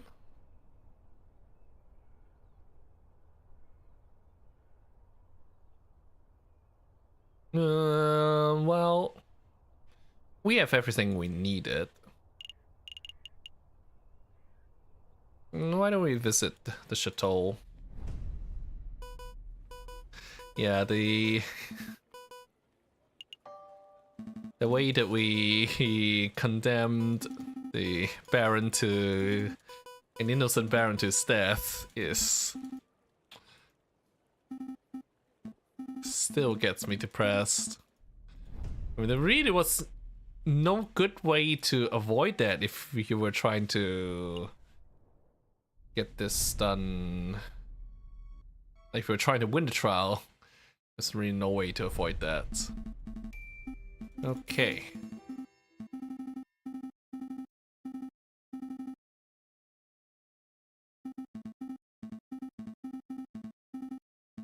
Alright. So I think all the options here basically lead down the same way.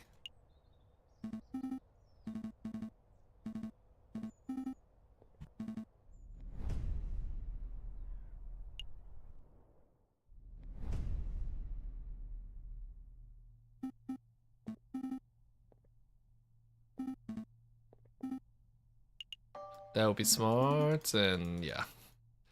Sprouson's coming up with us.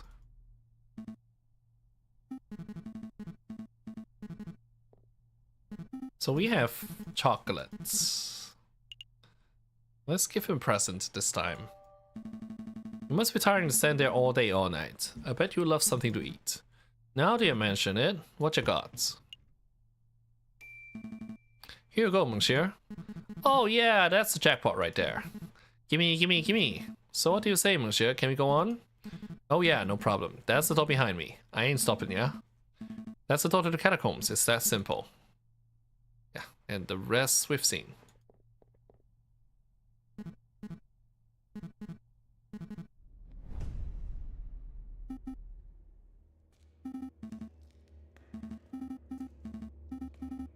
So, take the breezy path. And then follow the light.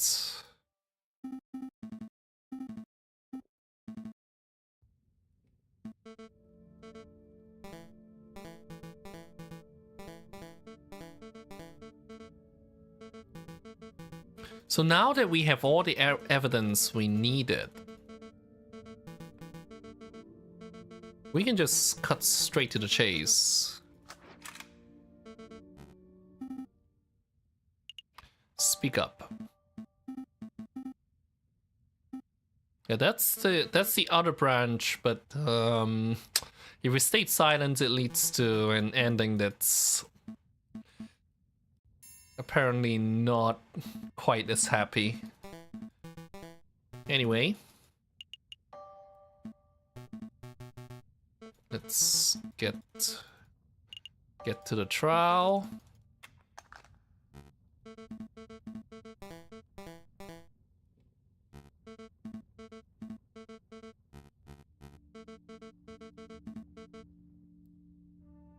Okay, so first we have to deal with Piero's testimony.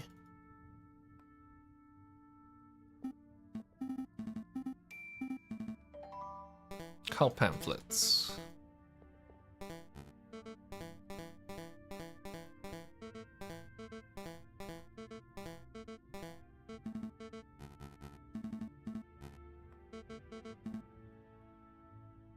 I just want to double check that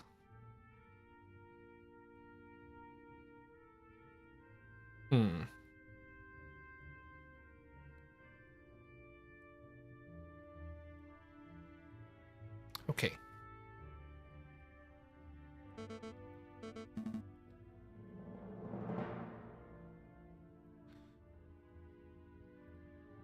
So plain as day is the one that led to progress.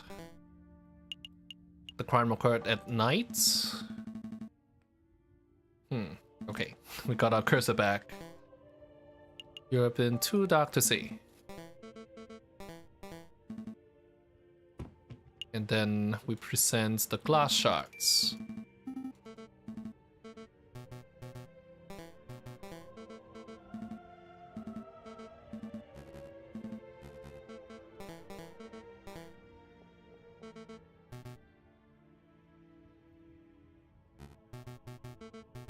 And then with Fontaine, we have the turnover pistol.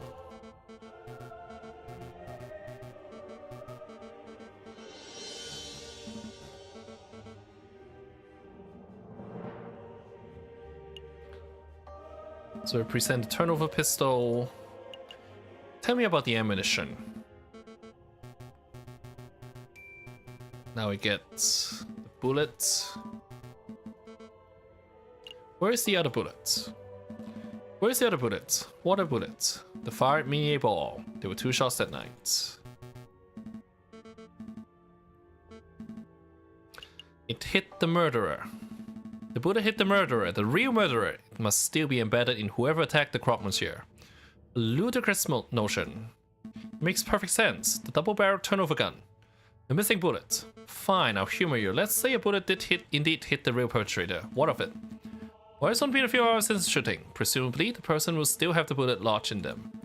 Find a person with a unique iron mini ball embedded in them, and you find a real murderer. That's reasonable, but we don't have time or resources to search every citizen of Paris. I believe the murderer to be someone in this very room. Oh, you think we have a traitor in our ranks? I do. This was obviously a planned attack. Someone invited Cocorico and the crop monsieur to the same place at the same time.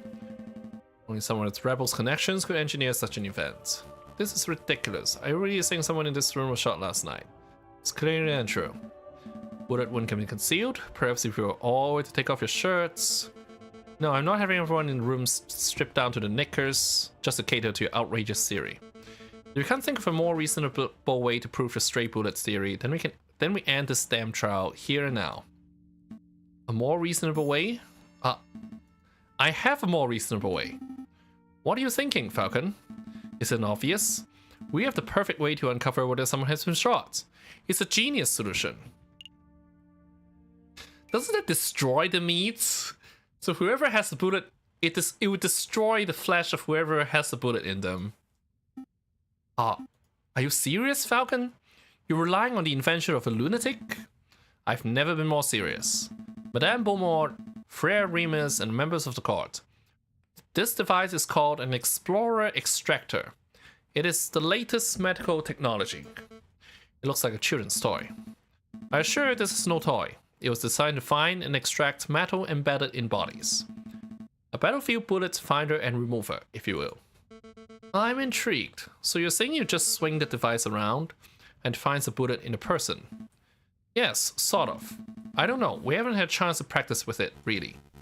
Madame, these birds are playing you for a fool. There's no way that such a device exists. We have seen this device work with our own eyes. Sparrowson shall demonstrate. Me? Although he will need something demonstrated on. The mini ball? Here we have an iron-tipped mini ball as presented by Fontaine moments ago. Observe, I place the bullet in my closed fist. It now represents a fired bullet that is currently embedded in the murderer's body. Allegedly. Now Sparrowson will demonstrate what happens when my hand is scanned with the Explorer extraction device. So I just do this and... it's humming and buzzing. Is it really detecting that bullet? Absolutely. What an intriguing device. Hey, what would happen if I were to hit extract right now? You would destroy Falcon's hand. Please don't. You remember what happened to that steak, right? My, what is this feeling? It feels like... power!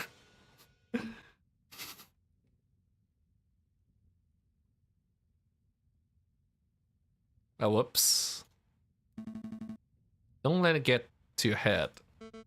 Okay, I'm convinced. Falcon, Sparrowson, you may perform a cursory scan of each of us with that device of yours. You must stop humoring these morons, madame. What good is this doing us?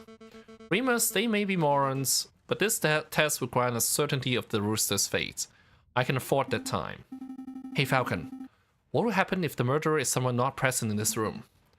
It most likely isn't. What? I'm stalling. Falcon. Get a move on, you two. I really must express my displeasure that you're going along with this farce, Madame Beaumont. Let's end this trial right here and now. You can get the justice you so crave. Don't worry, Remus. My patience for this bird brain is wearing thin too. When this asinine scheme of his fails, he will face the consequences. Lucky Bird, scan the rooster first. He is the prime suspect, after all. Okay.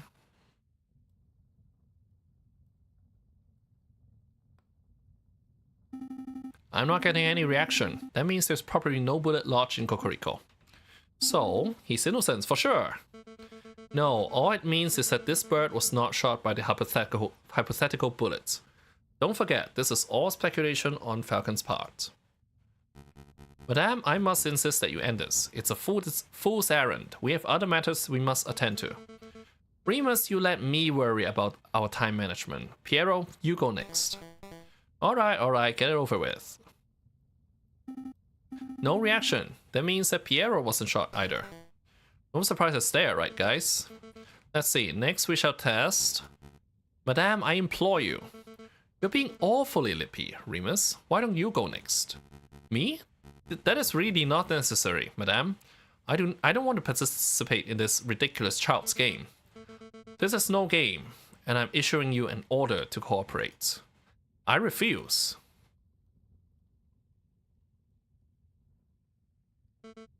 Piero, please restrain Remus. With pleasure, ma'am.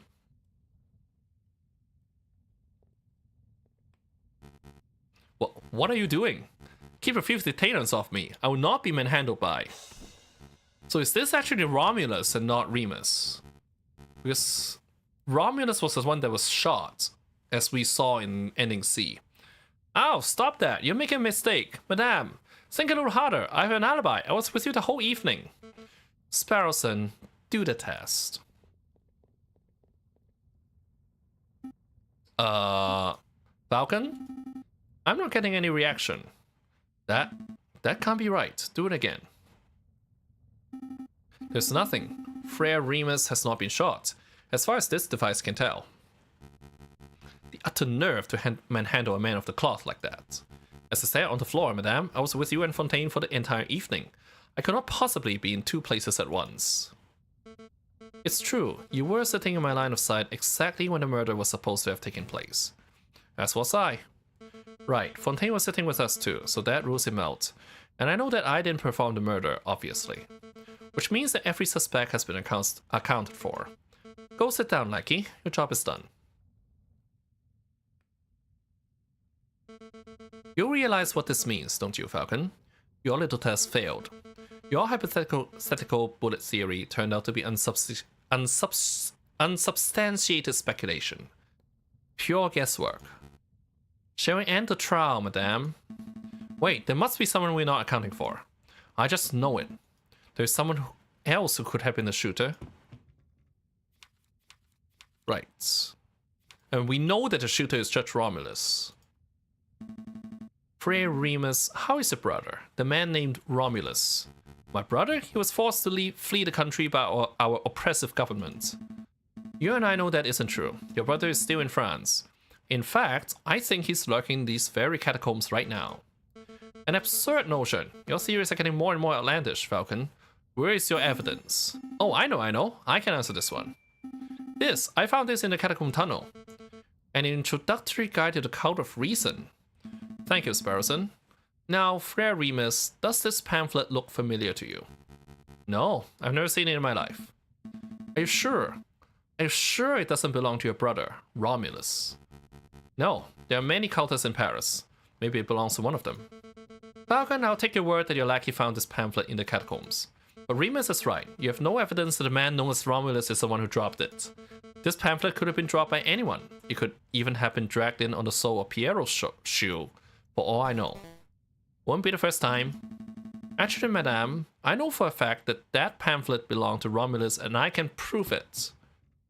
So the signed cult guide? A little while ago, while visiting the Louvre, I saw a man who looked very much like Romulus handing out pamphlets. As you can see, the pamphlet from the Louvre is identical to the pamphlet from the catacombs, except for one important detail. Romulus signed the Louvre pamphlet himself. No way, my brother wouldn't do something so foolish. You see? Right here on the cover page. That is Romulus' signature. I admire your tenacity, Falcon, but something is blatantly wrong with your evidence. We know that the brother of Friar Remus is named Romulus, but this loose pamphlet of yours is signed Silvius. Clearly an alias. Romulus is on the run from the police, so he must have changed his identity. That is a plausible theory, but it's unsubstantiated. How do we know that this pamphlet was signed by Remus's brother? Croc's invoice. No. Fountain pen. Fountain pen. This fountain pen. Hey, where do you get that? Is it my brother's or mine? Wow, Remus, your mouth is almost as big as Romulus's. Okay, so here's the victory music. Anyway, I believe it's yours. Sparrowson happened to find this pen in the ropes just a few days ago. You mean he stole it?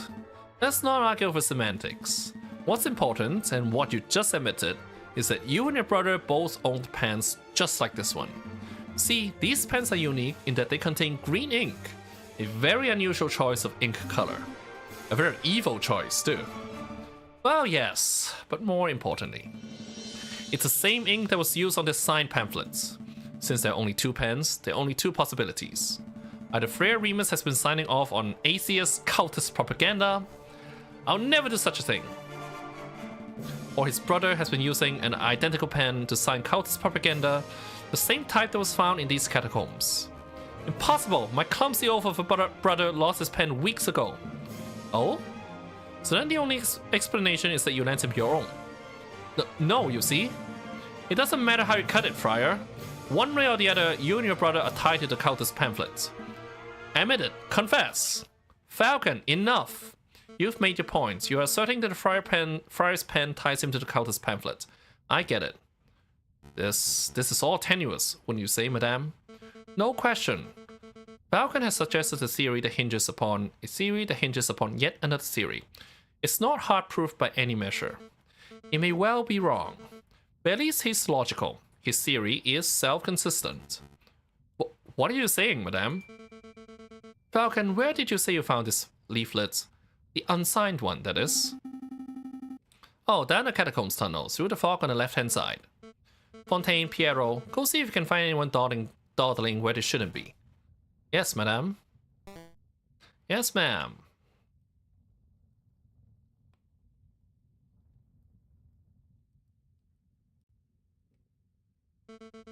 In a moment, one of two things will happen.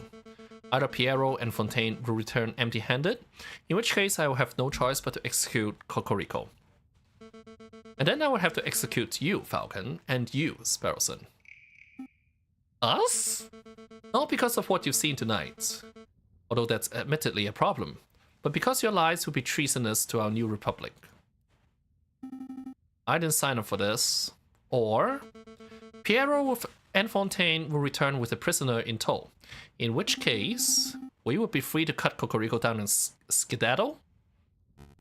Surely not, madame. You're not going to let these three just walk free after everything that's happened here. Remember what this rooster did to your father. Hold your tongue, Friar. If it turns out you've been deceiving me all this time... Man, Bowmore, look who we found. Ow, stop shoving me. I can walk myself. Uh-oh.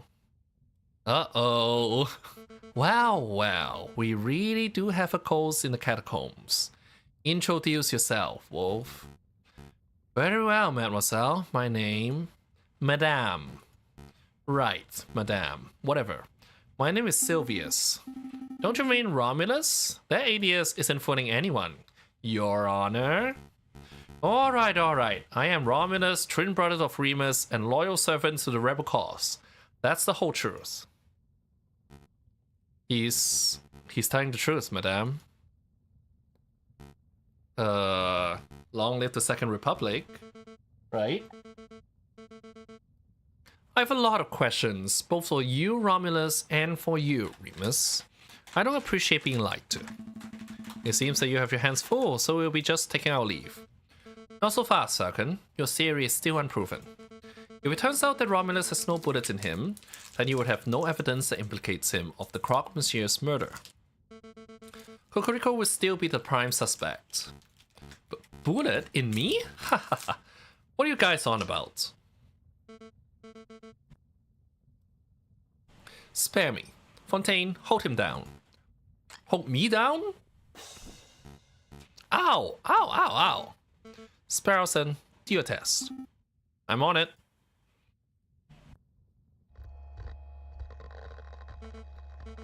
It's buzzing. It's really buzzing around his shoulder. I see blood. There's definitely a bullet wound there. That's an old bullet, an old war wound. I got it fighting in Algeria in 36. Obviously a desperate lie. My brother is being completely honest, madame. He's a veteran. He was shot in battle. You know, I could just extract the bullet right here now. That would remove all doubts and also probably remove Romulus's left shoulder.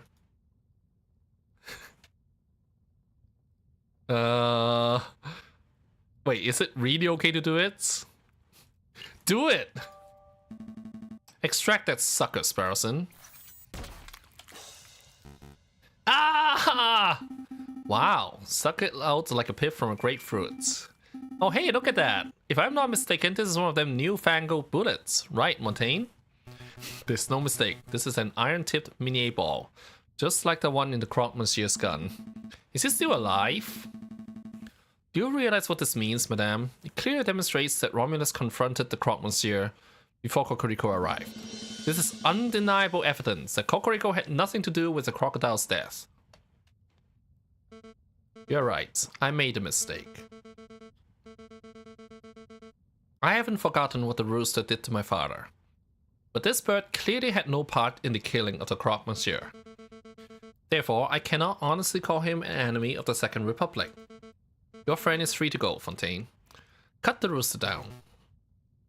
Right away, madame. Thank you, madame. For what? For giving us an opportunity to show you what justice looks like. Before you asked what the difference is between revenge and justice, and I replied, due process.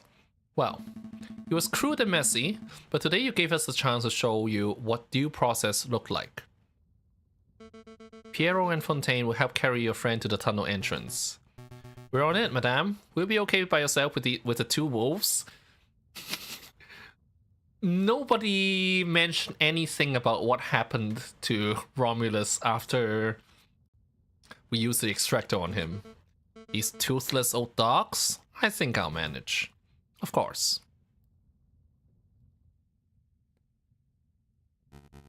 Come on, brother, to your feet. So, cultist. Cultist is such a strong word. Listen, mademoiselle. Don't mademoiselle me. I shall be asking the questions here. Tell me, friar, are you a cultist too? Madame, I'm just a humble servant of God. Ugh, I never realized how poisonous your words are. You've been spewing lies since the very start, haven't you?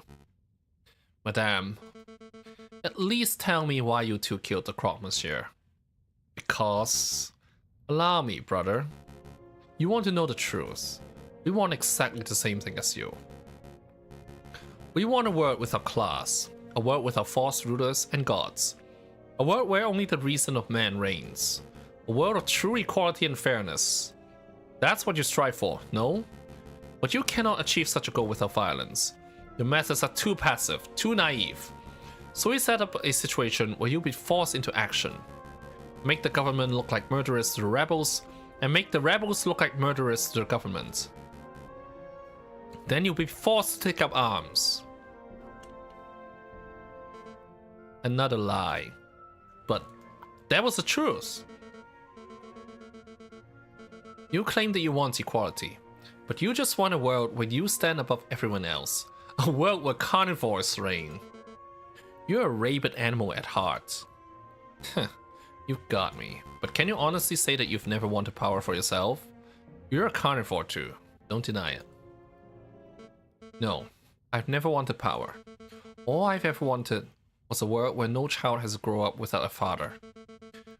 Did you know that the Croque Monsieur was something of a family man? He once confided in me that he had 5 children and a late wife. I had no idea. Tell me, Romulus, do you have children? Me? No, mademoiselle, I...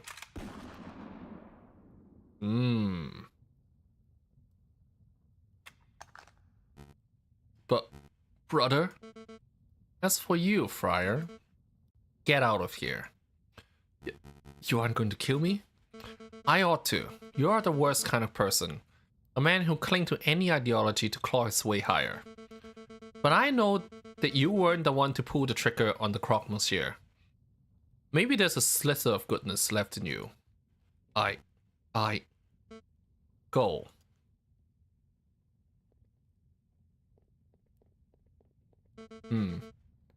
Is this what justice looks like? It's so uncaring.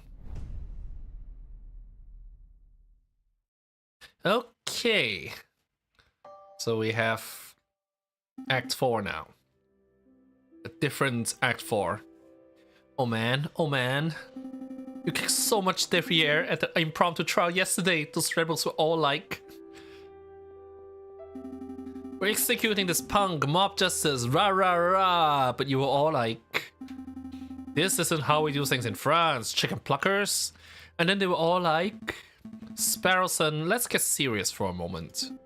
Serious? You just pulled off the craziest lawyering move in the history of French law. We should be celebrating. We don't have time to pour out the champagne. Did you see the anger in the rebels' eyes? Don't you feel the tension in the air? You're just days away from the violence breaking out onto the streets. Oh yeah, I guess another revolution might be around the corner. But what exactly can we do? We already told the police everything we know. Unless you're not thinking of arming yourself to the teeth and fighting the rebel forces yourself, are you? What? No! You watch far too many action operas. I was thinking of preparing a legal case. A case? For whom? At their core, all historical revolutions center on trials. A nation's rulers are tried and held accountable for their crimes. But you saw the horrendous trial that took place last night. Nobody cares about due process when emotions are running high. Regardless of the outcome of the revolution, we need to make sure that everybody has an equal opportunity for justice. That makes sense. So what's the plan? We head to Cornell's Tavern and hand out some business cards? Think bigger. Who will the rebels target? The king? Exactly. To the Palais Royal. Égalité. With fraternity. And I did look up the title of the other one, it was Liberté. Falcon and Sparrowson rushed to the Palais Royal to arrange a private audience with the king. After filling in a pile of forms, the two are led to a waiting area. Are you here to see the king? That's right. Okay, take a number and wait to be called. Take a number? Yep, just wait your turn. More fools who have come to see the king. Let me guess. The lawyers. That's right. How did you... Hey, I know you. You're the Prime Minister, Monsieur Guizot. Oh wow, you're right, Sparrowson. It's an honor to meet you, Prime Minister. Spare the formality. You two are here to offer the king legal aid, aren't you? Yep. We're going to offer him assistance for the upcoming rebellion. Let me give you a word of advice. Don't bother. Excuse me? The king doesn't take kindly to any form of criticism. He buries his head so far in the sand that one could swear he's an ostrich. He's actually a penguin. One would think that 7 assassination attempts would be enough for a man to learn that he is detested. With all due respect, Prime Minister, I think that King of France is mature enough not to let his ego get in the way of senses. So one would think. 24! That's us. It was a pleasure meeting you, monsieur. Good luck. You'll need it. 24! Calling number 24! Good day, your majesty. Good day, messieurs. Was there a person in the background portrait there? Yeah, this looks like a human being, not an animal. Can I help you with something? Oh, I probably should have prepared a speech beforehand. That would have been smart, huh? Just wing it. Right, let's see. How to start. Your Majesty, what I'm about to say is of the utmost importance. Please listen closely. Okay, I'm listening. Mirth is about to go down. There's a storm on the horizon. There's a storm coming. Rebels are plotting a downfall, and many believe that a serious uprising is imminent. Imminent, you say? Goodness. We are sure that such pitiful revolt will blow over in no time at all. Nonetheless, we would like to humbly offer our aid as lawyers. We may be of great use to the throne in this troublesome time. I think I understand. You do? I understand that you're a pair of con artists attempting to screw a self-made bourgeois out of his hard-earned cash. Self-made? I don't actually know Louis Philippe's history. He has some nerve to even imply that my people hate me. I am the citizen king. I am beloved by all. Beloved kings tend to experience fewer assassination attempts. Back, have these two crooks thrown in jail. Maybe that will teach them a thing or two about respect. Right away, Your Majesty. You can't be serious. Oh, he was serious. Well, this is another fine mess you've gotten me into. There's no need for this attitude, Sparrowson. We won't be in here for long. Once we receive a court hearing, the judges will no doubt dismiss our charges instantly. And how long will it take for us to get a court hearing? Tell me that, Monsieur Smarty Pants. A week or so, I'm guessing. I can see why that might be a problem. The revolution could be in full swing by then. What to do, what to do.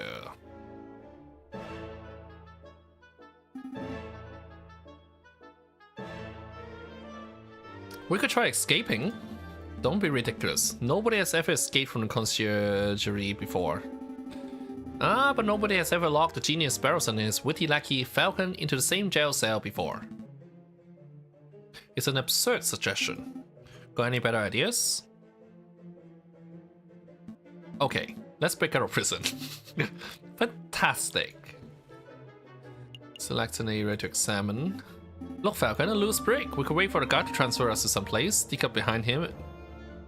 And then we get a death sentence for murder. I think not. Let's search a little harder. There's a little dent here. One of us could hide. Hide? What would that accomplish? Well, a guard would eventually come in and be like, where's the other prisoner? And I will use the momentary confusion to push him over and escape. Do you really think an experienced guard would be confused by a prisoner hiding a little hole in the wall? We can do better. There's a bit of scrap metal in this hole. I think it broke off an iron shackle.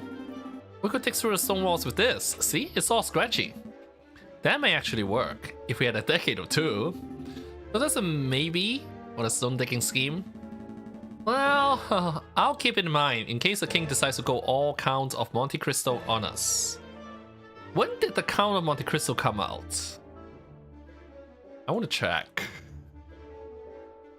Count of Monte Cristo. Okay, 1844. Not bad. It's actually 4 years before the events of Aviary Attorney. Not bad. Fireplace. It's been bricked up, so escaping up the chimney isn't an option. A ledge. Give me a leg up and I can grab on and shimmy my way over somewhere. Let's be honest, Sparrowson. Neither of us have the physical prowess to shimmy anywhere. Did we exhaust all our possibilities already? What was the point of that then?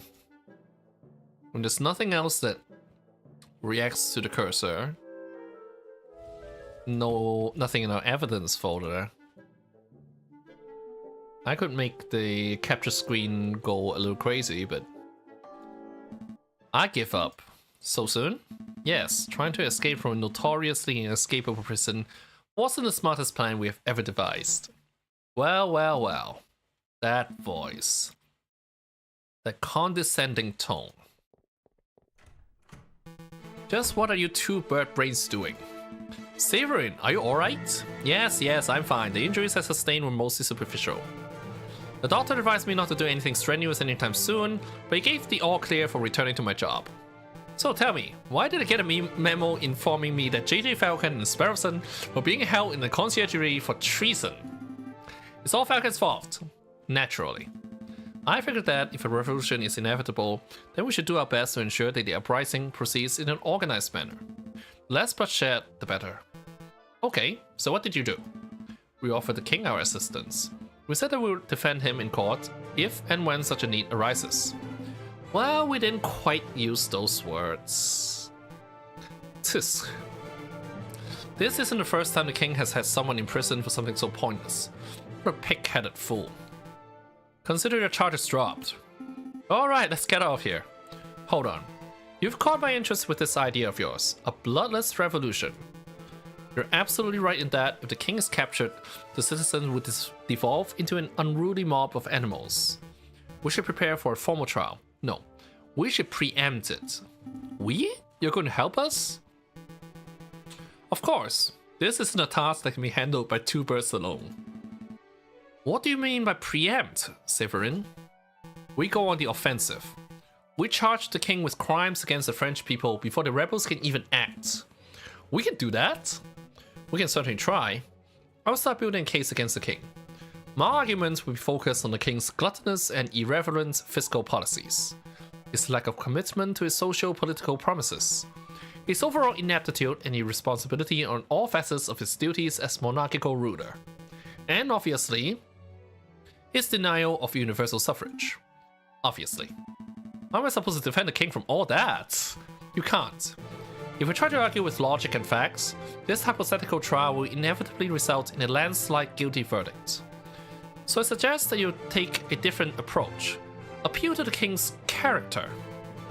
Try to win people's hearts with tales of the beloved citizen king. He hasn't been called the citizen king for like 10 years. It was just a suggestion. But consider this. You don't need to win the case. You just need to make a strong enough argument that the trial is fair. All that remains is ensuring that the king can be peacefully brought to the courthouse where the protests start to turn violent. That's a job for the police and royal guard. I'll inform Inspector Voletti of our plan so that he can prepare accordingly. At least I would if I could find him. Inspector Voletti is missing? Apparently, he's taken an informal leave of absence since Wednesday. Hold on, Falcon. One thing eludes me. As you probably figured, Inspector Voletti had me perform an investigation into your past. He thought you were the Valerian killer, crazy as it sounds. And, well, I'm sorry for doing that. It was quite invasive of me. But I can't help but wonder. Why did you change your name around 1830? Because I was ashamed, I suppose. I had a family name to live up to. My grandfather was something of a successful lawyer. So when I turned up to my classes at law school, people would gawp at me. They would say, wow, you have big shoes to fill, and your grandfather would be proud. But I was a terrible law student, mediocre at best. I knew that, deep down, I'll never be half the man my grandfather was. Fascinating. I had no idea. Who was your grandfather, if you don't mind me asking, Falcon? It doesn't matter. At the end of the day, he was just another overly opinionated rebel who died in the old revolution. I see. Well, let's not dilly-dally any longer. We have duties to carry out. Right, we're going to find anecdotes and we're going to defend the king, whether he likes it or not. Alright. We can hopefully finish this in an hour or so and finish this in 6. Keep the stream under 6 hours, but I need a quick bathroom break regardless. Back in a minute.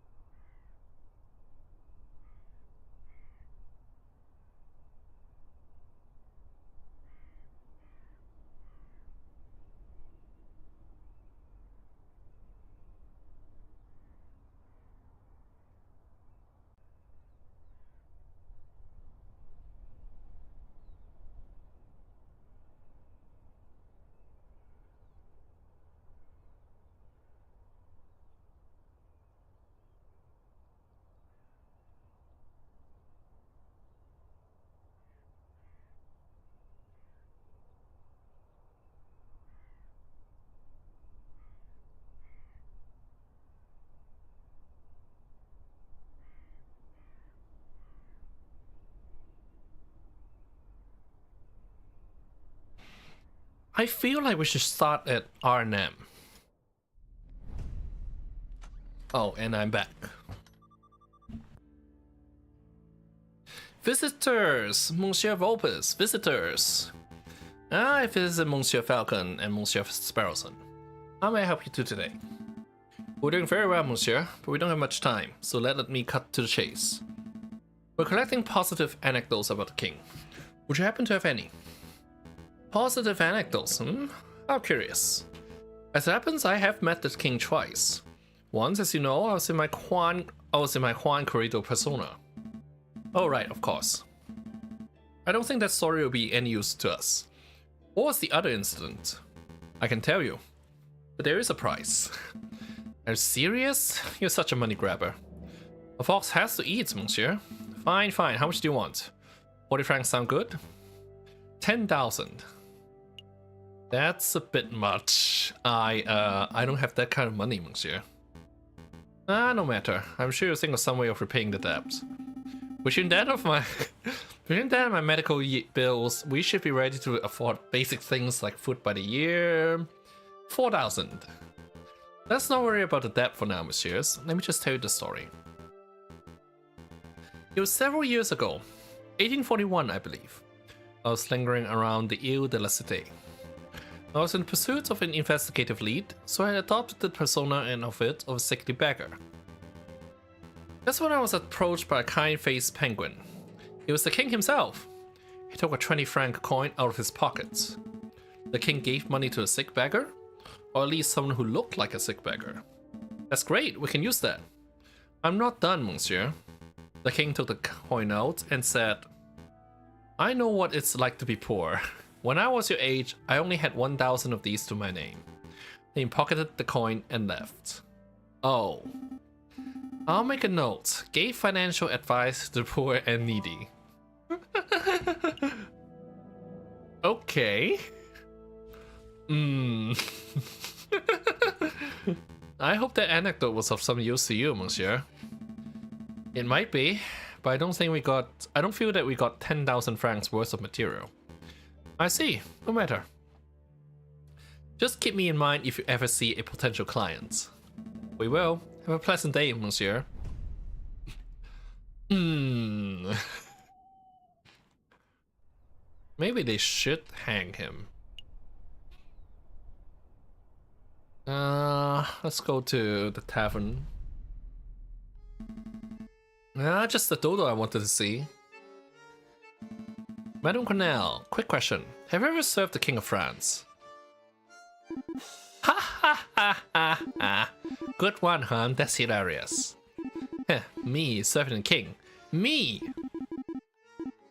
Would you like some wine, your majesty? I can't wait to serve the King of Denmark. I think that was a no. I think you may be right. Was that a waste of time? Inspector Voletti! Okay, that was not a waste of time. Hello, Inspector. Falcon! J. Falcon. Yes? I think... You can just hear the hic. I think I made a mistake. I'll say... Do I see 2 empty bottles of Russian vodka? It's a mystery how you're still standing. No, listen. This is important. Inspector, maybe we should have this conversation where you're a little more sober. No, Falcon. Listen. Falcon, I thought you were the Warden Killer. The what? The Viridian Killer. The man who injured me in the July Rebution. You saw I was a Viridian Killer? How do you even come to that conclusion? I saw that you changed your name around 1830, and you made an assumption. Wait, is this why you gave Severin a tip-off? Were you trying to lure the animal out of me or something? I'm sorry, Falcon. It was a mistake. Do you forgive me? Yes. Yeah, sure. I forgive you for assuming that I'm a mass murderer, and then for nearly killing me and Severate in order to prove it. Oh, no. Thank you, Falcon. Now listen closely, Inspector. I have a favor to ask of you.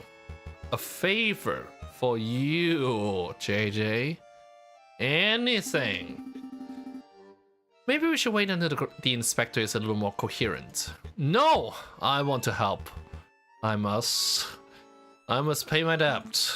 Excellent. So, Severin and I are planning a case, a very big case, against the King of France. We intend on trying him before the rebels can get their hands on him. When the rebellion starts, we would like you to bring the king to the courthouse. Do you think you can do that? Inspector? Treason! You are sympathizers to the rebel cause.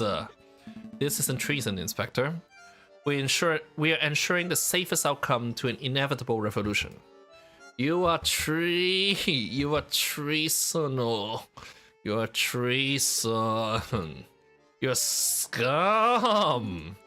Told you. Incoherent. Yeah, I guess you were right, Sparrowson. Well, Inspector, maybe you should contact us if you change your mind. And once you've sobered up.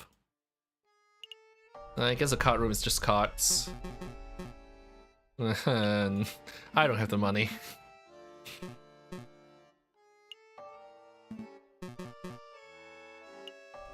Well, it wasn't a total waste.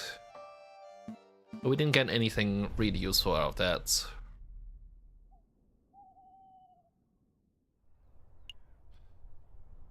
Let's go to the markets.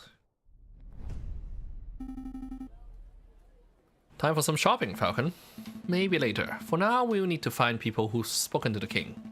He's been known to pass through Lake Halls on occasion, so if we're lucky... Hey, messieurs, it's us, remember? We remember. Are you keeping well, madame? Absolutely. Never been better. So what can I sell to you today? Information. We're looking for positive stories about the king. I don't suppose that you have any. The king? No, I haven't got nothing to say about the king. The king's smelly egg thief. Quiet, child. You know what they say about the king having spies everywhere? Spies? Calm down, Sparrowson. The rumors of the king having an elaborate spy network are patently untrue. Then how do you explain the shutdown banquets, huh? The government's clamping down on anyone who dissents, you know? Let's get this conversation back on track. Joey, can you tell us why the king's a smelly egg thief? My name's not Joey. It's nothing you need to concern yourselves with, messieurs. Please go on, madame. Don't worry, we aren't spies. At least, I don't think we are. I know, I trust you guys. See, a couple of years ago, we were running a shop. An antiques and odds and ends shop. And we had an egg. It was this golden egg, super precious. We must have bought the thing for 200 francs, but it was easily worth 10 times that. We were planning on making a nice tidy sum from it. I see, an investment egg. So what happened? Well, one day we were visited by the king no less. And old King Lufil shows an interest in our egg. So we were thinking this would be our chance to make bank, right? But then the geezer just goes and waddles off with it. Without paying you? Oh yeah, he paid us all right. What's this? The coin one of the king's guards flipped our way. It isn't even French. Britannia. I think this is British. One of those crazy imperial unit coins from a crazy imperial country. I have no idea what the British-French exchange rate is, but can we buy this off you, madame? Put your wallet away and keep it. It's worthless to me. Sultan's coin. Losing the egg bankrupted us. It put us out on the streets. But now we bounce back. Sultan and Gabat, better than ever. That's excellent to hear. Anyway, we must take our leave. You've been a huge help, madame. We're gonna kick the king's butt to get your ick back. Hold on, we're supposed to be the defense. Maybe they should just hang the penguin.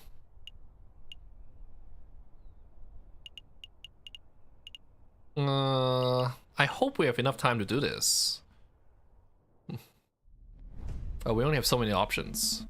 Excuse me, Judge Maxime. Oh, hello, Falcon. Nice work on that catacombs business. Word has really spread about your impromptu lawyering skills. Huh. Catacombs? So was it Cocorico spreading the word around? Really? I'm getting a reputation. Hey, I helped too. Of course you did. Robinson? Sparrowson. Right, Sparrington. Judge Maxime, I don't suppose Monsieur Cocorico has filled you in on what we've been working on since then. No, he hasn't. How to put this? We're planning a trial of sorts. We're intending on forming a case against, the king! Right, and, we want you to adjudicate. A trial against the king? Interesting. What are his exact charges? I'm not sure, to be perfectly honest. That seems more like Saffron's territory. If you aren't even sure of that, I don't think you're quite prepared for this trial. Maybe we should leave this to lawyers who have a little more experience. I see. Well, thank you anyway. Let's make a move, Sparrowson. What about our judge? It doesn't matter. Let's focus on building a solid defense for the king, and we can wing it from here. Maybe we can even hold a trial without any judges at all. Just Cocorico, me, and the king in the middle. It's strange, Falcon. You're like your grandfather. And yet, you're nothing like him. Wait, you knew my grandfather? Well, I wouldn't say knew. I was just a teenager when he was causing havoc in the courtrooms. But of course, I am familiar with his work. Falcon, I find your career choice peculiar. Your grandfather worked so hard to prosecute King Louis XVI, and yet here you are, rigorously working to defend your own king. Just like him, you would make an excellent prosecutor. So why did you choose the rocky path of the private defender? I wanted to leave his shadow. I think this would be the honest answer. To be honest, I'm not entirely sure. Maybe I just wanted to take myself out of my grandfather's shadow. I wanted to carve my own path as a lawyer. I don't want to be a poor imitation of an old hero. Quite understandable. Oh, just look at the time. I'm due back in the courtroom. But before I go, let me just say that I'll be happy to adjudicate your trial, Falcon. Really? That's fantastic. Thank you, Your Honor. It's no trouble. Show me what the grandson of Maximilian Robespierre is capable of.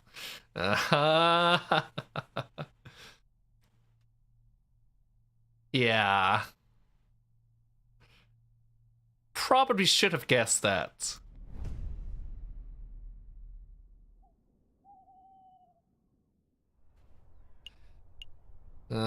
Library. Okay, here we go. Nathan never let us down for useful information. I'm sure he's got something interesting and pleasant to say about the king. We can already guess where this is going. Oh, it's you, messieurs. Perhaps you will surprise me today and actually ask to take out a book. Nope, just the usual today. An endless stream of questions. You two need an encyclopedia. Wow, go on then. Ask whatever you want to ask.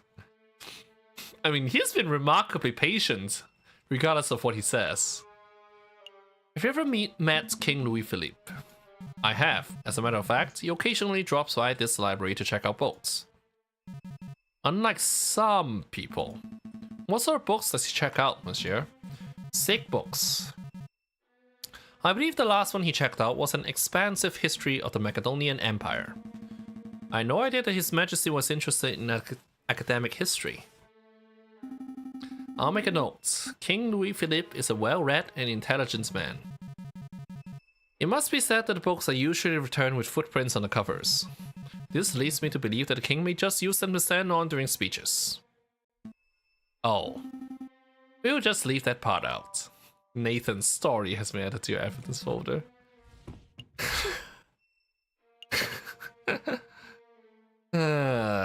This is getting desperate. Was there anything else? Is the king a good leader? From a well-educated standpoint, is King Louis Philippe a good leader as far as leaders go? Well, I can't fault the king's pro-business spirit. The big industry leaders love him. Oh, this sounds promising. Of course, this comes at the expense of everyone who isn't a bourgeois.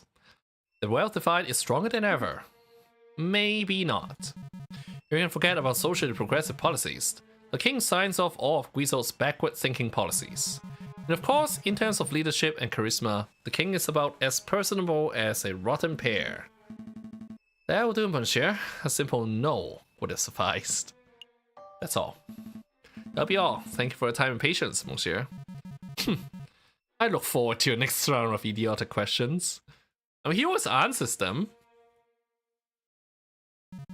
I really do. Oh, Nathan. Okay, so we do have time to go through all the locations.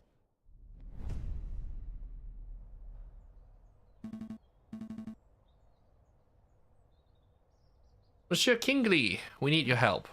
Finally, it's about time someone here appreciated my skills.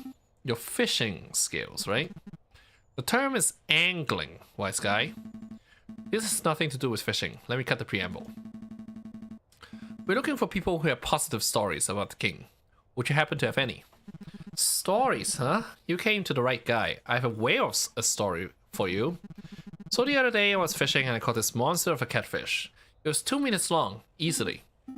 Here we go. I caught a fish and it was this big. Oh sure, I drag a 90-kilogram falcon out of the water and everyone buys it. But I claim to catch one big fish and suddenly everyone's a skeptic. Please continue your story, Monsieur Kingsley. Alright. So anyway, the king of all people happens to be walking by with his entourage. And they all clapped and cheered and came over to see the fish. And then the king says, I'm hungry, let's cook this fellow up. And then he just walks off with my fish. Can you believe that? Yep. I can believe that. It seems like something a royal penguin would do. Did you at least get paid for your fish? Oh yes, one of the royal guards was nice enough to flip 1 franc my way. 1 franc? He may as well just have flipped the bird, no offense. Ah, so the king supports the local fishing industry. I'm writing this down. This seems desperate. I have no idea if this story will be of any use to us, but we appreciate your time, monsieur. Good day to you. Bye, monsieur fisherman. Hey, don't call me a fisherman. What are we even supposed to do? AA officers. What's the plan for today? Hitting the Louvre? Checking out Les Halles? Maybe? Actually, I was thinking... Severin, how rude. Don't they teach you to knock? No time for bickering, JJ. It's time. Time? For what? The trial, you dunce. Already? A large protest has started to form at the Place de la Concorde. No doubt it'll turn into an unruly mob before long. The spirit of revolution is in the air. We must act now. I'm going to start the necessary preparations at the courthouse, so I need you to get the king from the Palais Royal. You want me to drag the king into the courthouse? I'm not even sure that I could drag him from his chair. Use diplomacy, you dolts. I'm sure you'll think of something. Right. Come along, Sparrowson. We have a king to defend.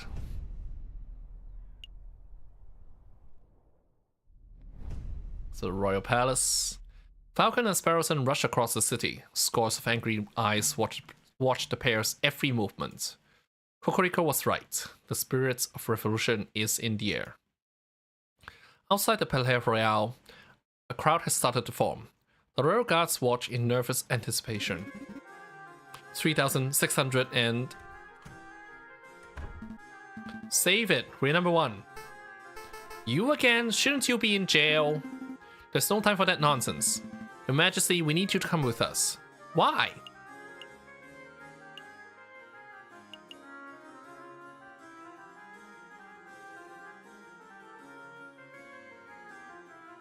In all honesty,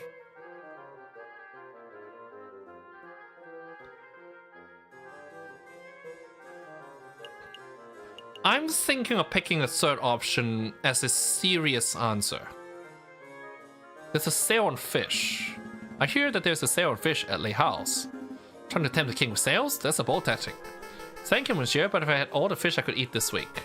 Some nice kingfisher generously gifted me an enormous catfish. Needless to say, I'm stuffed. I suppose we'll try something else. There's a trial you need to attend. Well, why didn't you say so? I love trials. Okay. Should have picked that one. Oh, I'm gonna need to give testimony. Please say it so. As a matter of fact, Your Majesty, yes, I think you will need to give a testimony.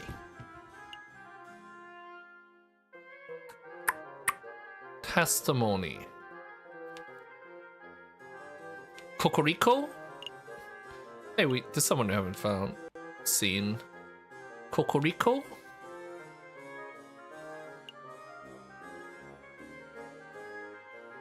Wait. No, I just misclicked. Oh, goody. Well, what are we waiting for? Let's go! Alright. Did anyone spot us? I don't think so. It's still early. The crowds are only just starting to form. With any luck, we can get this trial over with before anyone realizes what's going on. You. Uh-oh.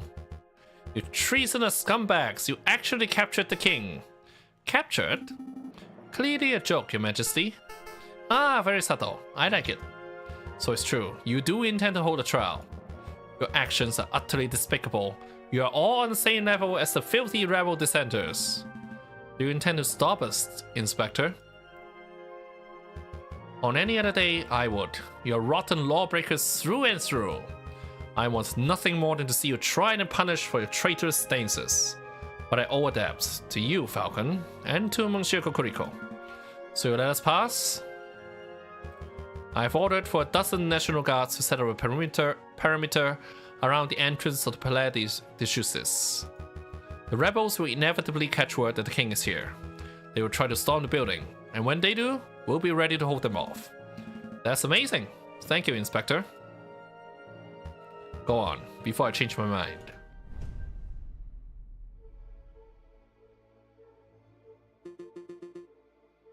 Alright, settle down everyone, settle down. Oh, should I be standing here? Am I in the right place? Where you are is perfect, Your Majesty. Now, is everyone here? JJ Falcon present. The defense is ready, Your Honor. Severin Cocorico present. The prosecution is ready, Your Honor. Oh, this will be good. I wonder who's on trial. Are the jury all here? All present and accounted for, Your Honor. Everything seems to be in order. The court is now in session for the trial of King Louis Philippe. Ooh, that's me. Wait, what? Calm down, Your Majesty. We're simply prosecuting you for a short list of 32 crimes against the French people. What is this madness? Did you set me up to this? Well, yes and no. We're your defense, Your Majesty. I'm so confused. The process is simple. I'll state a charge that is being leveled at you and present my evidence for the charge. You and your defense will then have the opportunity to present their own counter evidence. I'm even more confused. Just let us do the talking, Your Majesty. We're doing this for your own good. Wouldn't want you to end up like old Louis XVI now, would we? Let us proceed. Prosecution, present the first charge. King Louis Philippe, you're being charged with neglecting the lower classes of the nation. Your continued support of Grisot's outdated policies have resulted in an ever-growing wage gap. Poverty is rampant. Animals are forced to turn to begging, thievery, and burglary just to survive. How do you justify this vile attitude? Goodness, you're going straight for the jugular, aren't you? I'm a good person. I don't hate poor people. I feel mild contempt for them, certainly, but don't we all? Please allow me to do the talking, Your Majesty. Severin, the king is far kinder to poor people than the general populace has been led to believe. Some would even describe him as a generous philanthropist. Cool. Who would describe him as a generous philanthropist? Some would. You're going to have to do better than that. Show me an example. Just one example of the king being generous to a poor person. Are we serious?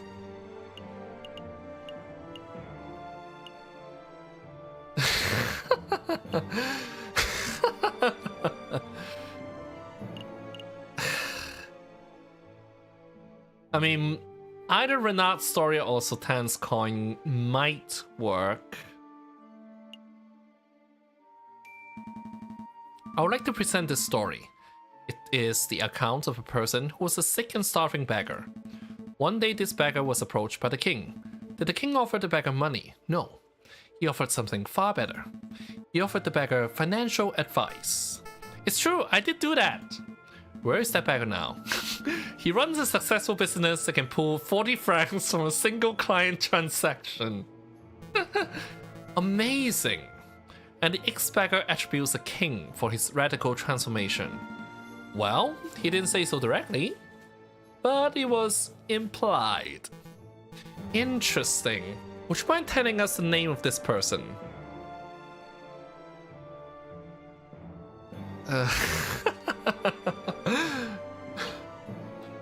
Does it matter? It's a man named Renard Vulpes. Oh, Renard Vulpes. The trickster and con artist runs a deplorable private investigation service. You familiar with him?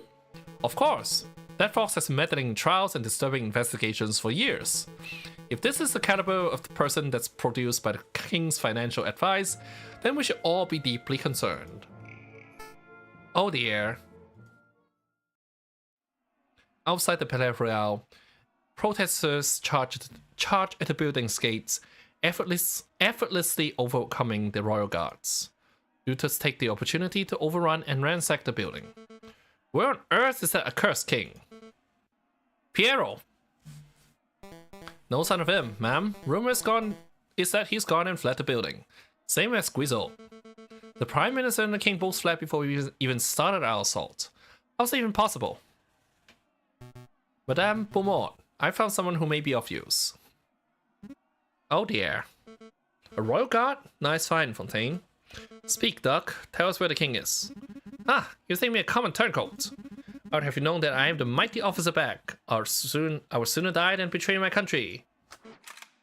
Okay. The Palais de Justice. A couple of lawyers came and took him to the Palais de Justice. That was easy. Piero, Fontaine, gather the crowd. We're marching on the Palais de Justice.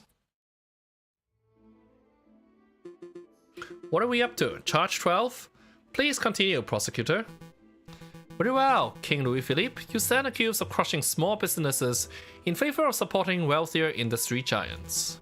Such a nepotic attitude only serves to discourage people from forming their own enterprises. I disagree. As a self-made businessman, the king has constantly shown his support for all businesses, big and small. Another ludicrous assertion from the defense. Prove me wrong, JJ. When has the king ever shown support for a grassroots business?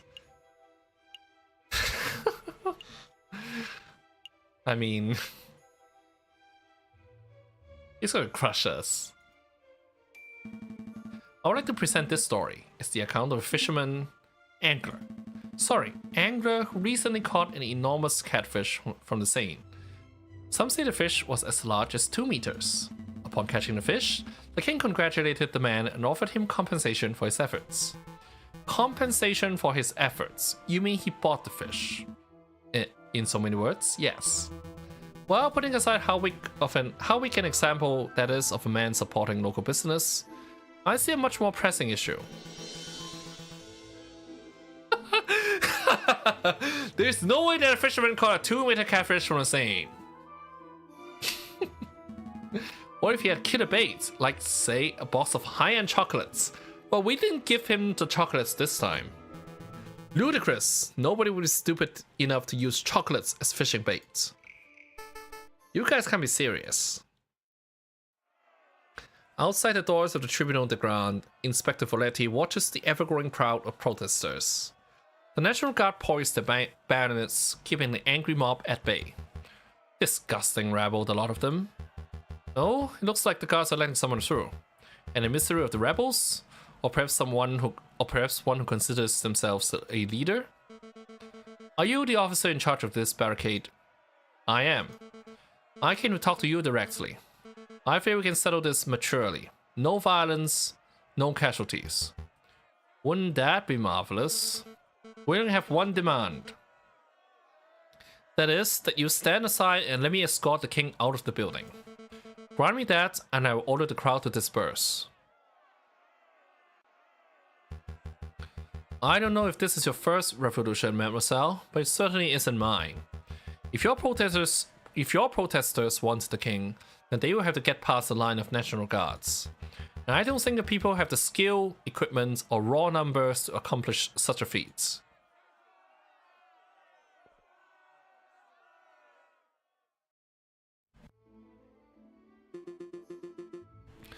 I believe we're up to the last charge, are we not?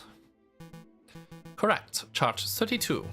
King Louis Philippe, you're accused of being an imbecile. You're mentally unfit to run this country. No need to get personal. It isn't a crime to be an idiot, Severin. Thankfully. If it were, we'd all be doing a hard time right now. Illegal? No. But it does raise the question of why we are giving an idiot so much power. Let's not follow the example of Great Britain, who let the Mad King, George III, rule for decades past his prime. King Louis Philippe is neither mad nor stupid. He is an intelligent and competent individual. I'll have you know that I'm only competent on prune days. Your Majesty, please. You've chosen an impossible battle, Gigi. The King's idiocy is widely accepted. I urge you to prove me wrong. Show me one shred of evidence that the king is not a blithering idiot.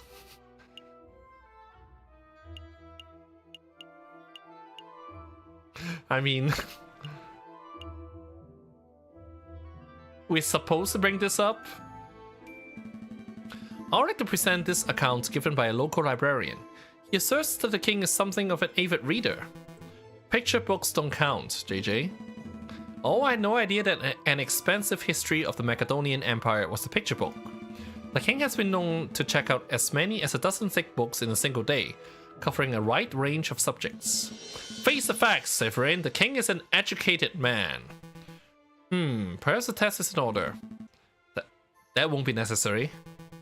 What was the name of that book you mentioned? An expansive history of the Macedonian Empire. Tell me, Your Majesty, where is Macedonia? Where? Yes, I'll even make it easy. Just tell us the name of the continent. What continent is Macedonia in? You can do this, Your Majesty. It's a 1 in 7 shot. Can you really do it? I want to say Africa. But I've got it. London. Oh mon dieu. I think we're done here, Your Honor. As I have demonstrated in excruciating detail, the king is incompetent, lazy, stupid, and occasionally malicious. He isn't fit to run a bakery, let alone a nation. Very well, prosecutor. Does the defense have anything to add? Can we try? Yes, Your Honor. I've got nothing. I've defended this man to the best of my abilities, and I have nothing more to say. Very good. Then I shall now converse with the jury. We shall determine precisely which crimes the king is guilty of, and decide on an appropriate punishment. Punishment? Lawyer man, you have to do something. I'm scared. Calm down, Your Majesty. The whole purpose of this trial was to see that your punishment is fair and fitting. You're not going to end up with your head on a spike. At least, I don't think you will. That mademoiselle is returning. How naive. Negotiations are over, mademoiselle. Once again, I ask that you let me pass. Let me extract the king without issue, and then we shall be on our way. I warn you, the protesters are getting rowdy. Any moment now, they might charge on their own accord. Your commitment to pacifism is admirable, but you're brimming with naivety, mademoiselle. Be on your way. Tisk, tisk. I warned you that your methods were too passive, madame. That foul voice. Show yourself, wolf. You. You're the friar who gave me a tip-off about the croque monsieur. Was my information no good, Inspector? Did I not say how and when you could reach the croque monsieur? You omitted a few details. Your words almost killed a few acquaintances of mine. Well, Inspector, it seems that you and I agree on something. This wolf has a forked tongue. There's no need to direct your hatred at me, madame. I came here to give you a gift. A peace offering. You have nothing to offer. I most certainly do. Did you know that the tunnels of the sleeping city wind straight under the Palais de Justice? It's true. If one were to put enough gunpowder in the right spot, one could even take an entire side of the building down. What are you prattling on about? How much gunpowder do you think it would take, madame? 50 kilograms? 100? Maybe 200 kilograms, just to be safe. Friar, tell me you didn't. The fuse is lit. In 20 seconds, the pillars of the Palais de Justice will fall like the Temple of Dagon. Running would do you no good, you brother-killing pute. You're bluffing. There'll be no explosion. You would like that to be the case, wouldn't you, Inspector? But unfortunately for you, the Viridian Killer emerges one last time.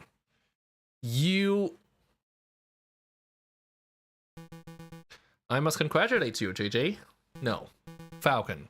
You argued excellently. I'm as unsure of the Penguin's fate as you are, but one thing is for certain. You could not have done your job any better. Thank you, Kokoriko. After a small amount of deliberation, we have come to a decision. We find the defendant, King Louis Philippe, to be... Mon Dieu, what was that? An explosion. It sounded like it came from right outside. I hate to be the bearer of bad news, but well, in a matter of speaking, how to put this? For pity's sake, spit it out, monsieur. Rebels! It's the rebels! There was a big explosion at the entrance and rebels are pouring into the building as we speak. You heard the rabbit. Everybody clear out. Your Honor, quickly, what was the verdict? Really? In a time like this? There's no better time. Exile! Now get out of here. Court is adjourned. A valiant effort, Falcon, but we're out of both time and options. If the rebels want the king so badly, they can take him. You can't say that! The rooster's got a point, Falcon. Let's just turn the king over and let him receive his dues. We've done all we can.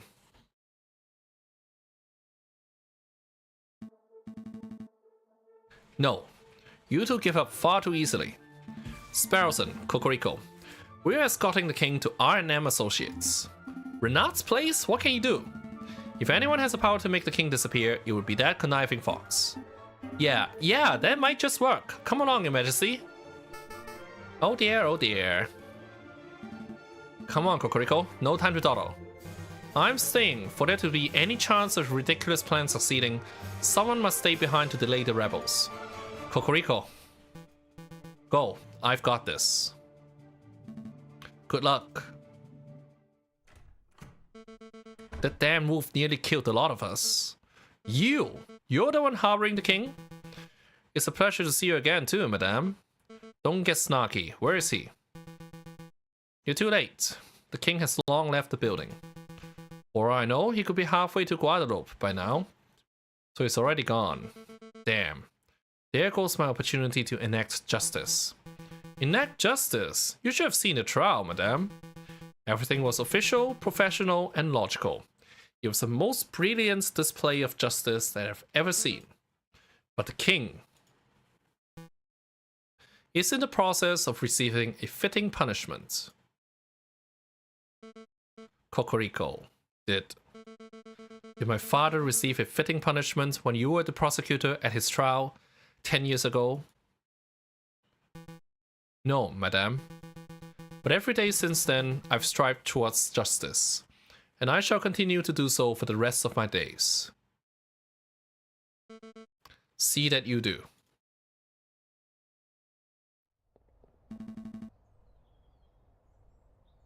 Do hurry up, Your Majesty. This is taking forever. And leave damn egg. You aren't going any further. It's that friar. I'm not gonna let you take another step towards the king. I didn't come here for the king. I came to kill you, JJ Falcon. Very well, Sparrowson. Take the king and hurry to Renard's. I'll handle this monster. Are you sure you'll be okay? I can handle one crippled wolf. Okay, come on, your majesty. That explosion at the courthouse. That wasn't just the rebels, was it? Heh, of course not.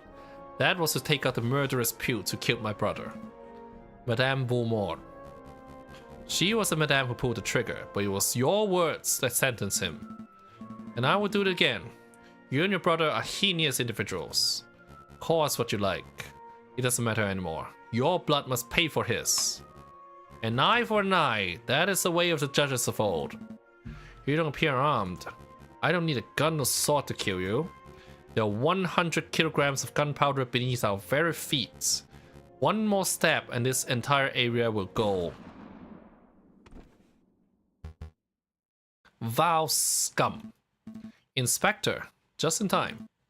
You look a little singed. Did you hear the explosion, Monsieur Vopus? I did. It seems the rumors are true, Mousy. The revolution is in full swing. Go on, get in there. Visitors, Monsieur Vopus. Visitors. I wonder who... Oh my, King Louis Philippe. Good afternoon, Your Majesty. Are you... Monsieur Vopus? I am. And this is my companion, Mousy. It's a pleasure to make your acquaintance, Your Majesty. I must admit, I rarely have a gentleman of your caliber in this office. Please have a seat. Mousy, fetch His Majesty some tea. Right away. I hear you can make people disappear. Ah yes, a new identity, a new face. Indeed, I can make that happen. Of course, there's a price. How much? Normally, such a service would cost me 100 francs.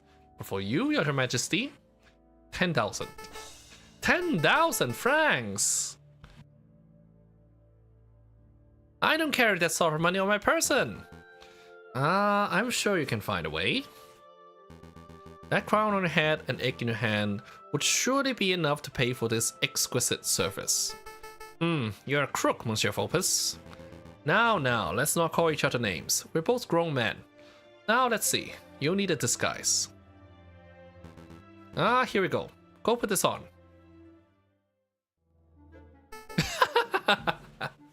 How do I look? Mousy, could you come in here for a moment, please? What is it, Monsieur Vopus? Oh, who is this? Who is this cockatoo? Where did King Louis Philippe go? You see, Your Majesty? It's that convincing? Of course.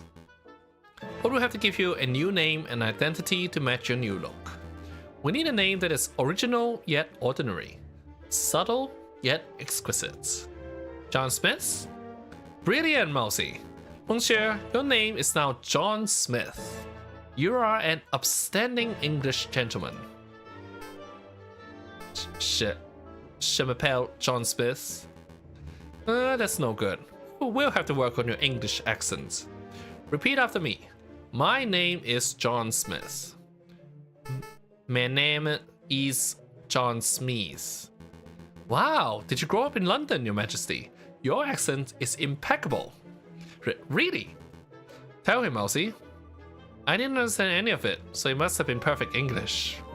Disguise, name, accent. I think we're all set. Are you ready, Mr. Smith?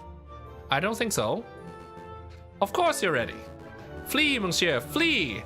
Take a horse to Calais, and from there, hire a boat to take you to the shores of England. You think you'll make it to England, Monsieur Vopus?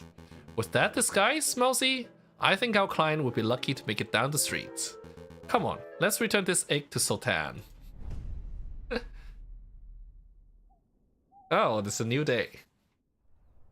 AA offices.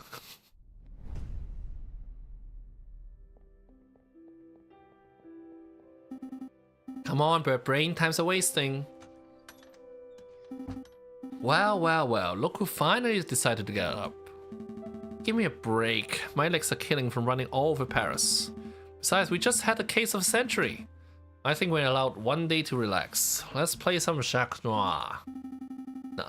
Look at this stack of mail we have to reply to. Mail? Inspector Volerti has asked us to sign off on some paperwork regarding the death of Freya Remus. Cocorico wants us to arrange a lunch meeting to discuss potential future collaborative projects. And Madame Beaumont has asked us to help establish a constitution for the Second Republic, if you can believe that. Plus, we have like a dozen requests for legal work from other citizens of Paris. I guess word has gotten around about our involvement in the King's trial, huh? Mon Dieu. So much to do. But all I want is to take a holiday. Hey Falcon, do you think we're about to see some changes? Changes? The old king's gone. The Prime Minister's resigned. The Second Republic is kicking off. I'm just saying, do you think this could be the start of a new era of peace for Paris?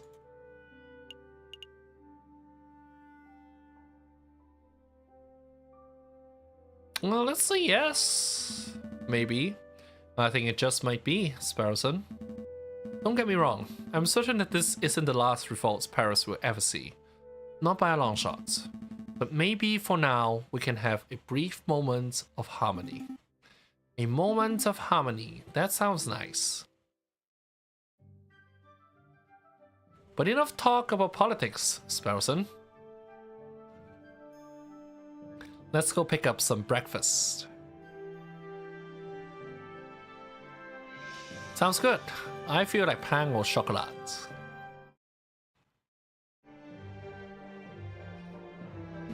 Okay, we see the ending for a second time. Phew. That was a tiny little game, but I ended up really enjoying the story. I mean, the gameplay is what it is. It's scripted, it's what it's supposed to be. I still haven't gotten over how we condemned an innocent man to death in the first chapter.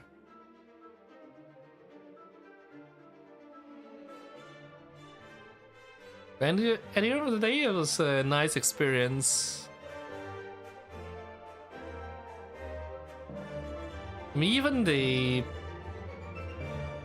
first ending that we got to, 4C, ended up being a fun one. We've reached the end of Route B, Egalite. Yeah. So we have, like, if we don't send up for Cocorico, we'll get to an ending that's not quite as hopeful. Alright, so that was Aviary Attorney. We'll be back next week with something else. I still have a Skyrim to finish. And we're actually getting... We've actually gone pretty far. All that's left is Companions, maybe the Civil War.